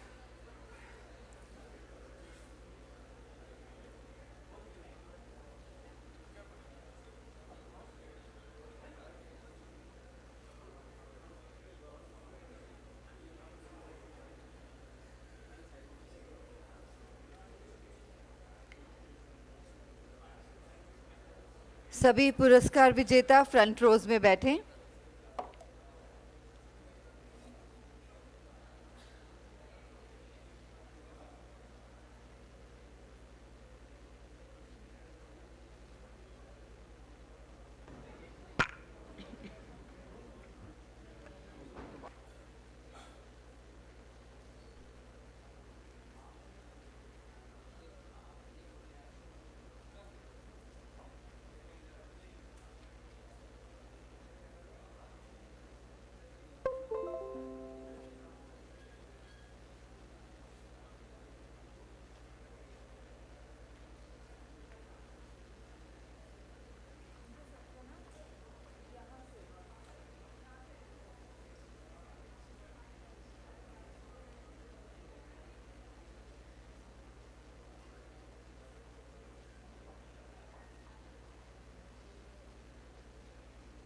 And there's an announcement for all the awardees.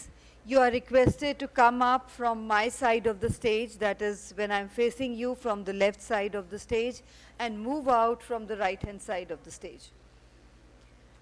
सभी पुरस्कार विजेताओं को बताना चाहेंगे जब वे पुरस्कार लेने मंच पर आएं तो मंच के बाएं तरफ से ऊपर आएं और दाएं तरफ से नीचे जाएं। धन्यवाद।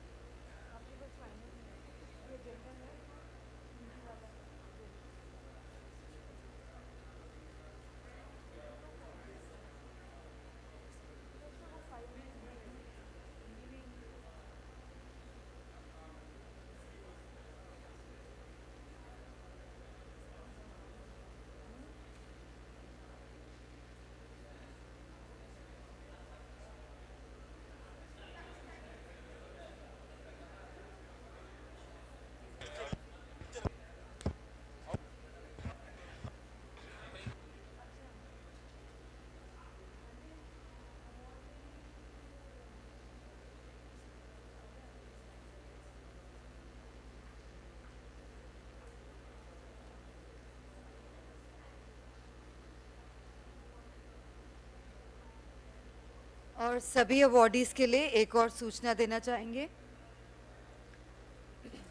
कि किसी भी श्रेणी में अवार्ड लेने 2 से ज़्यादा लोग ऊपर ना आए। किसी भी श्रेणी में पुरस्कार ग्रहण करने के लिए 2 से ज़्यादा व्यक्ति मंच पर ना आए।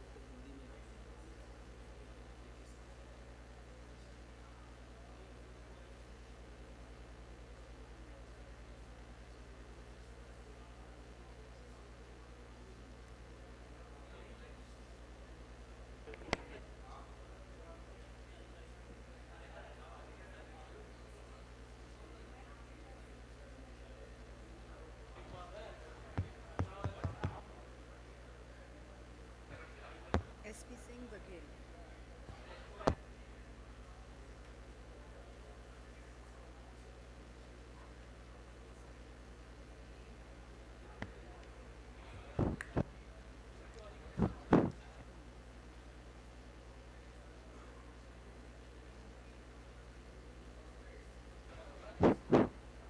एवं न्याय।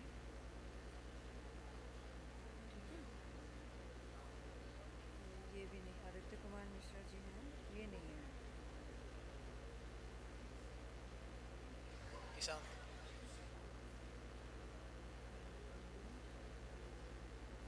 अतुल चतुर्वेदी। ईशान अतुल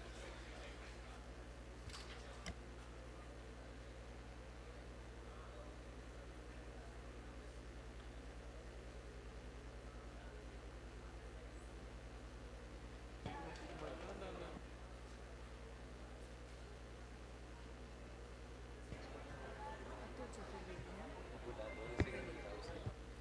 सचिव हेलो हेलो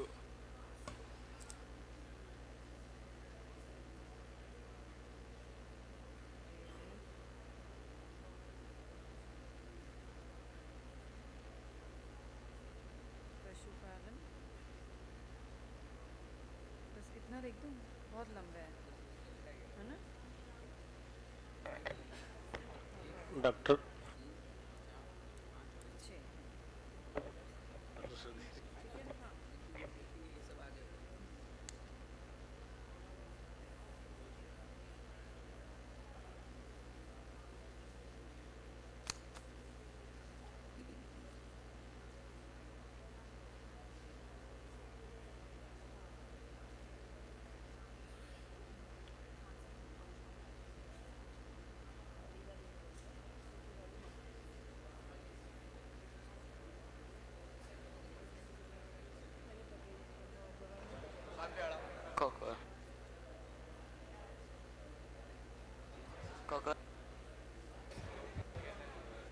सभी अवॉर्डीज पुरस्कार विजेताओं के लिए सूचना दोबारा दोहरा देते हैं।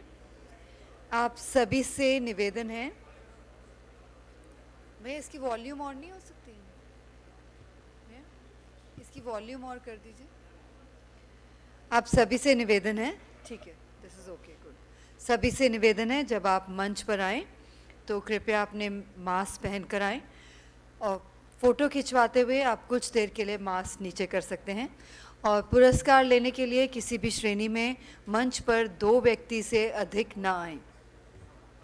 और जैसे कि माननीय राज्यपाल जी की ओर से हिदायत है, परिणाम से पहले आप सबसे रिक्वेस्ट करेंगे कि आप मंच के सामने लाइन अप कर लें अपने ऑर्डर में. हमारे ICFA की प्रिया आपकी हेल्प करेंगी.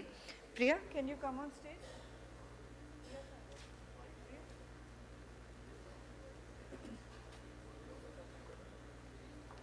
Priya will help in guiding all the awardees in lining up before the awards. Thank you.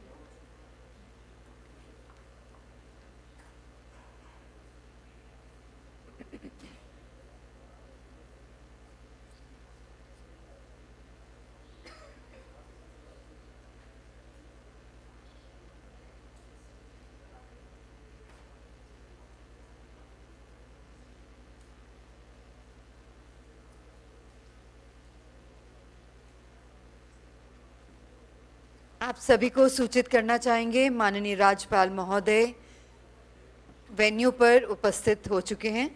कुछ ही देर में मंच पर आएंगे.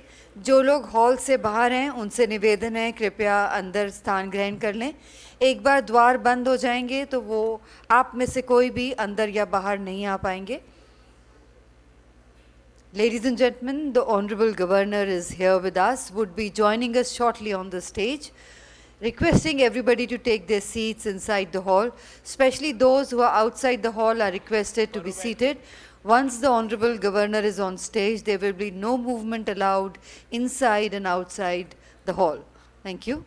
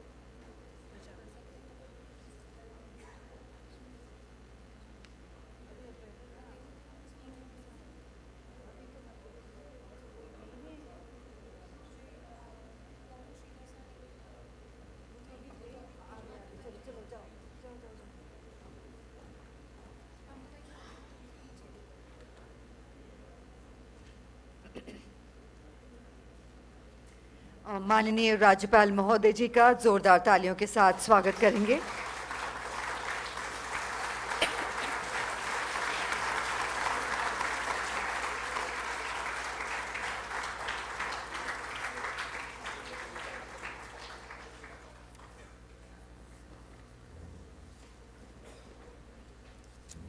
नमस्कार। माननीय मुख्य अतिथि श्री आचार्य देवव्रत जी, माननीय राज्यपाल गुजरात, विशिष्ट अतिथि डॉक्टर SP सिंह बघेल, माननीय राज्य मंत्री कानून और न्याय मंत्रालय, मंच पर आसीन वरिष्ठ अधिकारीगण, विशिष्ट अतिथिगण, राजनयिक एवं विभिन्न केंद्र एवं राज्य सरकारों से उपस्थित अधिकारीगण, उद्योग जगत एवं कृषि व्यवसाय उद्योग के अधिकारीगण, विशेषज्ञ, किसान, व्यापारी एवं निर्यातक, प्रेस एवं मीडिया के सदस्य, देवियों और सज्जनों, भारतीय कृषि एवं खाद्य परिषद ICFA द्वारा एग्रीकल्चर टुडे ग्रुप ICAR एवं पशुपालन और डेयरी विभाग के सहयोग से आयोजित भारत पशु स्वास्थ्य पुरस्कार समारोह 2022 में आप सभी का हार्दिक स्वागत है।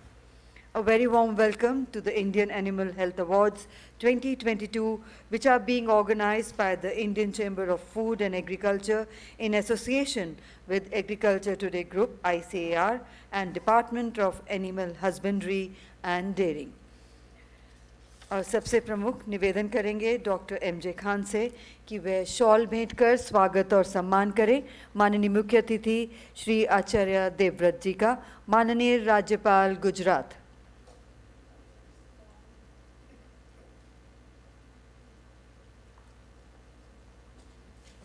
और जोरदार तालियों के साथ पुनः स्वागत माननीय मुख्य अतिथि जी का। डॉक्टर MJ खान से निवेदन है कि शॉल भेंट कर स्वागत और सम्मानित करें विशिष्ट अतिथि डॉक्टर SP सिंह बघेल, माननीय राज्य मंत्री कानून और न्याय। आपका बहुत बहुत स्वागत। और अब निवेदन करना चाहूँगी श्रीमती ममता जैन, संपादक एवं CEO एग्रीकल्चर टुडे ग्रुप से कि वे स्वागत भाषण के साथ आज के इस कार्यक्रम की शुरुआत करें।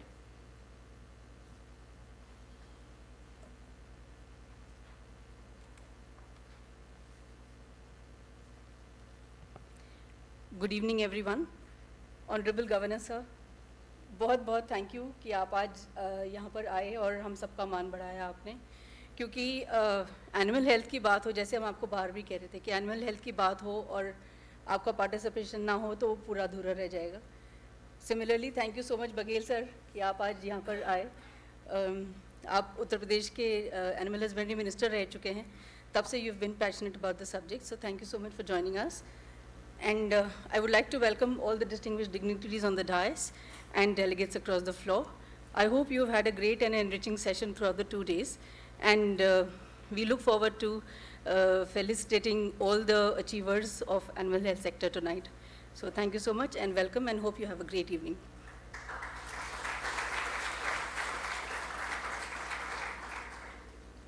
हार्दिक धन्यवाद। और अब आमंत्रित करना चाहेंगे सचिव डेयरी पशुपालन और मत्स्य पालन विभाग से श्री अतुल चतुर्वेदी जी को कि वे सभा को संबोधित करें।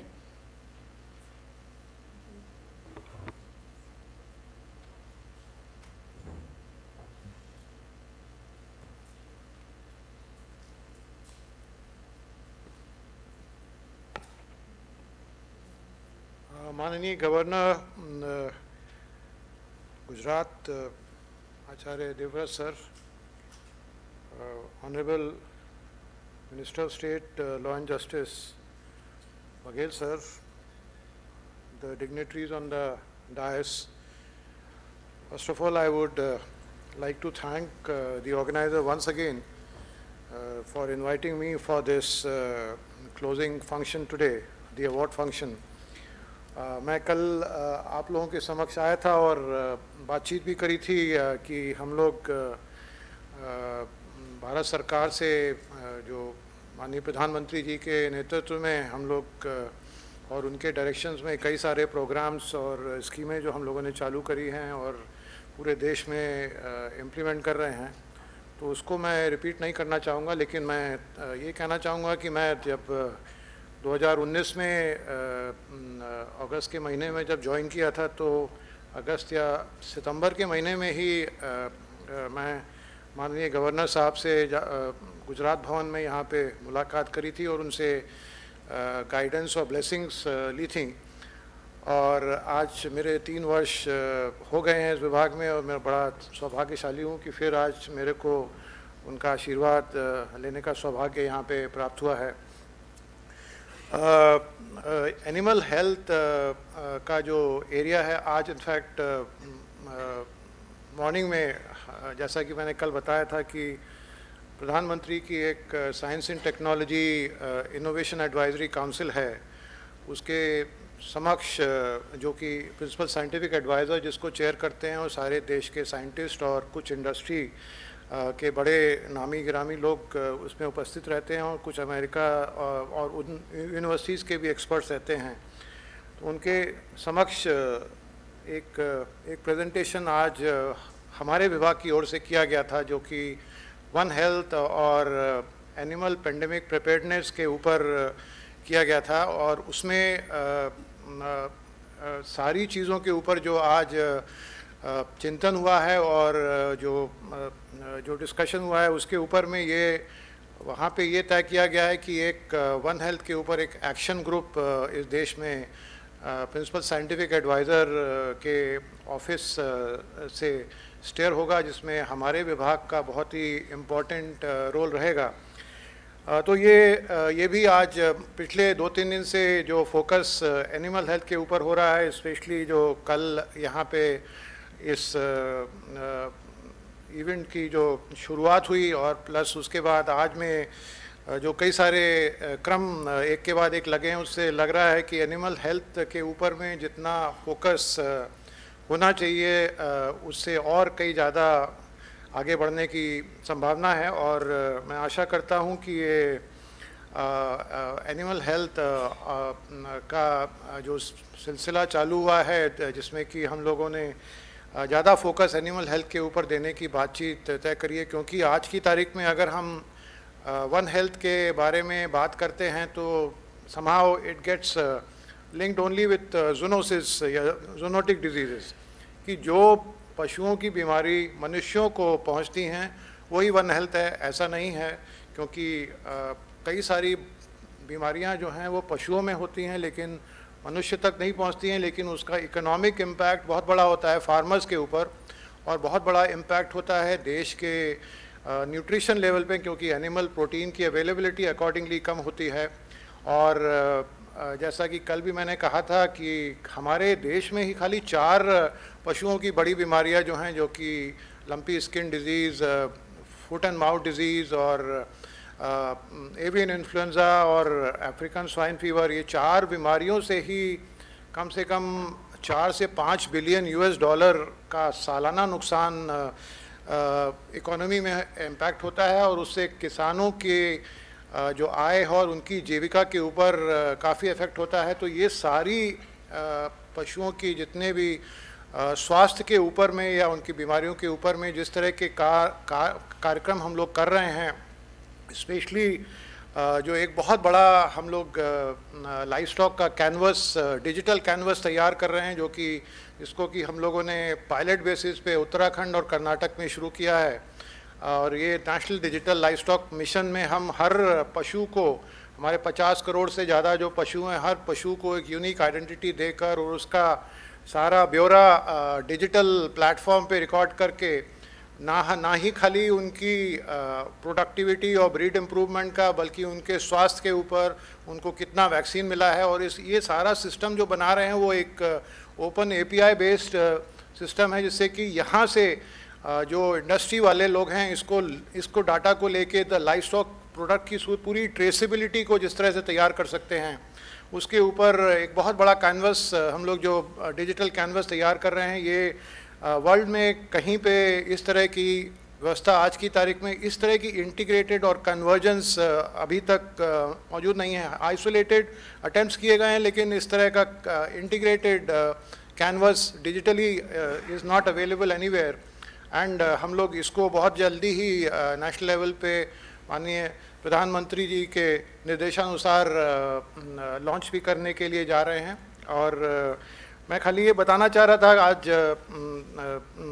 ऑनरेबल गवर्नर को कि ये हम लोग कुछ इनिशिएटिव इस तरह के ले रहे हैं जो कि आगे बढ़कर पशु के स्वास्थ्य के ऊपर या पशुओं के ब्रीड इम्प्रूवमेंट के ऊपर बहुत बड़ा इससे इम्पैक्ट पड़ने वाला है, और किस तरह से हम अच्छी नस्ल के पशुओं को अवेलेबल करा पाएँ किसानों को। क्योंकि आज की तारीख में क्या है कि अगर कोई किसान अगर अच्छी नस्ल का पशु खरीदने के लिए कहीं जाते हैं, चाहे वो गौ माता की बात हो या भैंस हो या भेड़ बकरी हो, तो ऑर्गेनाइज्ड मार्केट नहीं है, वो बीच के दलाल बहुत सारे उनको मिल जाते हैं, उन दलालों के थ्रू ही परचेज होता है। तो ये जो प्लेटफॉर्म हम बना रहे हैं, इस प्लेटफॉर्म से क्या होगा कि जो अच्छी ब्रीड के जो लाइफ स्टॉक हैं उनकी अवेलेबिलिटी ऑर्गेनाइज्ड मार्केट में बढ़ेगी।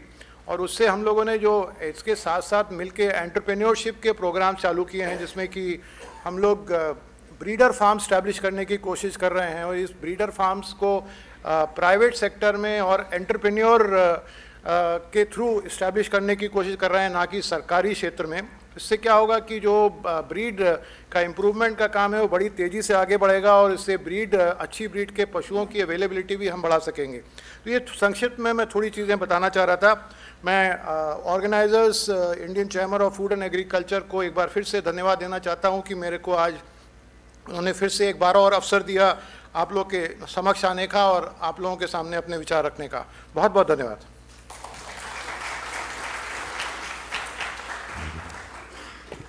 हार्दिक धन्यवाद।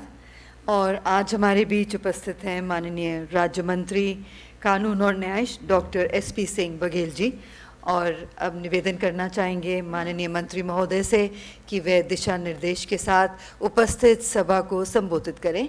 आप सभी से निवेदन है, एक बार जोरदार तालियों के साथ स्वागत किए माननीय राज्य मंत्री जी।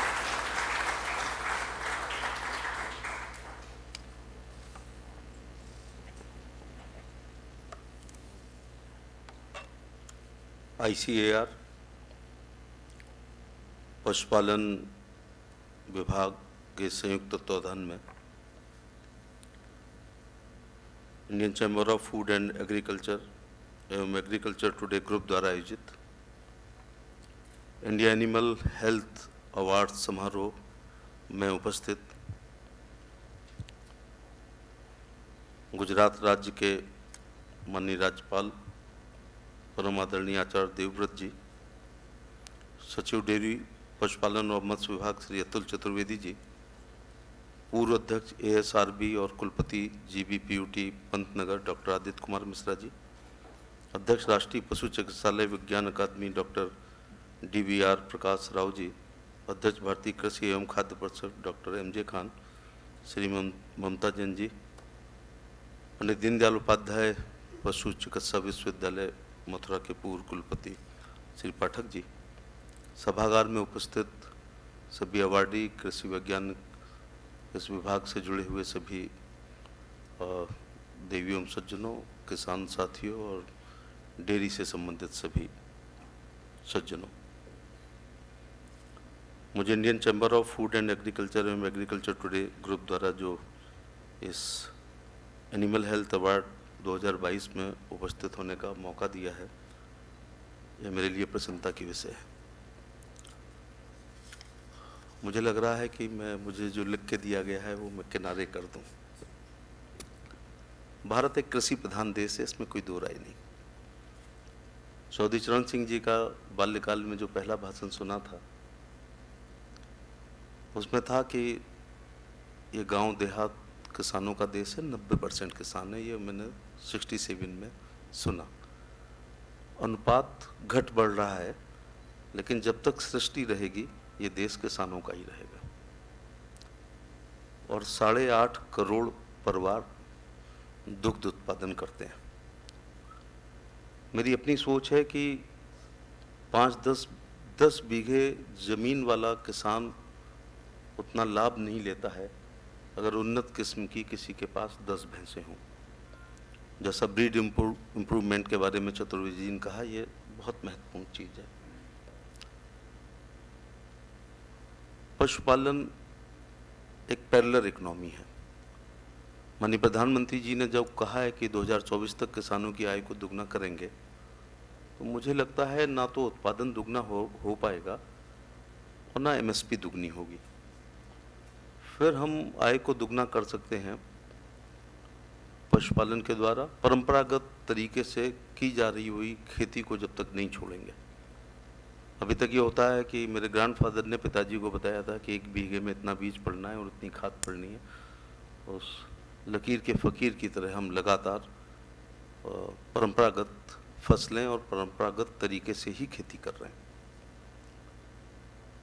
पशुपालन के द्वारा, मुर्गी पालन के द्वारा, मछली पालन के द्वारा, फूलों की खेती के द्वारा, फलों की खेती के द्वारा, औषधि खेती के द्वारा, सिंचाई में लागत कम करें ड्रिप इरिगेशन के द्वारा, स्प्रिंकलर इरिगेशन के द्वारा हम अपनी आय को दुगना कर सकते हैं। और जैविक खेती के द्वारा, जिसका युग शुरू हो गया है, नॉर्थ ईस्ट ने बहुत अच्छी इस संबंध में शुरुआत करी है। ब्रीड जब तक नहीं बदलेंगे, जो बुंदेलखंड है उत्तर प्रदेश और मध्य प्रदेश का, बांदा, झांसी, हमीरपुर, जालौन, ललितपुर, महोबा, उसी के साथ मध्य प्रदेश का रीवा, सतना, सीधी, पन्ना, छतरपुर, दमोह, टीकमगढ़, अशोकनगर, गुना, अन्ना प्रथा है यहाँ पर। जब आप इन जिलों में जाएंगे तो मंत्री के रूप में भी जाना पड़ता है, पार्टी के काम से भी जाना पड़ता है। एस्कॉर्ट का काम केवल सड़क पर बैठी हुई गाय और नंदियों को उठाने का काम होता है। सबसे खराब ब्रीड इस इलाके में, मैंने नया नाम दिया उनको, ये गोबरी गायें हैं, जो गोबर ही देती हैं। कुछ गायों को मैंने चाय वाली गाय कहा है, उससे जोड़ के। उनकी हाइट बहुत कम है, वो ब्रीड अच्छी नहीं है। वहाँ मुझे नहीं लगता साहिवाल को, थार पारकर को, हरियाणवी गाय अथवा गिरी गाय को कोई छोड़ता है। इनको छोड़ा जाता है जब ये गर्भ धारण करना बंद कर दें अथवा दूध देना बंद कर दें।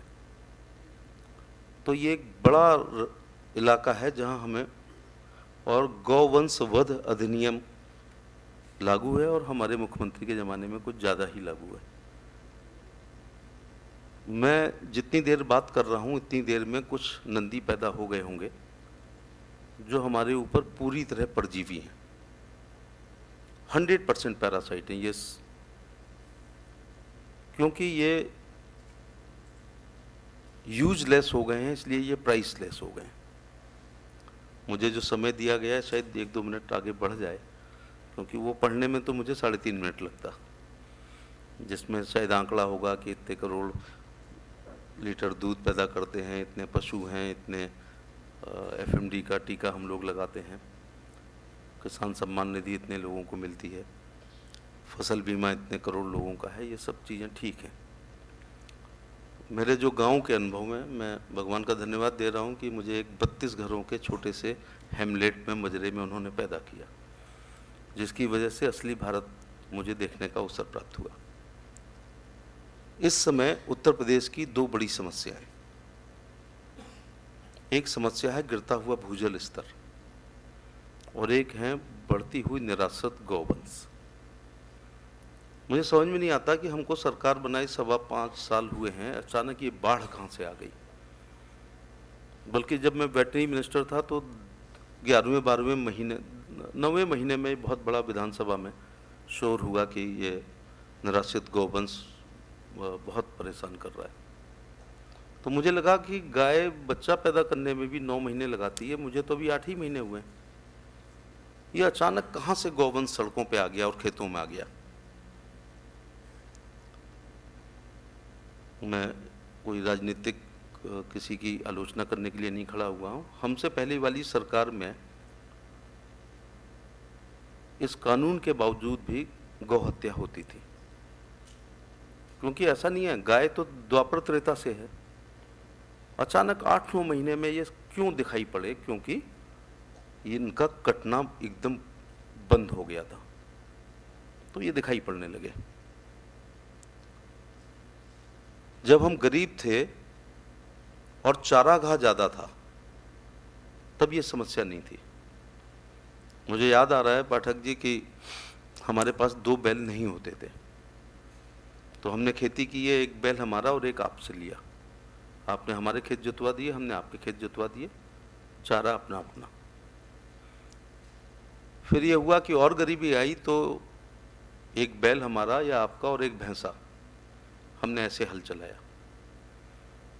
इसके बाद यहाँ तक हुआ कि एक भैंसा हमारा और एक पड़िया आपकी, जब तक भैंस गर्भ धारण नहीं कर रही है उसको भी नाथ डाल करके हमने हल में चलाया है। और पता नहीं क्या विज्ञान है कि जिस साल उसको हल में चलाते थे उस साल वो गर्भ धारण कर लेती थी, या तो फैट डिजॉर्ब होता होगा या जो भी। मदर इंडिया में फिल्म में इतने गरीब होती है बेचारी नरगिस कि अपने कंधे पर हल चलाती है। और दूसरी पीढ़ी में अभी संजय दत्त जिंदा हैं, वो चाहें तो अपनी लोकसभा से मैं उन्हें 10,000 बछड़े दे सकता हूँ। ऐसा क्यों हुआ? ऐसा इसलिए हुआ, अब ना रहट चल रही है, ना कोल्हू चल रहा है, ना हल चल रहा है, ना बैलगाड़ी चल रही है, और एक शब्द मैं ही जानता हूँ जो राहुल जी नहीं जानते होंगे, दाई नहीं चल रही है। थ्रेसर के आने से बैल अनुपयोगी हो गया, ट्रैक्टर के आने से अनुपयोगी हो गया, मेटाडोर के आने से बैलगाड़ी बंद हो गई, और इंजन के आने से रहट बंद हो गई। जब बछड़ा पैदा होता था तो ढोलक रात में बजाई जाती थी, और मुझे याद है कि सोहर के गीत गाए जाते थे अगर किसी किसान की गाय बछड़ा पैदा कर देती थी।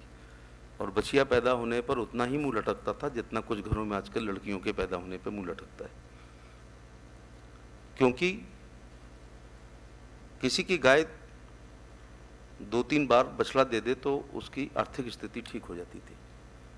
बछड़ा हमेशा बहुत महंगा रहा है। हम इतने गरीब थे कि जब वो बैल हल चलाने लायक नहीं रहता था लेकिन मरता भी नहीं था, तो हमारे खूंटे पे ही वो मरता था, लेकिन उसको कभी कसाई के हाथ में हम लोगों ने देने का काम नहीं किया, जबकि चारागाह बहुत थे, तब छोड़ा जा सकता था। गाय बच्चे देना बंद कर देती थी, लेकिन फिर भी 2-3 साल उम्र रहती है, उस दौरान हमारे खूंटे पे ही रहती थी। मुझे अपना बचपन याद आ रहा है कि बिल्कुल काम की ना गाय थी ना बैल थे, खूंटे पे बंधे रहते थे तो बाल्टी ले जाके उनको पानी पिलाते थे। वो उठ नहीं पाते थे तो मैं बाल्टी टेढ़ी करता था कि जिससे वो पानी पी लें। अगर मारना होता तो 2-3 दिन पानी ही नहीं देते तो डिहाइड्रेशन में वो मर जाते। मुझे लग रहा है जो हमने गाय छोड़ दी है तो अम्मा का नंबर भी आने वाला है, और अम्मा का नंबर नहीं आया है तो वृद्धाश्रम क्यों खुले। मैं चतुर्वेदी जी से, बहुत अच्छी बात है कि आज नीति निर्धारकों को यहाँ बुलाया हुआ है। गौशालाएं समाधान नहीं है पूरा। जितनी देर हम बात कर रहे हैं कुछ नंदी पैदा हो रहे हैं। मैं सोचता हूँ कि मैं बहुत ज़्यादा अपना ज्ञान ना बखारूं बीमारियों पे। मुझे बोलना पड़ेगा एफएमडी होती है, खुरपका, मुंहपका, गला घोटू और थनैला होती है, तो मेरा विषय नहीं है। मैं जो रोज़ अपनी लोकसभा में देखता हूँ कि रात भर किसान खेतों में मचान बना करके गायों से अपनी फसल की रक्षा कर रहा है, और चतुर्वेदी ये भी कर रहा है कि वो एक खेत की तारों से फेंसिंग कर रहा है जो उस पर अतिरिक्त पैसे का भार पड़ रहा है। और वो कोई इंडो पाक की बाउंड्री नहीं है कि परिंदा पर ना मारे। कहीं वो यूकेलिप्टस का पेड़ लगाता है तो कहीं पेड़ का सहारा लेता है, कहीं बांस लगाता है, और ऐसे वो तार और जद्दोजहद चल रही है। गाय का झुंड है, उनका एक गैंग लीडर होता है, सांड बलिष्ठ, उसकी दायित्व है कि वो अपनी गैंग को चारा खिलाए, और किसान का दायित्व है कि अपने बच्चों के लिए फसल की रक्षा करे। अगर ये एफआईआर हो जाए कि प्रतिदिन एफआईआर नहीं होती है, जो सांड मार रहे हैं लोगों को उसकी एफआईआर नहीं हो रही है, वरना सूचना के अधिकार में पता चल जाए कि देश में एक दिन में कितने लोग नंदियों के द्वारा मारे जा रहे हैं। मैं ये कहना चाहूँगा कि गौशाला एक समाधान है, एक मेरा अपना फार्मूला है। अगर आप उसको मान लें तो गौशालाओं की समस्या एक ये समाधान हो सकती है। हिंदुस्तान में कोई ऐसी न्याय पंचायत नहीं है जहाँ पर ग्राम सभा ना हो सकता है ग्राम सभा में ग्राम समाज ना हो, लेकिन उस एरिया में होती है। मनरेगा का बजट अनलिमिटेड है, किस्त आई उसको यूटिलाइज करें, यूटिलाइजेशन सर्टिफिकेट दें, अगली किस्त आ जाती है। उसमें एक नियम है कि 40% पक्का काम होगा और 60% कच्चा काम होगा। अगर हम इस स्टेज को एक ग्राम सभा की जमीन मान लें और ये जो मेजें हैं इसको चारों तरफ ऐसे घुमा दें तो बाउंड्री के पैसे को हम मनरेगा से बचा सकते हैं। एक खाई को खोदें और उसकी मिट्टी अंदर की तरफ डालें। गाय बहुत इंटेलिजेंट होती है, वो जंप मार करके फ्रैक्चर नहीं करती, वो उसमें विवेक है। तो ऐसे हम 40% पक्के का काम बचा सकते हैं और जो पैसा बचा उससे हम टीन सेट, लेडोरी, समरसेबिल इत्यादि लगा सकते हैं। दूसरे राज्यों का नहीं पता है मुझे, उत्तर प्रदेश सरकार 30 रुपये प्रति गाय का 365 दिन का भरण पोषण का खर्चा उठा रही है। यद्यपि ये मैं मानता हूँ कि 30 रुपये पर्याप्त नहीं है, लेकिन ये भी बात है कि वो बूढ़ी और बीमार असहाय गाय हैं, वो पॉलीथीन ना खाएं, दूसरे के खेतों में ना जाएं, तो समय पर सीजन में भूसा ले लिया जाए तो पेट भरा जा सकता है। जिस गाय से हमें दूध लेना है उसको तो 150 रुपये का माल खिलाना ही पड़ेगा। तो ये इसको बघेल फार्मूला आजकल कर रहे हैं गौशाला का उत्तर प्रदेश में, तो मेरा नाम हटा दिया जाए। लेकिन ये मनरेगा के द्वारा हम चाहें तो सीडीओ चाहे और मनरेगा का पीडी चाहे तो लेखपाल द्वारा चिन्हित जगह ढूंढ करके ऐसी गौशालाएं हम लोग बना सकते हैं और निराश्रित गौवंश को वहाँ रख सकते हैं। और 30 रुपये से अगर उसमें से पैसे ना मारे जाएं, पूरे के पूरे खिलाए जाएं, तो पेट गाय का भरा जा सकता है। ये एक समाधान है। लेकिन इसका असली समाधान है सेग्रीगेटेड सीमन से कृत्रिम गर्भाधान कराया जाए और इसमें आपको थोड़ा सब्सिडी देनी होगी या भारत सरकार इसको खर्चे को उठाए। 300 रुपये जो लगाए गए हैं उत्तर प्रदेश में, मैं उसे ज़्यादा नहीं मानता हूँ। मुझे लगता है कि 2 बार के कृत्रिम गर्भाधान से गाय गर्भ धारण कर सकती है। अगर 600 रुपये में कोई ये गारंटी ले कि बछिया ही पैदा होगी तो मुझे लगता है ये घाटे का सौदा नहीं है, क्योंकि नंदी महाराज पैदा हो गए तो पहले दिन से वो टोटल यूजलेस हैं, इसलिए वो प्राइसलेस हैं। बल्कि मैं एक सनातन हिंदू कट्टर आदमी हूँ, मैं रे बछड़े को आप ले जाओगे तो मैं नहीं छोड़ पाऊँगा, लेकिन ले जाओगे तो मैं 500 रुपये और आपको दूंगा कि इसकी बलाय को मेरे घर से ले जाओ। मेरा कहने का मतलब है ये पाकिस्तान ने बछड़े नहीं छोड़े हैं और चीन ने नहीं छोड़े हैं, हम इतने ज़्यादा मनी माइंडेड हो गए हैं कि हम उनको महीने भर बाद उनको छोड़ देते हैं। तो मेरा कहने का मतलब है कि गाय तब छोड़ी जाती है जब वो गर्भ धारण बंद कर दे, और नंदी महाराज महीने 15 दिन बाद छोड़ दिए जाते हैं। पहले बिना बछड़े के गाय दूध नहीं देती थी, आजकल एक इंजेक्शन हो गया है और उस इंजेक्शन लगाने से गाय दूध देना शुरू कर देती है। उसमें बछड़े का जीवित रहना जरूरी नहीं है। कुछ किसान इतने निर्दयी हो गए हैं कि बछड़े की जीभ पर नमक रगड़ते हैं जिससे छाले हो जाते हैं। जब वो स्तनपान करता है तो गाय लात मारती है। मेरी माँ कहती थी कि ये तुम्हें दूध मिल रहा है लेकिन धन्यवाद दो, ये गाय अपने बच्चे के लिए हुई है, क्योंकि हम खिलाते पिलाते हैं इसलिए 1 थन उसका है और 3 थन तुम्हारे हैं। लेकिन आज ये कंसेप्ट लगभग खत्म हो गया है। वर्गीकृत वीर्य का इस्तेमाल जब तक नहीं होगा ये समस्या का समाधान नहीं होगा। गौशालाएं इसका समाधान नहीं है। इसलिए उसमें एक और गारंटी है, 92% बछिया पैदा हो रही है। हम सुनते थे कि भारत में दूध की नदियां बहती हैं, बहती होंगी, मुहावरा भी हो सकता है, लेकिन बह जाएंगी इस महत्वपूर्ण सभागार में मैं गारंटी ले रहा हूँ। अगर कृत्रिम गर्भाधान के द्वारा सभी लोग अपनी गाय को गर्भ धारण कराएं तो 2 गारंटी है। एक वो साहिवाल का सीमन होगा अथवा थारपारकर अथवा हरियाणवी अथवा गिरी अथवा पूरब के लिए मुझे चिन्हित करना पड़ा गंगा तीरी गाय जो गंगा जी के किनारे पाई जाती हैं। तो जब 92% बछिया पैदा हो जाएंगी तो जो अभी निराश्रित गौवंश है इसका 48% तो हम खत्म कर देंगे। गाय तब छोड़ी जाएगी जब 10-12 साल बाद। तो ये मुझे लगता है इसको युद्ध स्तर पर, आप महत्वपूर्ण विभाग के सचिव हैं तो इस पर ध्यान देना होगा। और एआई के लिए सब साधन आपने दे दिए हैं।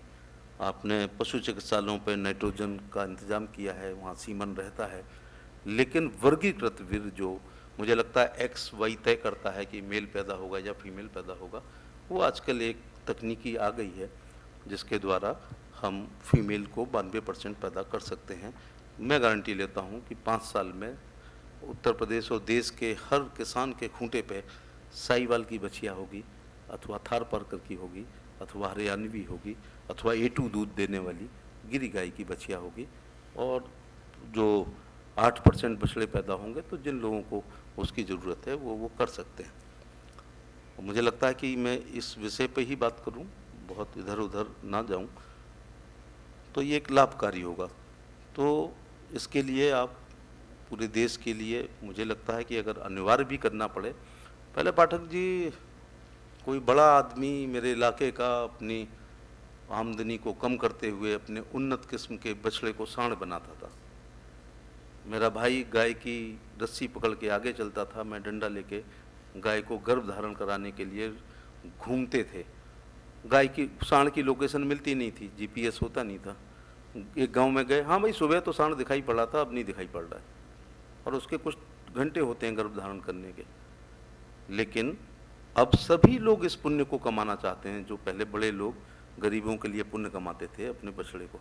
एक और मुझे लगता है नियम बना दिया जाए, जब खुर पका, मुंह पका, गला, घोंटू और के वैक्सीनेशन के लिए पूरे देश में, आपका ये गजब का प्रोग्राम है, जो भी इसका नाम है FMD वाला, इसके लिए चिकित्सक जाते हैं, मौके पे जाते हैं। उत्तर प्रदेश में तो सूमो हम लोगों ने दे रखी, वो जाते हैं। एक काम क्यों नहीं करके आते हैं कि वो बधियाकरण करके आ जाएं बछड़े का। जो सांड होता है वो ज़्यादा एग्रेसिव होता है, वही सींग से मारता है, वही ज़्यादा फसलों का नुकसान करता है। अगर उसका बधियाकरण कर दिया जाए तो वो बहुत एक्टिव नहीं होगा, तो फिर कम से कम ये हत्याएं या उधम है ये बंद हो जाएगा। जब डॉक्टर जाता ही है, 2 बार आप वैक्सीनेशन करते हैं, तो न्यू बॉर्न जो बछड़ा है उसका, और पहले जब तक आप लोग नहीं थे हम लोग करते थे, हर गांव में कर लेते थे, जिसको खस्सी कहते हैं। बकरे को भी करना पड़ता था, सांड को भी करना पड़ता था, भैंसे को भी करना पड़ता था। क्यों? हमें उससे बैलगाड़ी चलवानी होती है। सांड से बैलगाड़ी चलाओगे तो वो तोड़ ताड़ के रख देगा। ये काम को थोड़ा अगर अनिवार्य कर दिया जाए कि जब चिकित्सक लोग गांव में जाएं और जब वो खुरपका, मुंह पका, गला घोंटू का वैक्सीनेशन कर रहे हैं FMD का, तो कृपया वो जाके उस न्यू बॉर्न बेबी को, उससे बछड़ों की संख्या भी कम हो जाएगी, क्योंकि वो आवारा गायों के साथ, निराश्रित गौवंश के साथ बहुत ज़्यादा बच्चे भी नहीं पैदा कर पाएंगे। तो ये भी एक समस्या है। मैं आपका धन्यवाद देना चाहूँगा। बहुत अच्छी योजनाएं चल रही हैं, लेकिन किसानों को हमें अब परंपरागत खेती की जगह हमें, जो मैंने फिर कहा है, मैं प्रधानमंत्री जी का आभार प्रकट करना चाहूँगा कि ब्लू रिवोल्यूशन की तरह, RAS की तरह एक्वा सर्कुलेटिंग सिस्टम के द्वारा बहुत फिशरीज में क्रांति आई है। Fish is good for health, मैं नहीं खाता हूँ, वो अलग बात है, लेकिन जागरूकता आई है कि मछली स्वास्थ्य के लिए ठीक है। और कुछ हीरो हीरोइन कहते हैं कि संडे हो या मंडे रोज़ खाओ अंडे। तो मुझे लगता है कि मुर्गी पालन के क्षेत्र में भी हम, उत्तर प्रदेश जो राष्ट्र का 7वां राज्य है, हम आंध्रा और हरियाणा से अंडे भी मंगाते हैं और हम मछली भी वहाँ से मंगाते हैं। तो फॉर्मलिन लगी हुई आती है तीसरे दिन, जो मुझे लगता है कि कैंसर के कारणों में से एक कारण वो भी हो सकता है। इसलिए एक बड़ी संभावना है, 20-22 करोड़ का राज्य है, अगर हम मछली के उत्पादन में थोड़ा आगे बढ़ें तो डिमांड एंड सप्लाई पर पूरा व्यापार है। हमको जब हम 60% बाहर से लेते हैं तो हमें बाहर से नहीं लेनी पड़ेगी। और पंगेसियस मछली टैंक्स में हो रही है, लेकिन अभी लोगों को रोहू कतला का स्वाद ज़्यादा अच्छा लगता है। मुझे लगता है, ये मेरा अपना अनुभव है जो मैं आपसे शेयर कर रहूँगा, कि 2-3 साल RAS पे बहुत काम हुआ है। अब शायद वो RAS सिस्टम आपने बंद कर दिया है। कच्चे में ही मछली तालाबों में ज़्यादा अच्छी तरीके से होती है, क्योंकि वो एक उसकी नैसर्गिक आदत है।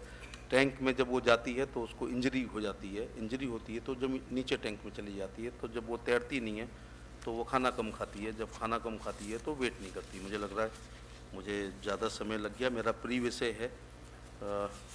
धन्यवाद आपने इतने मौके पर, और जो अवार्डी हैं उनको मैं बधाई देना चाहूँगा, क्योंकि लोगों को क्या है, लोग जलते ज़्यादा हैं, बराबरी कम करते हैं।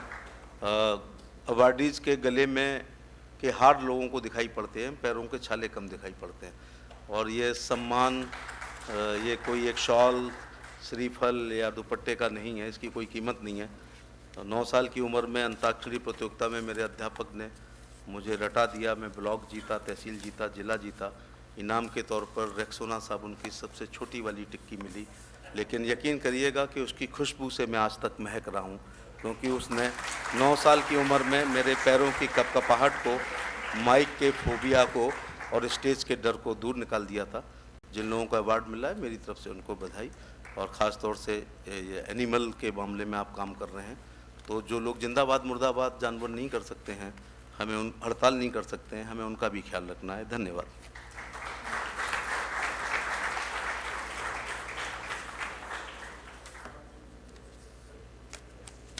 हार्दिक धन्यवाद सर। और अब आज हम पुरस्कृत करने जा रहे हैं पशु स्वास्थ्य क्षेत्र में उत्कृष्ट योगदान के लिए संगठनों, उद्योग और व्यक्ति विशेष को। और निवेदन है माननीय राज्यपाल महोदय जी से कि वे अपने कर कमलों द्वारा पुरस्कार प्रदान कर सभी पुरस्कार विजेताओं को सम्मानित करें। आपसे निवेदन है सर, कृपया आप मंच के सामने की ओर आके पुरस्कार वितरण करने का कष्ट करें।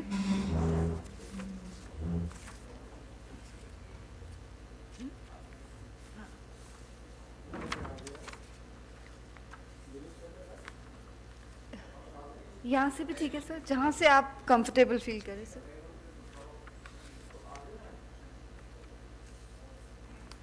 And ladies and gentlemen, today we are going to honor organizations, industry and individuals for their outstanding contributions in the animal health sector. And I have the privilege of announcing the awardees of India Animal Health Awards 2022. The first category, Research Leadership Award, goes to Dr. B.N. Tripathi, DDG ICAR.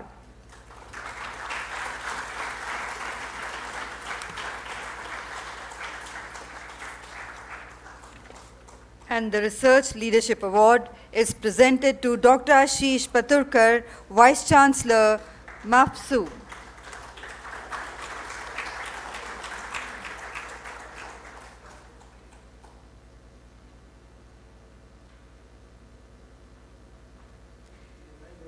And the Academic Leadership Award goes to Dr. Inderjeet Singh, Vice Chancellor, Gadbasu.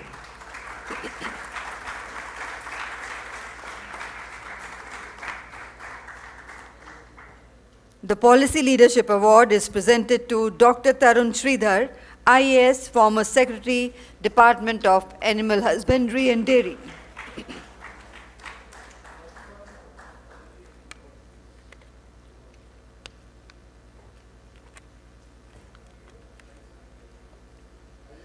And the New Initiative Leadership Award is presented to Shri Atul Chaturvedi, IAS, Secretary, Department of Animal Husbandry and Dairy.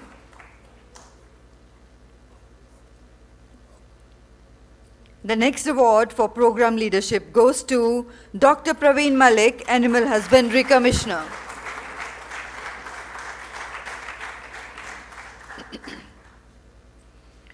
And the Extension Leadership Award goes to Kamdhenu University, Gandhinagar.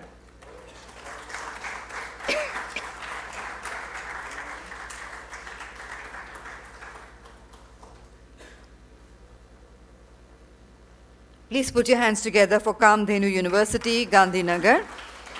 And the Innovation Leadership Award goes to Zenex Animal Health India.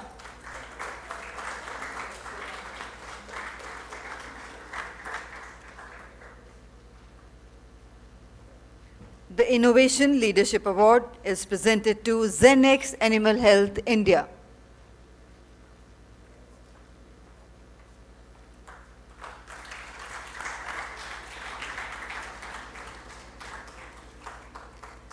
And ladies and gentlemen, the Technology Leadership Award goes to Ayurved Limited.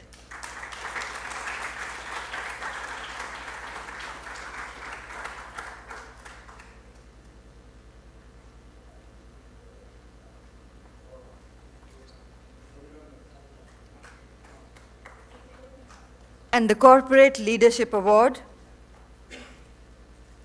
is presented to Himalaya Wellness.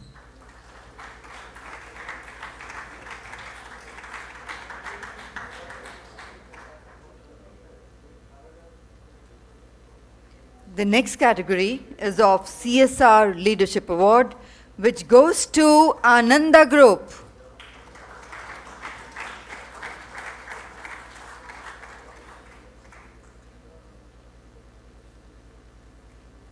The next award for the best company in Pharma Award is presented to Virbac India.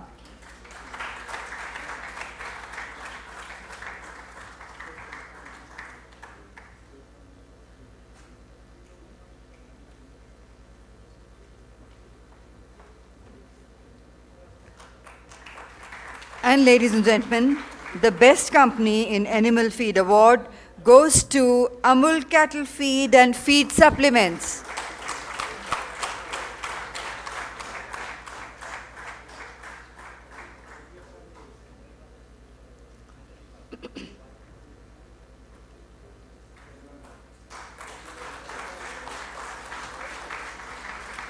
And the best company in Vaccines Award goes to Venkateshwara Hatcheries Private Limited.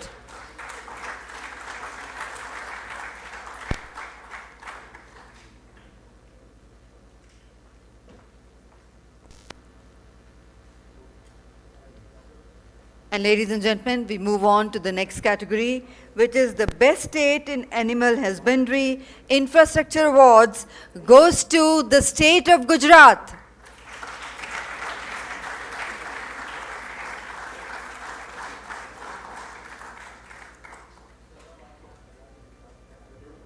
And the best state in animal husbandry management award goes to the state of Andhra Pradesh.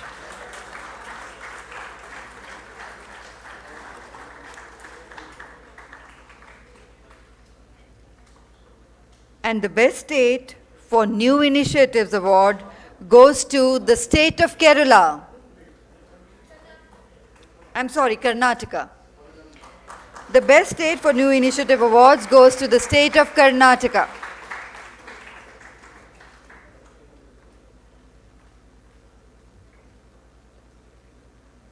And ladies and gentlemen, the Startup of the Year award goes to Hetha Ghaziabad, Mr. Seem Rawat.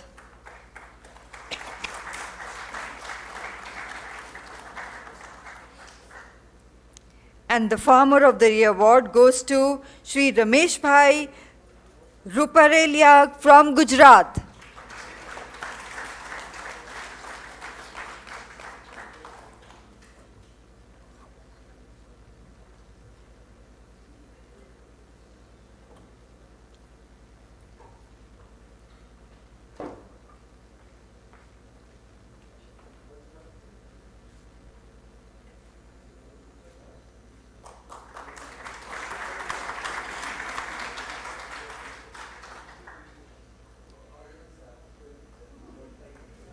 And ladies and gentlemen, the next category, the Young Scientist of the Year award goes to Dr. Mukulanand, Professor Duvasu.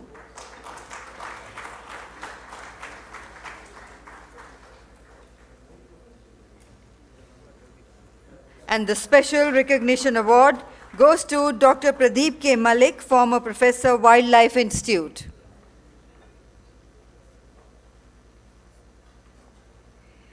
And ladies and gentlemen,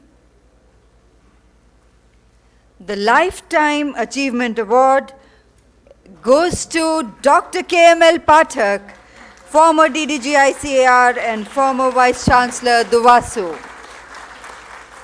Please put your hands together for Dr. KML Pathak for the Lifetime Achievement Award.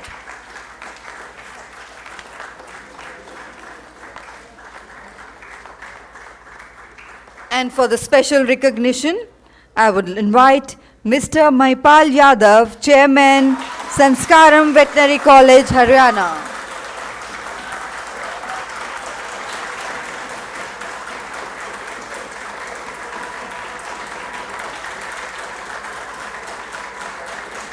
For special recognition, we invite Mr. Madan Mohan, MD of India's biggest Desi cow Gaushala at Sona. Shri Madan Mohan, MD of India's biggest Desi cow Gaushala at Sona, gets special recognition. Please put your hands together for him. Shri Zile Singh, progressive farmer in fishery, RAS, biflock system and Desi poultry farm gets a special recognition. Shri Zile Singh is a progressive farmer.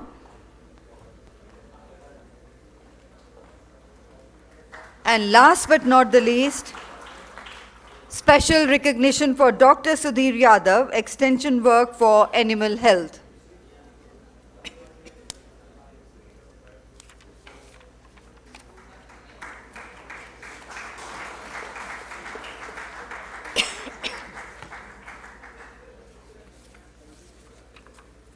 Dr. Sudhir Yadav, extension work for animal health, special recognition.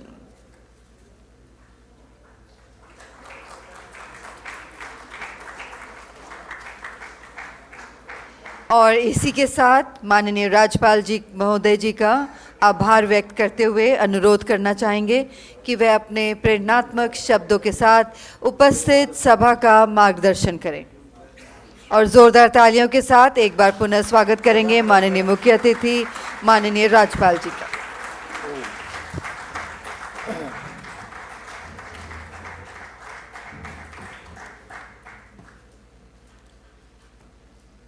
ओम अक्षैर्मादिव्य कृषिमित कृषस्व माता भूमि पुत्रो अहम पृथिव्या ओम शांति।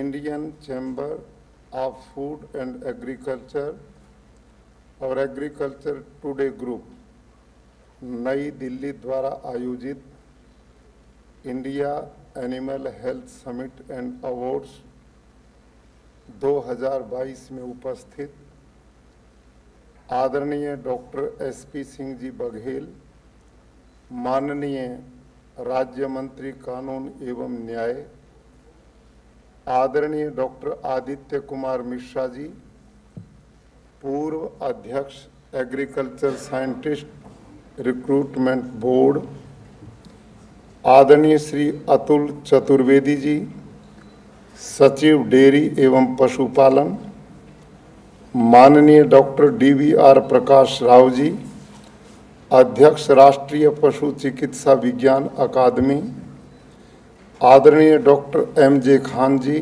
अध्यक्ष भारतीय कृषि एवं खाद्य परिषद आदरणीय श्रीमती ममता जैन जी, संपादक और CEO एग्रीकल्चर टुडे ग्रुप, उपस्थित महानुभाव, वैज्ञानिकगण, अवार्ड विजेता, देवी और सज्जनों,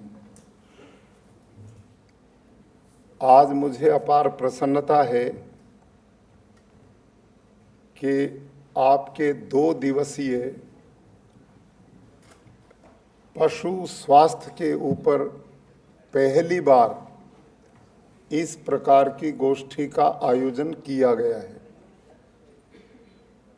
और मेरे से पहले आदरणीय बघेल साहब ने, क्योंकि वो पशुपालन मंत्री पहले रह चुके हैं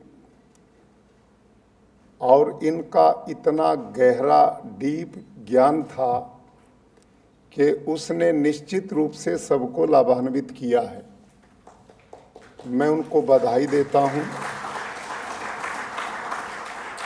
पूरे देश में मुझे जाना पड़ता है, डिपार्टमेंट भी मंत्रियों को मिलते ही हैं, लेकिन कोई अपने विभाग में पशुधन के प्रति इतनी गंभीरता और जानकारी रखते हैं, ऐसे कम लोग मिलते हैं। तो बघेल साहब को मैं बहुत पुनः बधाई देता हूं। मैं ये भी जानता हूं कि समय जो है लगभग जो था वो संपन्न हो गया है, लेकिन जैसी जानकारी वो रखते हैं अपने विषय की, मैंने भी पूरा जीवन जो काम किया उसकी पूर्णता पे जाने का प्रयास किया। तो मैं अपने अनुभवों से भी आपको लाभान्वित जरूर करना चाहूँगा और मैं निवेदन करूँगा कि आपको जो सम्मान अभी दिए गए हैं, अपने अपने क्षेत्र के आप निष्णात लोग हैं, योग्यतम लोग हैं। मैडम ने छांट छांट के आपको बुलाया, विभाग ने आपकी उपलब्धियों का सम्मान आज किया है, तो मैं पुनः आप सबको भी बहुत बहुत बधाई और साधुवाद देता हूं। आज का जो विषय है, माननीय बघेल साहब ने जो बात कही उसकी पुनरावृत्ति मैं नहीं करूंगा, लेकिन जितना चिंतन और चर्चा उन्होंने की है उनका मैं पूर्ण रूप से समर्थन करता हूं। और वो इसलिए करता हूं कि मैं स्वयं किसान हूं और मेरे पास 350 पशुधन है। जब मैं खुद पशुपालक हूं, खेती करता हूं, और मेरी जो खेती है, मैं आप सबको आह्वान करता हूं, जाके आप कुरुक्षेत्र में गुरुकुल है, वहां देख करके आ सकते हैं। मैंने साहिवाल, थारपारकर, राठी, गिर, हरियाणवी, लाल सिंधी 6-7 मेरे पर भारतीय नस्लें हैं। साहिवाल, हॉस्टन और जर्सी भी गाय मेरे पास में है। ब्रीड कैसे बनती है ये मैंने अपने हाथ से तैयार की है।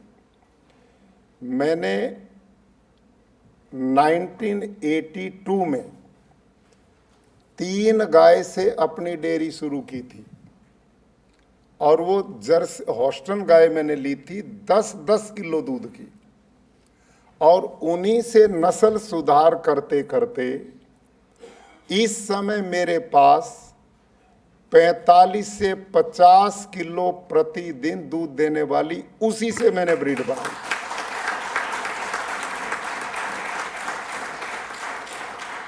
और जब मुझे पता लगा, उस समय ये अभियान चल रहा था, A1 A2 दूध का उस समय कोई विषय नहीं था। अब जब ये विषय आया तो मेरी समझ में आया तो गलती दिशा में चल रहा था। असली जो हमारे स्वास्थ्य के लिए वरदान गाय है वो तो भारतीय नस्ल की है। तो मैंने बिल्कुल बराबर, एक भी मेरे पास भारतीय नस्ल की गाय नहीं थी, सारी हॉस्टन और जर्सी थी। तो मैंने फिर अपनी भारतीय नस्ल की गाय पे शुरू किया। तो आपको जान के प्रसन्नता होगी कि भारतीय नस्ल की इन गायों में 15 लीटर से नीचे मेरे पास एक भी गाय नहीं है, और 22-24 लीटर प्रतिदिन दूध देने वाली गाय मैंने ब्रीड बना करके तैयार की। 8-7 किलो वाली गाय से मैंने उन्नत बुल से संपर्क कराया, फिर कराया। जो ब्रीड बनाने की पद्धति है मैंने उसका पूर्ण पालन किया और उसका परिणाम मेरे को सफलता में मिला। जो उन्होंने एक बात कही है वो इसका बहुत प्रचार की आवश्यकता है, डिपार्टमेंट के द्वारा, हम सब के द्वारा। आज आर्थिक युग है, खाली गौ माता की जय हो इससे काम चलने वाला नहीं है। और हमने क्या किया, फोटो बना ली गाय की, तिलक लगा लिया, गौ माता की जय हो, गौ माता की जय हो। ना दूध पीते, ना गाय पालते, ना नस्ल बनाना जानते, काहे की गौ माता की जय होगी? ये सब ढोंग है। जो पशु खाए 100 रुपए का और दे 50 रुपए का, कितने दिन पालोगे? इस व्यवहार को समझना पड़ेगा। जो पशु खाए 50 का, देगा 100 रुपए का, उसे सब पालना शुरू करेंगे।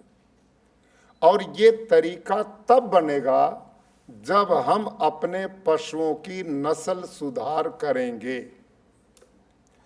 जब लाभकारी पशु होगा तो उससे वो आत्मनिर्भर बनेगा, अपने मालिक को आत्मनिर्भर बनाएगा और देश को आत्मनिर्भर बनाएगा। पहला काम।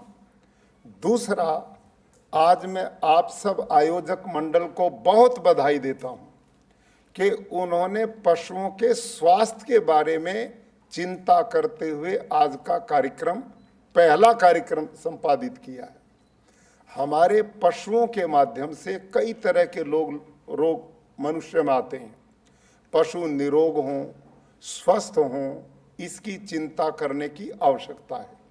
पहले जंगल होते थे, पशु ज्यादा समय जंगलों में चारा खा के बिताते थे, वो जड़ी बूटियां खाते थे, तरह तरह के घास मिलते थे, उनमें पोषक तत्वों की कमी नहीं रहती थी, इस करके वो समय पर गर्भित होते थे, समय पर बच्चे को जन्म देते थे। आज जंगल खत्म हो गए, खूंटे पर 24 घंटा बंधा रहना पड़ता है, वही खाना पड़ता जो आप और मैं देते हैं। अब वो एक ही तरह का चारा मिलता है, उसे वो बदल बदल करके जो उसकी आवश्यकता वो मिलता नहीं। इसका कारण है कि वो बांझ हो रहे हैं, बच्चे जन्म नहीं दे पाते, कुछ दिन रख के किसान खूंटे से उसको जंगल में छोड़ देता, और वो जब सड़कों पे घूमता है तो वो सारी चर्चा आपने कर ही दी। एक्सीडेंट होते हैं, आप भी मरते हैं, हमारी आर्थिक वृद्धि में काम नहीं, किसान के काम का नहीं, ये सब बड़ी गंभीर दिक्कत है। और ये जो बैल देवता हैं नंदी, अब वो भी बात बताई कि इस समय उन बेचारों की ट्रैक्टर ने आवश्यकता ही नहीं छोड़ी। अब जिस चीज की जरूरत नहीं होगी तो वो भी एक समस्या बनेगा। तो इसका निदान केवल और केवल एक है, सेक्स सीमन का प्रयोग जो आपने कहा। अधिक से अधिक इस दिशा में हमें बढ़ने की आवश्यकता है, जिससे दूध ज्यादा दें, बछड़ियां ज्यादा आएं, उपयोगी पशु बढ़ें और हमारे किसान की आर्थिक समृद्धि का वो कारण बने।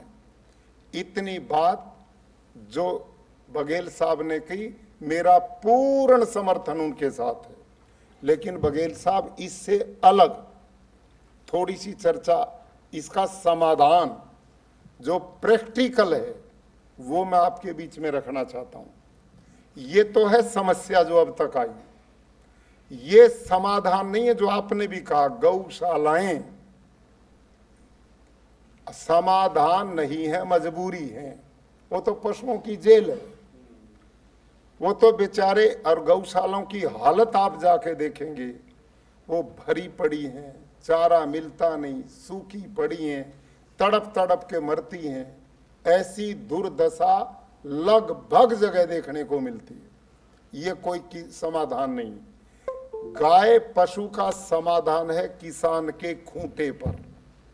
यदि किसान के खूंटे पर पशु है और वो लाभकारी है तो निश्चित रूप से वो किसान का भी कल्याण करेगा, राष्ट्र की जीडीपी को बढ़ाने का भी काम करेगा। और इसका तरीका मैंने जो दिया है वो है प्राकृतिक खेती, जहर मुक्त कृषि।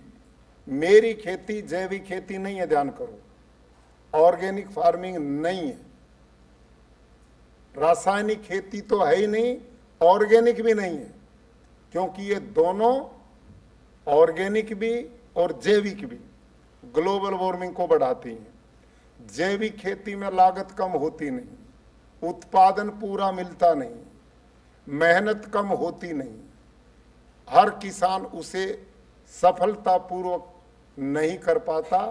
40 साल से भारत देश, हमारी सरकारें जैविक खेती का प्रचार कर रही हैं, पूरे देश में कोई सफल मॉडल आपको नहीं मिलेंगे। 40 साल कितना बड़ा समय है।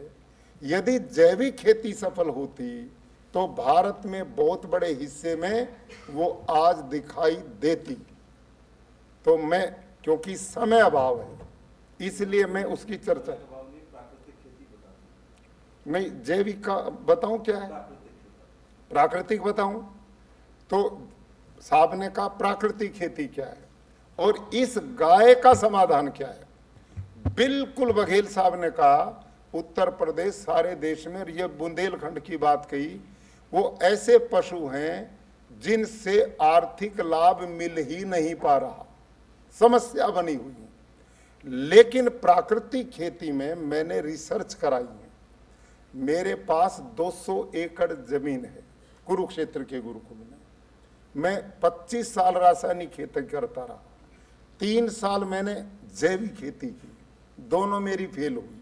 अब मैं प्राकृतिक खेती करता हूं, और ये क्या पद्धति है कि देसी गाय के 1 ग्राम गोबर में 300 करोड़ से ज्यादा सूक्ष्म जीवाणु हैं, और देसी गाय का गोमूत्र खनिजों का भंडार है। ये भाषण नहीं है, मेरे पास साइंटिस्ट की टीम है। Doctor Baljeet Saran agriculture university Hisar में है, वो अमेरिका में रहे, जर्मनी में रहे, फ्रांस में रहे, माइक्रोबायोलॉजी के वहाँ के साइंटिस्ट के साथ वर्षों उन्होंने रिसर्च की है। मैंने अपने खेत में जब प्राकृतिक खेती शुरू की, मेरी धरती का ऑर्गेनिक कार्बन 0.3-0.45 से नीचे था। इसका मतलब मेरी जमीन यूरिया डीएपी ने बंजर बना दी थी। और मैंने जब ये प्राकृतिक खेती शुरू की, 1 साल में मेरी उसी धरती का ऑर्गेनिक कार्बन 0.6 0.7 पे गया, यानी कि बिल्कुल डबल, बिल्कुल डबल। साइंटिस्ट दुनिया का कोई मानने को तैयार नहीं। हम पूषा इंस्टीट्यूट में आ बैठे हैं, यहाँ कुछ कृषि वैज्ञानिक बंधु बैठे हों, उनसे भी मैं निवेदन करूंगा, मैं चैलेंज करता हूं, ओपन खुल के करता हूं कि रासायनिक खेती में कोई साइंटिस्ट यूरिया डीएपी पेस्टिसाइड डाल के धरती का ऑर्गेनिक कार्बन बढ़ा के दिखा दे। बढ़ ही नहीं सकता, कम हो सकता है, और वो हुआ है। उदाहरण के लिए उत्तर प्रदेश में पंतनगर एग्रीकल्चर यूनिवर्सिटी से हरित क्रांति का प्रारंभ हुआ था, और उस समय उस क्रांति के जनकों में जहां स्वामीनाथन जी थे, उनके साथ डॉक्टर मैने, जो अमेरिका में पढ़ करके आए थे, कृषि वैज्ञानिक थे, उन्होंने उस समय लिखा, जब उन्होंने हरित क्रांति शुरू की तो भारत की धरती का ऑर्गेनिक कार्बन 2-2.5% था। कितना था बोलो भाई, मैं बच्चे पढ़ाता रहा हूं 35 साल। कितना था? 2 से 2.5%। अभी उनकी रिपोर्ट आई है, और उसमें उन्होंने लिखा इस समय भारत की धरती का ऑर्गेनिक कार्बन औसतन है 0.3, 0.4, 0.5। ये हमने प्रोग्रेस की है इस साल में। ये इस समय हालत है 2.5% के ऑर्गेनिक कार्बन वाली इतनी उपजाऊ जमीन को यूरिया डीएपी कीटनाशक डालते डालते हमने आज बंजर बना दिया है। दुनिया की 33% धरती बंजर हो चुकी है। 24% ग्लोबल वार्मिंग के लिए रासायनिक खेती और उसमें सहयोग जैविक खेती का भी है। क्यों? जैविक खेती में खाद इतना डाला जाता है, उसमें गैसेज पैदा होती हैं, वो ग्लोबल वार्मिंग को जन्म देती हैं। वो एक विषय इतना लंबा कि मैं आज पूरा नहीं कर सकता, लेकिन साहब ने कहा प्राकृतिक खेती क्या, उसकी मैं चर्चा करता हूं। मैंने doctor Baljeet Saran, doctor Hariom, doctor Rajeshwar Chandel, ये इस समय डॉक्टर राजेश्वर चंदेल हिमाचल प्रदेश नोनी यूनिवर्सिटी के वाइस चांसलर हैं, और ये 2 डॉक्टर एग्रीकल्चर यूनिवर्सिटी के सीनियर साइंटिस्ट हैं। इनके नीचे के 10 साइंटिस्ट ने लग के मेरे खेत में पिछले 3-4 साल से लगातार रिसर्च करते हैं। मैंने क्या काम किया? जब मेरी प्राकृतिक खेती को उन्होंने देखा कि ये बंजर में इतना ऑर्गेनिक कार्बन कैसे बढ़ सकता है, मैंने कहा आप रिसर्च करो। किस पे की उन्होंने? मैंने क्या काम किया, हॉस्टन फ्रीजन मेरे पास गाय, उसका गोबर दिया, जर्सी गाय का दिया, मेरे पास घोड़े भी मैंने उनका भी दिया, ऊंट बकरी का भी मैंने ला करके दिया, भैंस का भी दिया, साहिवाल थार पार का राठी गिर का भी दिया, और मैंने उनका नाम नहीं लिखा उस गोबर पे। उस सारे गोबर को कूट के थैली बना के नंबरिंग की, नंबर मैंने डाले ताकि इनको ना पता रहे कौन सा। 2.5-3 महीने तक लगातार लैब में रिसर्च होने के बाद उनकी रिपोर्ट आई, और उन रिपोर्ट में था जो भारतीय नस्ल की देसी गाय हैं, जितनी भी हैं, एक नहीं, जितनी भी भारत में है, इन सब गायों के गोमूत्र में खनिजों का भंडार मिला और गोबर में जीवाणुओं का भंडार मिला सबसे ज्यादा। औरों में भी है, जर्सी साहिवाल में, जर्सी हॉस्टन में 78 लाख जीवाणु मिले, देसी गाय में 300 करोड़ से भी ज्यादा मिले। और मजे की बात ध्यान करें, जो किसानों ने जंगलों में गाय छोड़ दी ना धक्के खाने के लिए, जो दूध नहीं देती थी, मैंने पकड़ करके उनका गोबर भी लिया, और जब उस पर रिसर्च कराई तो उसमें 500 करोड़ तक जीवाणु मिले। कारण जो दूध बनाने में एनर्जी खर्च होती थी वो दूध में ना लग करके जीवाणु बनाने में लगी। तो अब इसका तरीका मैंने क्या निकाला, बघेल साहब, अब ये सुनने की बात आप सबके लिए, हम 2 तरह के खाद नहीं, इसको आप कल्चर मानिए, मैं 2 तरह के खाद बनवाता हूं, एक है सूखा, एक है तरल। जो सूखा उसको घन जीवामृत का नाम दिया, और जो तरल है उसको जीवामृत का नाम दिया। सूखा क्या बनता है, आप 100 किलो देसी गाय का गोबर ले लो, थोड़ा उसको पीट के, और जो जीवामृत की विधि मैं बताऊंगा वो उसमें मिला के रख दो, 6 महीने भी खराब नहीं होता। जब किसान खेत बोता है तो डीएपी की जगह इसका यूज करते हैं, और ये जीवाणुओं का भंडार पैदा करता है। एक जीवामृत कैसे बनता है, आप एक 200 लीटर का ड्रम ले लें, लगभग 170-75 लीटर पानी डाल दो। देसी स्वस्थ गाय जो है 24 घंटे में 8 से 10 किलो गोबर देती है, 8 से 10 किलो गोमूत्र देती है। आप उस ड्रम में छोड़ दो उसको, और उसमें 1.5 से 2 किलो क्या डालना है, किसी भी दाल का बेसन, और 1.5 से 2 किलो गुड़, और बड़े पेड़ के नीचे की 1 मुट्ठी मिट्टी। बड़े पेड़ की क्यों, खेत की क्यों नहीं? खेत में हमने यूरिया डीएपी डाल के जीवाणु मार दिए, वहां ही नहीं, इसलिए पेड़ के नीचे जहर नहीं पड़ा, तो जीवाणु का भंडार है। अब होगा क्या, लकड़ी का डंडा लेके इस ड्रम को छाए में रखता पशुशाला में, 5 मिनट सवेरे 5 मिनट शाम, 2 टाइम 4 दिन इसको क्लॉकवाइज घोलना है, कुल 4 दिन। 5वें दिन 1 एकड़ का खाद तैयार। इसमें स्प्रिंकल से, ड्रिप से या पानी से खेत में ये जाना चाहिए। अब इसके विज्ञान को समझो, वो क्या है। देसी गाय के 1 ग्राम गोबर में 300 करोड़ जीवाणु हैं, तो 10 किलो गोबर में कितने होंगे? कोई लाला जी बैठे हैं आप में? क्यों साहब? 3 लाख हजार करोड़। लाला जी समझ में आई? इतने जीवाणु उसमें हुए। और अगली बात, इन जीवाणुओं को खाने के लिए दे दिया बेसन, प्रोटीन, तो प्रोटीन मिलेगा तो बलवान बनेंगे, और गुड़ देंगे तो मल्टीप्लाई होकर संख्या बढ़ाएंगे, और मिट्टी के जीवाणु मिलके और बढ़ेंगे। कितने बढ़ते हैं? माइक्रोबायोलॉजी के डॉक्टर सार ने रिसर्च किया, हर 20 मिनट में ये डबल होते हैं, और 72 घंटे तक लगातार हर 20 मिनट में डबल होते हैं। उसके बाद वो वहीं रुकते हैं 5 दिन, और उसके बाद वो डाउन होना शुरू हो जाते हैं। समझ में आई बात? 4 दिन के बाद अगले 5 दिन में उसको खेत में फैलाना है। अब खेत में जाके जब खेत की मिट्टी के जीवाणुओं से मिलते हैं तो वहां पर ये कल्चर, जामुन, जामुन बोलते हैं ना, क्या मतलब? जैसे 1 क्विंटल दूध में 1 चम्मच दही डाल दो तो सारा दूध दही में बदलेगा ना, वही काम ये जीवाणु खेत में करेंगे। अब ध्यान करिए, जितना जीवाणु धरती में बढ़ेगा, जितना ज्यादा होगा, उतना धरती का ऑर्गेनिक कार्बन बढ़ेगा।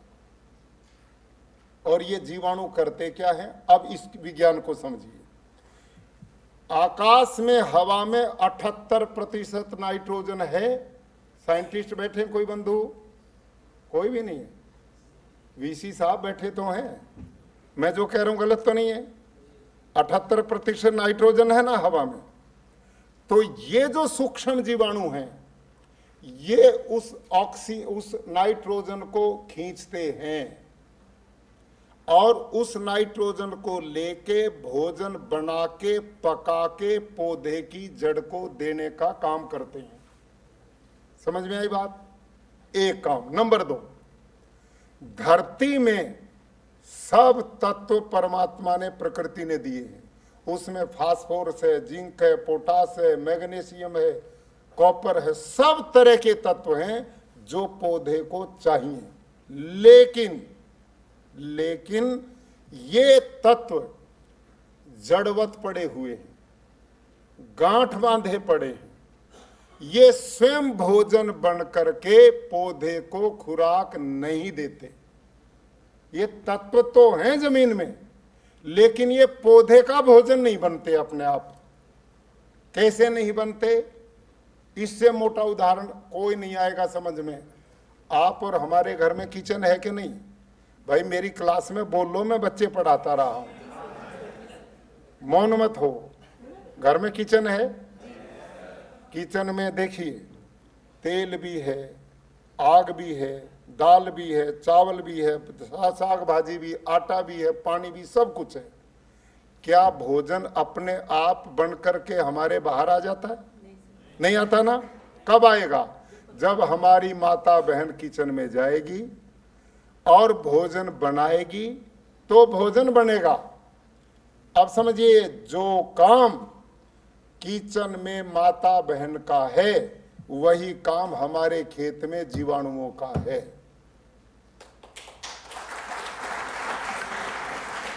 आई समझ में बात? जितना जीवाणु बढ़ेगा उतना ही धरती का ऑर्गेनिक कार्बन बढ़ेगा। नंबर 1। नंबर 2, अर्थवर्म का नाम सुना है? केचुआ, गुजराती हलसिया बोलते हैं। क्यों साहब? ये जो केचुआ है, ये किसान का जीवाणुओं की तरह दूसरा सबसे बड़ा मित्र है, सबसे बड़ा दोस्त है। और ये दोस्त जो है ना, इसका भोजन क्या है? मिट्टी और गाय का गोबर है। ये केचुआ इस समय धरती में दिखाई नहीं देता। क्यों?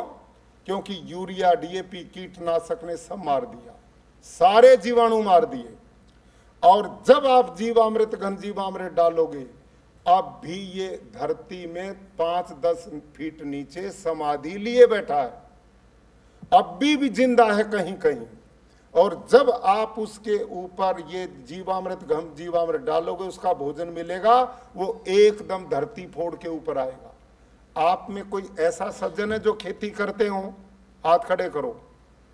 इतने हैं बस, बाकी नहीं है। लेकिन इनकी ये अब एक समर्थन करेंगे मेरी बात का। इनको है ये समझ, जो खेती नहीं करते उनको नहीं है। आप किसान मित्रों, घर पे जाके काम करना, अपनी गाय को घर से खोलना, और जब वो जंगल में जाएगी ना कच्चे रास्ते में, और जाते हुए एक गोबर यहाँ करेगी, एक यहाँ करेगी, एक यहाँ, चलती चलती और चली जाएगी। ऐसी करती है ना गाय। आप उस गोबर को 3-4 दिन के बाद उलट के देखना, उसके नीचे 2-3 छेद मिलेंगे या नहीं? बोलिए, मिलेंगे ना? अच्छा, एक और बात बताओ, जब गाय ने गोबर किया तब वहां छेद थे? नहीं थे ना। तो ये छेद कहां से आए? ये क्या करिश्मा? यही तो विज्ञान है जिसको ये जहां हम खड़े वो समझते ही नहीं। ये विज्ञान जहां बैठे वो समझते ही नहीं। ये विज्ञान है कि जो समाधि लिए केचुआ धरती में बैठा ना अर्थवर्म, उसको उसका भोजन मिल गया ऊपर, उसकी गंध पाके धरती फोड़ के भोजन लेने के लिए आ गए छिद्र, उसके कारण। आई समझ में बात ही? और अब क्या होगा, जब ये भोजन गाय का गोबर गोमूत्र उसको मिलेगा तो उसको मजा आता, तेरा भोजन मिल गया, और वो अपना परिवार बढ़ाना शुरू करता है। और ये कितना परिवार बढ़ाता? एक केचुआ, एक अर्थवर्म अपने जीवन में हजारों बच्चों को जन्म देता। इतना परिवार, भारत वाले भी इतना लंबा चौड़ा परिवार नहीं बढ़ाते जितना ये बढ़ाता है, भले ही हम 135 करोड़ हो गए, उसकी स्पीड हमारे से 100 गुना ज्यादा है परिवार बढ़ाने की। और वो काम कैसे करता है? काम देखो कैसे करता है, आप आश्चर्य करोगे। बघेल साहब ने जो समस्या लगी उनका समाधान ये होने वाला है। ये हलसिया काम कैसे करता है? अर्थवर्म देखिए, ये यूं जाता है धरती में, यूं गया दूसरे छेद से आया, इससे गया इससे आया, इससे गया इससे आया, ऐसे काम करता धरती में। और ये 10-12 फीट तक धरती में खनिज पूर्ण मिट्टी को खाता है और अपने शरीर से वर्मी वोश छोड़ करके उस छेद को लीपते हुए जाता, वो बंद नहीं होता जल्दी। जब वो छेद 10-12 फुट का होगा, वहां तक धरती को ऑक्सीजन मिलेगा तो उसकी फर्टिलिटी बढ़ेगी। एक काम जो धरती के खनिज खा के पेट से निकाल करके विष्ठा रूप में पौधे की जड़ को देता है, उसमें खेत की मिट्टी से 5 से 6 गुना ज्यादा नाइट्रोजन है, 9 गुना ज्यादा फास्फोरस है, 13 गुना ज्यादा पोटास है। और जब ये मरता है तो धरती के 18 तत्व को पूरा करके किसान के लिए बलिदान दे जाता है। ये काम ये केचुआ करता है। और जितने सूक्ष्म जीवाणु मरते हैं और ये मर करके धरती में वापसा का निर्माण करते हैं, और वापसा का निर्माण ही धरती का ऑर्गेनिक कार्बन है। समझ में आई बात? अब दूसरी बात सुनो, जब वर्षा हो रही ना आजकल, मेरे अपने खेत में मैंने एक्सपेरिमेंट करा है, 1 एकड़ में 4 से 5 लाख अर्थवर्म काम करते मेरे खेत में, 4 से 5 लाख। अब बारिश हो जाएगी ना, मेरे खेत में आप जा ही नहीं सकते, धरती पे सब जगह वो बाहर आ जाता है, इतनी भारी मात्रा में। अब लाखों केचुआ, वो मनरेगा वालों को ना देखो ना तो काम करना छोड़ देते हैं और शाम को दिहाड़ी मांगते हैं। लेकिन ये ऐसा भगवान ने मजदूर भेजा, इसको कोई ना देखो, आपके पीछे भी आपके लिए काम करता है और फ्री में काम करता है। अब लाखों अर्थवर्म जब यूं धरती में काम करेंगे तो धरती मुलायम बन जाती है, नीचे के ऊपर, ऊपर के नीचे। और ये गुजराती ना हलसिया बोलते हैं, हलसिया मतलब जो हल की तरह काम करे वो हलसिया है। ये साइंटिस्ट हैं जी सारे गुजराती, ये बड़े समझदार हैं। और यहाँ कहते हैं टॉप फर्स्ट इनाम भी इन्होंने जीता है ना, ऐसा कुछ है ना। तो बधाई देता हूँ भाई, मैं गुजराती भी हूँ, मैं भी याद आई, मैं भी गुजरात, बहुत बधाई। तो फिर क्या हुआ, अब जब इतने छेद बनेंगे और अब वर्षा होगी तो सारा वर्षा का पानी इन छिद्रों के द्वारा धरती माँ के पेट में चला जाएगा। नेचुरल वाटर हार्वेस्टिंग सिस्टम, करोड़ों अरबों रुपया इस देश में जो वाटर हार्वेस्टिंग के लिए सरकारें खर्च करती हैं, इसकी कोई जरूरत नहीं पड़ेगी यदि सारी धरती पे प्राकृतिक खेती होनी शुरू हो जाए तो। ये तो है।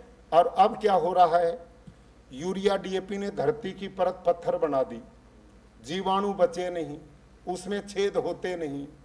ऊपर की जो 6 इंच धरती है सबसे ज्यादा उपजाऊ है, उसको बनने में हजारों साल लगते हैं। बारिश बरसती है, ऊपर की धरती को उपजाऊ को बहा करके बाढ़ में ले जाती है, धरती बंजर हो गई, वहां बाढ़ आ गई। हो रहा ना ये प्रोग्राम। और यदि सारी धरती पे होगा तो पानी नहीं बहेगा, धरती के पेट में जाके वाटर लेवल बढ़ेगा, आने वाली पीढ़ियों को पानी मिलेगा। ये तरीका। और जब अकाल हो, बारिश ना हो, जून का महीना हो, धरती तपती हो, पेड़ को पानी की जरूरत कहां से आएगा? इसका सुनो हल। वो छिद्र जो ना वो बंद नहीं होते। धरती के नीचे नमी है कि नहीं है? धरती जब तपेगी तो धरती के नीचे वाष्प बनेगा कि नहीं बनेगा? वो वाष्प उन्हीं छिद्रों से ऊपर आकर पौधे की जड़ की सिंचाई करेगा। अकाल में भी पौधा प्राकृतिक खेती में नहीं सूखेगा। ये इसका करिश्मा है। और इसका सिद्धांत देखना है तो अब आपने मेरे पीछे बोलना है। जंगल में कभी गए हो क्या? फॉरेस्ट देखने गए हो? आप उत्तर देना। जंगल के पौधे को यूरिया कौन देता है? डीएपी कौन देता है? कीटनाशक कौन डालता है? पानी कौन देता है? और समय पर फल से लग जाता है। जंगल के पौधे के पत्ते को तोड़ो, लैब में लेके जाओ, एक तत्व की भी कमी नहीं मिलेगी। जो प्रकृति नियम जंगल में करती वही मेरे खेत में करे, इसका नाम प्राकृतिक खेती है। ये है जीवन दर्शन। तो ये जो गौ माता संकट बना हुआ ना देश के लिए, संकट, ये संकट नहीं, ये वरदान बन जाएगा यदि प्राकृतिक खेती करोगे। और इसका उदाहरण बघेल साहब, मैंने गुजरात में, हमारा डांग जिला, ये बैठे गुजराती मेरे भाई, डांग जिले को मैंने पूरे को प्राकृतिक जिला घोषित कर दिया। वहां यूरिया डीएपी नहीं बिकता। वहां डांगी एक देसी गाय है जो 2-2.5 किलो दूध देती, कोई नहीं रखता था, जंगलों में धक्के खाती फिरती थी। जब से मैंने वहां प्राकृतिक खेती शुरू कराई, सारी गौएं पकड़ पकड़ के लोगों ने बांध ली घरों में। और जो गाय 2000 में नहीं बिकती थी उसकी कीमत 20,000 रुपये हो गई वहां। अब 20,000 में भी वो गाय नहीं मिलती वहां। तो सारे देश में प्राकृतिक खेती अभियान चल जाए। और मुझे और आपको प्रसन्नता की भारत के माननीय प्रधानमंत्री आदरणीय नरेंद्र मोदी जी ने इस विषय को 16 दिसंबर 2021 को आनंद गुजरात से 8.5 करोड़ किसानों को आह्वान करते हुए इसका विधिवत लॉन्च किया है। और ये अभियान अब पूरे देश में चल चुका है। मैं 4 साल हिमाचल में गवर्नर रहा। 2 लाख किसान इस समय, कपूर साहब बैठे हैं, श्रीधर जी, आप तो आ गए, मैं भी उधर आ गया, लेकिन आप जाके देखना इस समय गुजरात में 2 लाख किसान प्राकृतिक खेती कर रहे हैं हिमाचल में। और गुजरात में 2 लाख से भी क्रॉस कर गए। और पूरे उत्तर भारत में हजारों लाखों किसान अब इससे तेजी से जुड़ रहे हैं। तो ये गौ माता जो है, लंबी बात न करते हुए, प्राकृतिक खेती का, हाँ, सूखी खाद का मैंने बताया कि उसको बनाने की विधि क्या है कि जब गाय का गोबर फालतू हो जाए घर में तो उसको थोड़ा बारीक करके, और ये जो जीवामृत हमने बनाया था, ये 1 क्विंटल में 8-7 किलो डाल करके उसको मिक्स करके रख दो, बोरी से ढक दो। ये 6 महीने भी खराब नहीं होता, जीवाणुओं का भंडार बन जाता है। जब खेत बोना हो तो उससे पहले इसको बो करके 1 एकड़ में 4 से 5 क्विंटल, तो ये डीएपी की तरह काम करता है। और इस प्राकृतिक खेती का जो मिशन है उसमें एक आच्छादन हम करते हैं, मल्चिंग। धरती को हम जैसे माँ को ढकना पड़ता है, ये धरती हमारी माँ है, तो इसको हम क्या करते हैं, साइंटिस्ट लोग कहते हैं कि जब लूएं चले ना, इसको जुताई करके छोड़ दो। कितना गलत काम है। अरे वो खुद कहते हैं 35 डिग्री धरती का तापमान होगा तो सारा ऑर्गेनिक कार्बन उड़ेगा और ग्लोबल वार्मिंग को जन्म देगा वो। हम क्या करते हैं, धरती को बिल्कुल जलाना नहीं, कोई अवशेष, पाप है अवशेष जलाना। ये सारी दिल्ली सड़ जाती है पुराली जलने के कारण। और मैं अपने खेत में पड़ोसियों की भी पुराली डलवाता हूँ। मैं मल्चिंग करता हूँ, ढकता हूँ धरती को। इससे क्या होगा, ऑर्गेनिक कार्बन उड़ेगा नहीं, धरती में रहेगा तो फर्टिलिटी बढ़ेगी और बाहर ग्लोबल वार्मिंग को जन्म नहीं देगा। एक काम। नंबर 2, ये जो सूक्ष्म जीवाणु हैं और ये मित्र कीट हैं, केचुआ है, इनको भोजन भी तो चाहिए ना। तो हमने जीवामृत में तो बेसन और गुड़ इनको दे दिया, खेत में क्या खिलाएंगे? ये मल्चिंग कोई खा के बायोमास में कन्वर्ट कर देते हैं। वो मल्चिंग इनका भोजन भी है और वो खाद में भी बदलता है। दो काम। तीसरा, जब हम धरती को ढकते हैं तो धरती में 50% पानी की जरूरत नहीं रहती। धरती का 50% पानी पहले साल बचेगा, दूसरे साल 60% बचेगा और तीसरे साल 70% बचेगा। केवल 30% में मैं प्राकृतिक खेती करता हूं। धरती का पानी निकालने की जरूरत नहीं। क्यों? क्योंकि पौधे को पानी नहीं चाहिए, पौधे को नमी चाहिए, नमी।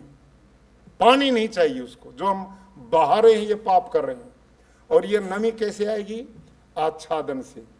आप में फिर वही किसान उत्तर देंगे, मेरा बाकी को नहीं पता लगेगा। अच्छा भाई, खेडूत बंधु हाथ खड़ा करो, फिर कौन कौन है? वो बैठे गुजराती सारे। आप अपने खेत में लूएं चल रही हैं, जून का महीना है, कहीं पानी है नहीं, अवशेष इकट्ठे करो इतने और उनको एक जगह बांध के सूखे खेत में डाल दो, गट्ठा बना करके। उस गट्ठे को 3-4 दिन में उलट के देखो, उसके नीचे नमी मिलेगी कि नहीं? आपको ही पता है। अरे मैडम भी ये तो अच्छा है ना। चलो बजाओ ताली मैडम के लिए। अच्छा बताइए, देखो ये विज्ञान, इसको लोग भूल गए। यूरिया डीएपी जहर सारा देश बीमार करके, कैंसर करके अस्पताल में भेज दिया, धरती बंजर बना दी, गौ सड़कों पे धक्के खा रही, ग्लोबल वार्मिंग ने दुनिया को त्रस्त कर दिया, पानी पीने का रहा नहीं, खाने में कोई स्वाद नहीं। यही तो चल रहा है कि नहीं? अब वो नमी कहां से आई? देखिए आप, जब लूएं चल रही हैं, पानी कहीं है नहीं, उस गट्ठे के नीचे नमी कहां से आई? ये जो अवशेष हैं, जो हमारी हवा में नमी है, उसको ये खींचते हैं और वो धरती को देते हैं। इसी नमी की पौधे को जरूरत है, इससे ज्यादा पानी की जरूरत नहीं है। जब हम आच्छादन करेंगे, जितना उसमें खरपतवार है, अवशेष है, उसको जलाना नहीं, उसको धरती पर बिछाना है, तो ये काम पानी बचाने का 50% इससे काम होता है। और दूसरा क्या होता है?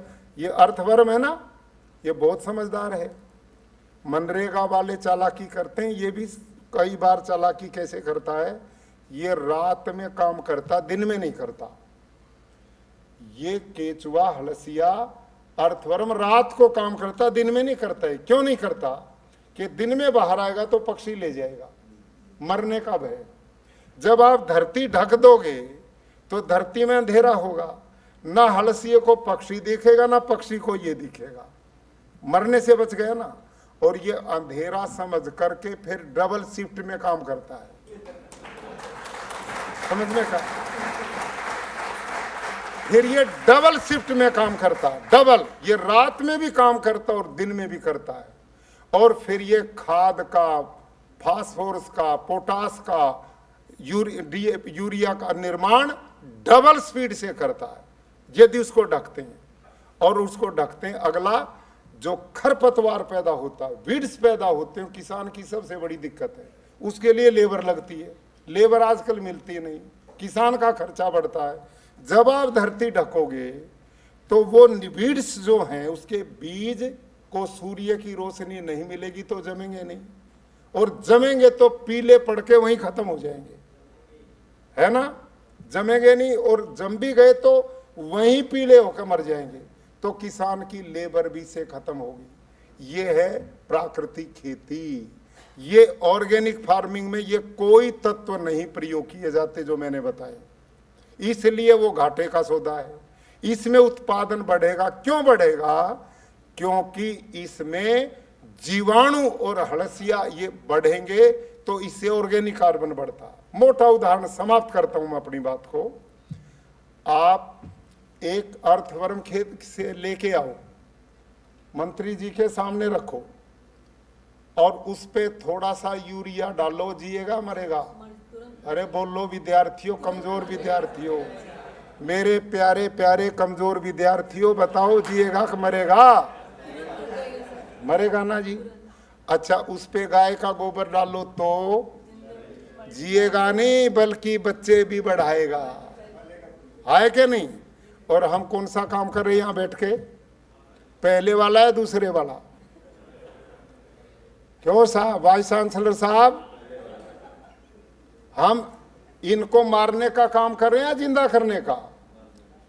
जब मार दिए तो ऑर्गेनिक कार्बन कैसे बढ़ेगा? और ऑर्गेनिक कार्बन नहीं बढ़ेगा तो उत्पादन कैसे बढ़ेगा? उत्पादन नहीं बढ़ेगा तो किसान भूखा मरेगा। समझ में आ गई बात? अब आपने यूरिया डीएपी डाल डाल कर खर्चा तो बढ़ा दिया, उत्पादन कम होना शुरू हो गया। 1,60,000 करोड़ रुपए का यूरिया डीएपी इस साल भारत सरकार को विदेश से मंगाना पड़ा है। वहां पैसा गया, बदले में जहर खरीदा, धरती में डाला, धरती को जहरीला बनाया, उत्पादन को जहरीला पैदा किया, लोगों को खिलाया, बीमार किया, अस्पताल में भेजे। यही प्रोग्राम है कि नहीं? दवाई भी तो यही चल रहा है कि नहीं? इसलिए बघेल साहब की जो चिंता है वो वाजिब है, मैं उनके साथ हूं, लेकिन उसका ये समाधान भी। इसलिए प्राकृतिक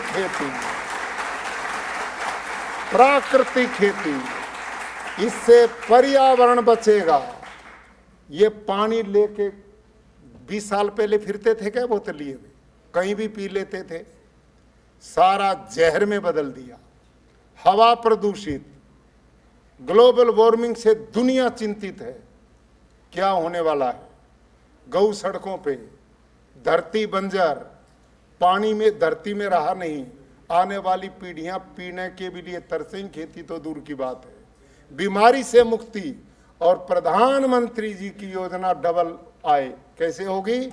पशुधन नस्ल वाला बने, निरोग बने, उसको वही सेक्स सीमन लगा करके ज्यादा से ज्यादा हम मादा पशु पैदा करें, एक इनकम वो, उसका गोबर गोमूत्र खेत में, दूध वहां, होगी डबल इनकम। यही रास्ता है बचने का। मैं मैडम को बहुत बधाई देता हूं, साहब को बधाई देता हूं, डिपार्टमेंट को बधाई देता हूं। आपका समय बहुत ले लिया मैंने, दुखी हो रहे होगे आप, हैं? लेकिन आपने इतनी दूर से बुलाया था, साहब आए, ये बात ना करते तो मजा भी कुछ नहीं था। तो आप सबसे मेरा निवेदन है कि इस प्राकृतिक खेती के उत्पादनों को प्रयोग करो ताकि स्वस्थ रहें, और गौ माता भी बचेगी, पशुधन बचेगा, धरती बचेगी, पर्यावरण बचेगा, स्वास्थ्य बचेगा, किसान बचेगा। मैं नारा देता हूं, फैमिली डॉक्टर नहीं ढूंढने, फैमिली किसान ढूंढने शुरू कर दो, और प्राकृतिक किसान। धन्यवाद, नमस्ते।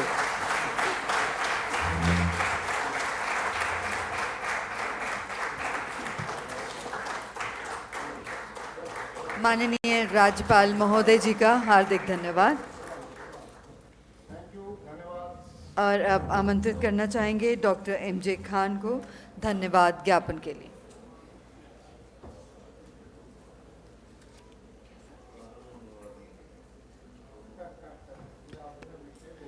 धन्यवाद।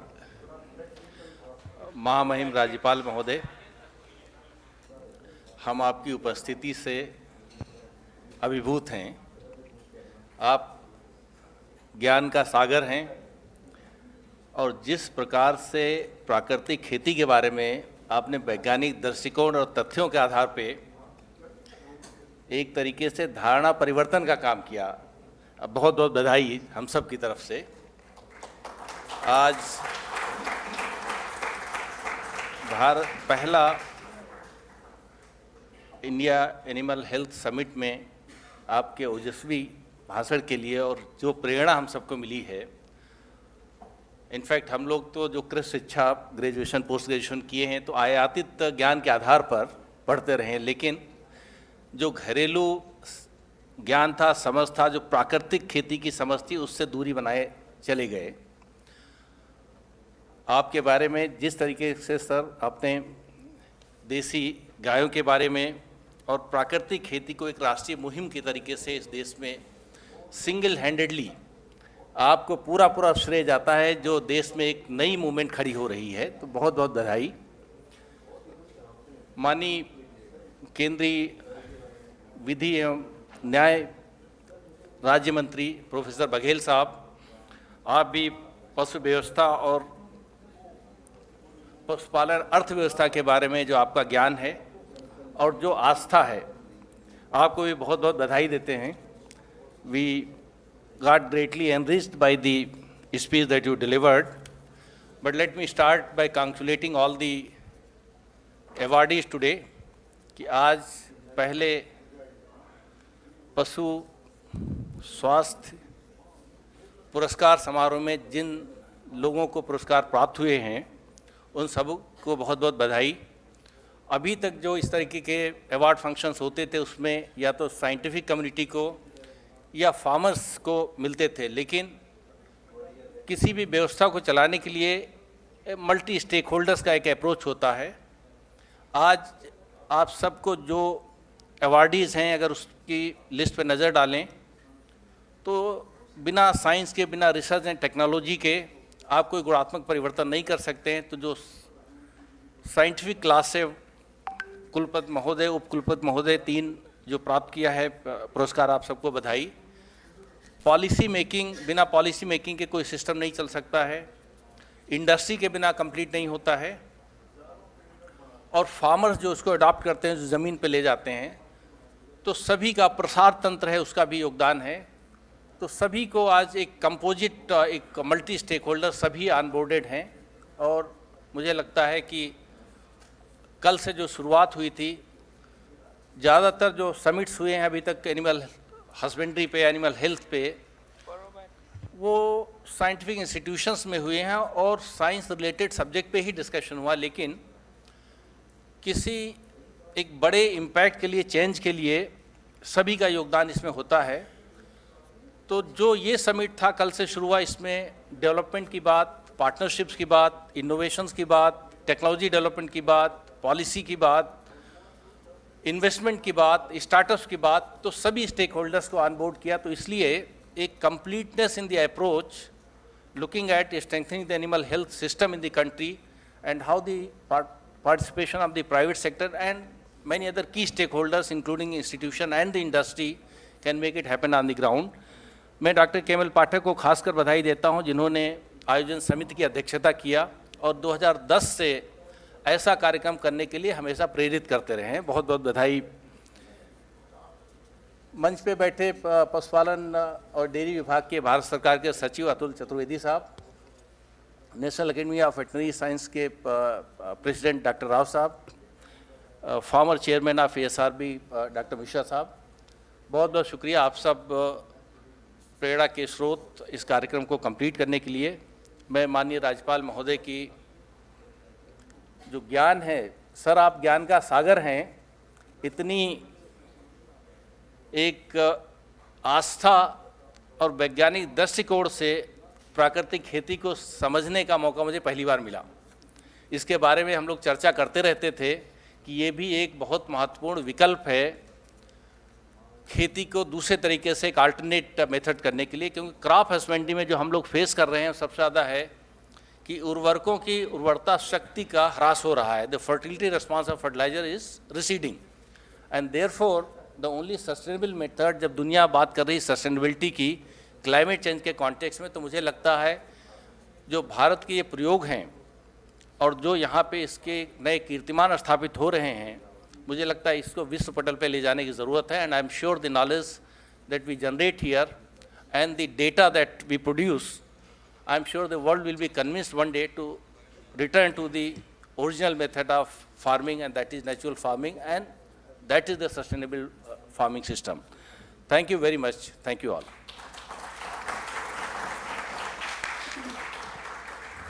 धन्यवाद। ज्ञापन के लिए हार्दिक धन्यवाद। और अब हमारे इस महान राष्ट्र के सम्मान में राष्ट्रीय गान के लिए आप सभी से निवेदन है अपने स्थान पर खड़े हो जाएं।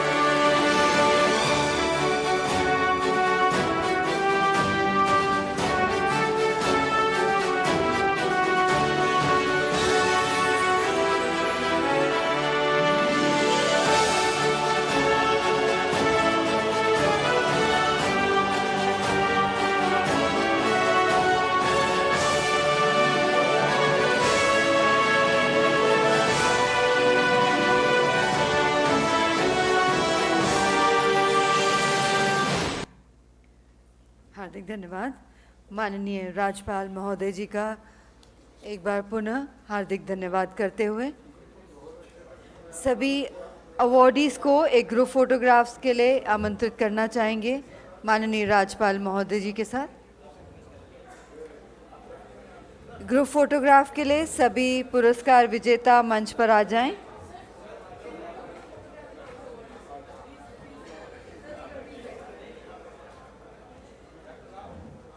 आप पीछे की ओर आ जाएं, मंच के पीछे की ओर सभी अवॉर्डीज,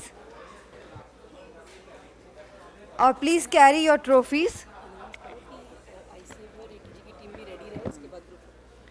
ICFA और ATG की टीम भी रेडी रहे ग्रुप फोटोग्राफ के लिए। अवॉर्डीज की ग्रुप फोटोग्राफ के बाद आमंत्रित करेंगे ICFA और ATG की टीम को।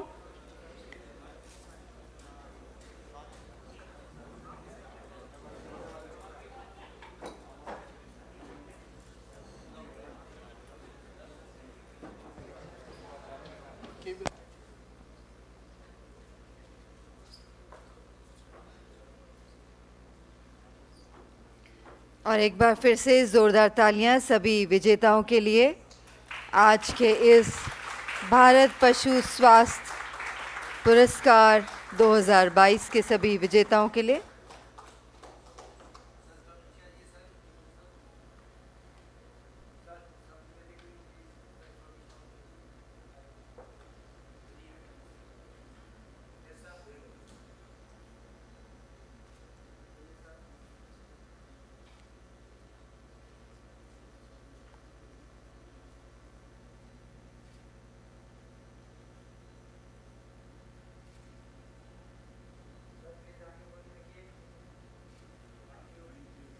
हार्दिक धन्यवाद।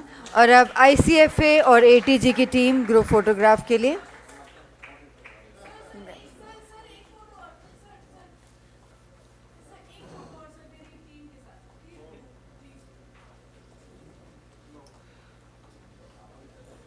ICFA और ATG की टीम स्टेज पर आ जाएं। और हम इसी के साथ माननीय राज्यपाल जी का पुनः आभार व्यक्त करते हुए हार्दिक धन्यवाद करते हैं कि उन्होंने अपने कीमती समय में से वक्त निकाला, गुजरात से यहाँ तक आए और सभी पुरस्कार विजेताओं को पुरस्कार प्रदान किए। और इसी के साथ आप सबको डिनर के लिए आमंत्रित करते हैं।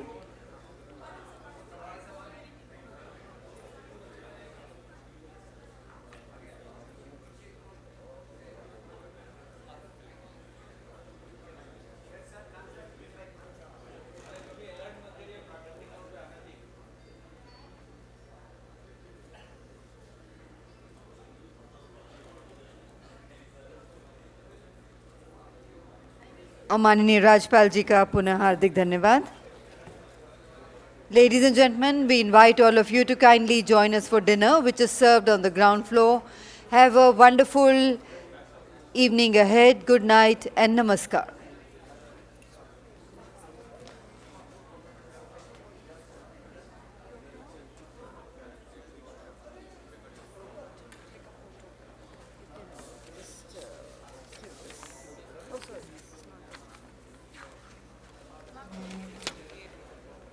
This has the special this thing also, recognition and stuff.